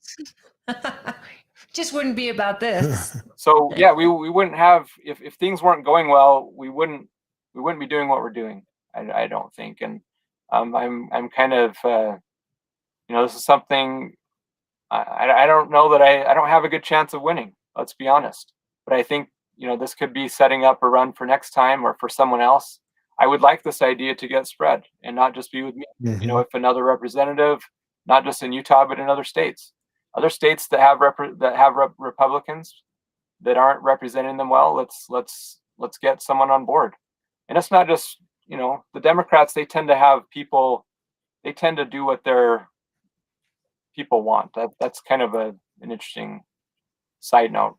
I have talked to a number of my neighbors that are Democrat, and they said that this idea resonated with them. And yeah, I would argue that no party does what their people want. I mean, right now the progressive wing is pissed at Joe. They are pissed at him because he's funding Israel, and so he's got to open himself up for a impeachment because he wants to stop the funding of Israel, which exactly was the thing they impeached Trump for. We'll see if it happens. But so no politicians, which is why I'm a 10th Amendment guy. I think all government should be managed as small as it can be. The federal government has a very small bubble they deal with. Honestly, our Congress could probably meet up once every Congress could meet up once every 2 years. You elect a guy, he goes there, he meets up for 2 weeks, says, is anything changed we need to work our way through? No, he goes home. That's it. Senate meets up once every 6 years. They go there, they say, do we need to write any new laws? No, because all these things can be managed on the state and county level, right? I believe their job is I'm only with to you. be working for the national level. They're not even supposed to be working for their states. No, that's what I'm saying. The states deal with all this. Does the Senate need to have a new law come down on us every week? No. That's a question. They're doing it every day. But does it have to come down every week? Every day, do we need a new law written on the federal level? No. They should go in there once every 6 years when they're elected. They don't have to rent an apartment there. We'll put them up in a hotel room for 2 days. I'm fine with that. They go in there, do a quick review on what do we have going on? Is there anything pressing? Is our nation falling apart because it hasn't had our legal attention? No? Okay. Peace out, boys. I'm going home. You'd have to eliminate any money going out of the country. You'd have to make sure our military was funded. This is a G-rated Any of show. the wars gone. What do you mean make sure the military's funded? The only thing in the Constitution on military is the U.S. Navy. That's it. Guys, go home and read it for yourselves. Yeah, but you still need to fund them. Sure, that's easy. How many boats do we have? That's how many? How many sailors? Okay. Okay. It's not that easy because you still have to protect our borders, also required in the Constitution. Yeah, that could probably happen through the states, and it doesn't take what it takes. You know what? You know how you protect the borders? You're taking his show away from him. We and don't we're give 15 minutes. we don't past. give welfare out to people who cross it. Everyone stops crossing it. Yeah. It was never a problem before. I thought drones would work. To your point, really quickly, I was talking to a gentleman a month or two ago about, and he's very strict, like a very staunch constitutionalist. And, I was presenting my idea to him, and he had some objections here and there and whatever. And I said, how many of the bills coming out are constitutional? Or he said maybe 1% of them. And that's to your point, that because the 10th Amendment says that anything that is the only thing that the federal government should be doing is what is strictly talked about in the Constitution, and anything else is left to the states. And even one of our Supreme Court justices did not understand what the 10th Amendment was. That was eye-opening. I'm shocked. That was eye-opening. It was like somebody had to help her save face because she didn't. What's the 10th Amendment? Like what? Just these things that if people truly understood what the Constitution meant and what the federal government is supposed to do versus what the state and local governments can do, things would be completely different. So I'm totally on board with you. I agree with that. I'm just trying to do my little part to get this idea out there. I really appreciate you calling me and contacting me, because this is use this kind of like a springboard to get me going again. So I appreciate that. Good. Hey, thanks for running. That's a big deal. Thanks for throwing your hat in the ring. I mean, it's a tough fight. Yeah, it's not easy. I can only imagine your wife is probably like, "Are you crazy? This is crazy." But I'm so glad. My hat's off to anyone that puts their name out there, puts themselves out there to actually do something for their fellow man. And I really appreciate that. So you sound like you've really got something there. I'm excited to see how it plays out. I'd really love to see it when you have like a prototype or something and you need somewhere to advertise it. Call us. We want to have you on. You need somewhere to try it out. We'll see if our county won't put it in. Yeah, that'd be awesome. That would require a vote of the people. Sure. We'll put it out to a vote of the people. You can advertise for it. Yeah. There will be lots of strings. It should start with the candidate who's elected and actually starts using it. That's how people will vote for it, because that would cost. People have to vote for their method of voting in counties. Yeah, that's how we got mail-in voting. Okay. So that could be cool. But this would just be our county putting it out to get a pulse on what the populace thinks. The populace who cares thinks. Yeah. We need to get a populace who cares. Yeah. That'd be one step in getting a better government. How would it be? No, the best government is one that you don't have to care about. It will run and it won't abuse you. We don't have that. So instead Nobody have to has have this. that. That's a good point. impossible. No one has that. Okay. So everybody go to his website. Yep, TylerMurset.com. It's TylerMurset.com. Check him out if you like what he's saying, or if you have questions for him. He's got a contact him on there. You've got the donate, everything else. You can dig in deep. You have yard signs. Got the in case breakdown people of his want a yard information. sign. I've got the yard signs designed. I don't have any produced yet, but I can have those in short order. Okay. Excellent. So reach out, go to the website and communicate with him. Find out more about him. He's an open book. It seems like. I'm sure we could talk to you for hours. Oh yeah. Yep. Thank you, Tyler. You have a good weekend. Have a good everything else going on. Have a good night. And we wish you luck, sir. Thank you so much. Thank you. Have a good one. All right, everyone. That's the show. Birthday is Monday. Whose birthday? Yours? Yeah. Holy cow, she's going to be turning 34. 29. 29. The big 29. Big anniversary So everybody's for my 29th birthday. Everybody wish Holly happy birthday Hey, on my mom Monday. sent me something really quick that I Oh. wanted to tell you about. She said, "Did you hear that Governor Abbott just pardoned a convicted police officer who shot and killed a BLM man who drew a gun on him, and the cop didn't know it wasn't loaded? Courts found the cop guilty, and Abbott just pardoned him." Good. Now tell Abbott to go work for that Uber driver in the BLM march where that moron Air Force guy pointed an AK-47 at an Army guy who's driving for Uber. Oh, did that guy get convicted? Yes, he did. Air Force, don't have a shootout with soldiers. Have a type out or a cable remote out. You know what? Just play Call of Duty like the rest of us. Anyways, everyone have a good weekend. Remember, Holly's birthday's on Monday. Monday. On money. It's on money. It's on Monday. Everybody send her your best, and I hope she has a great one. We will see you guys.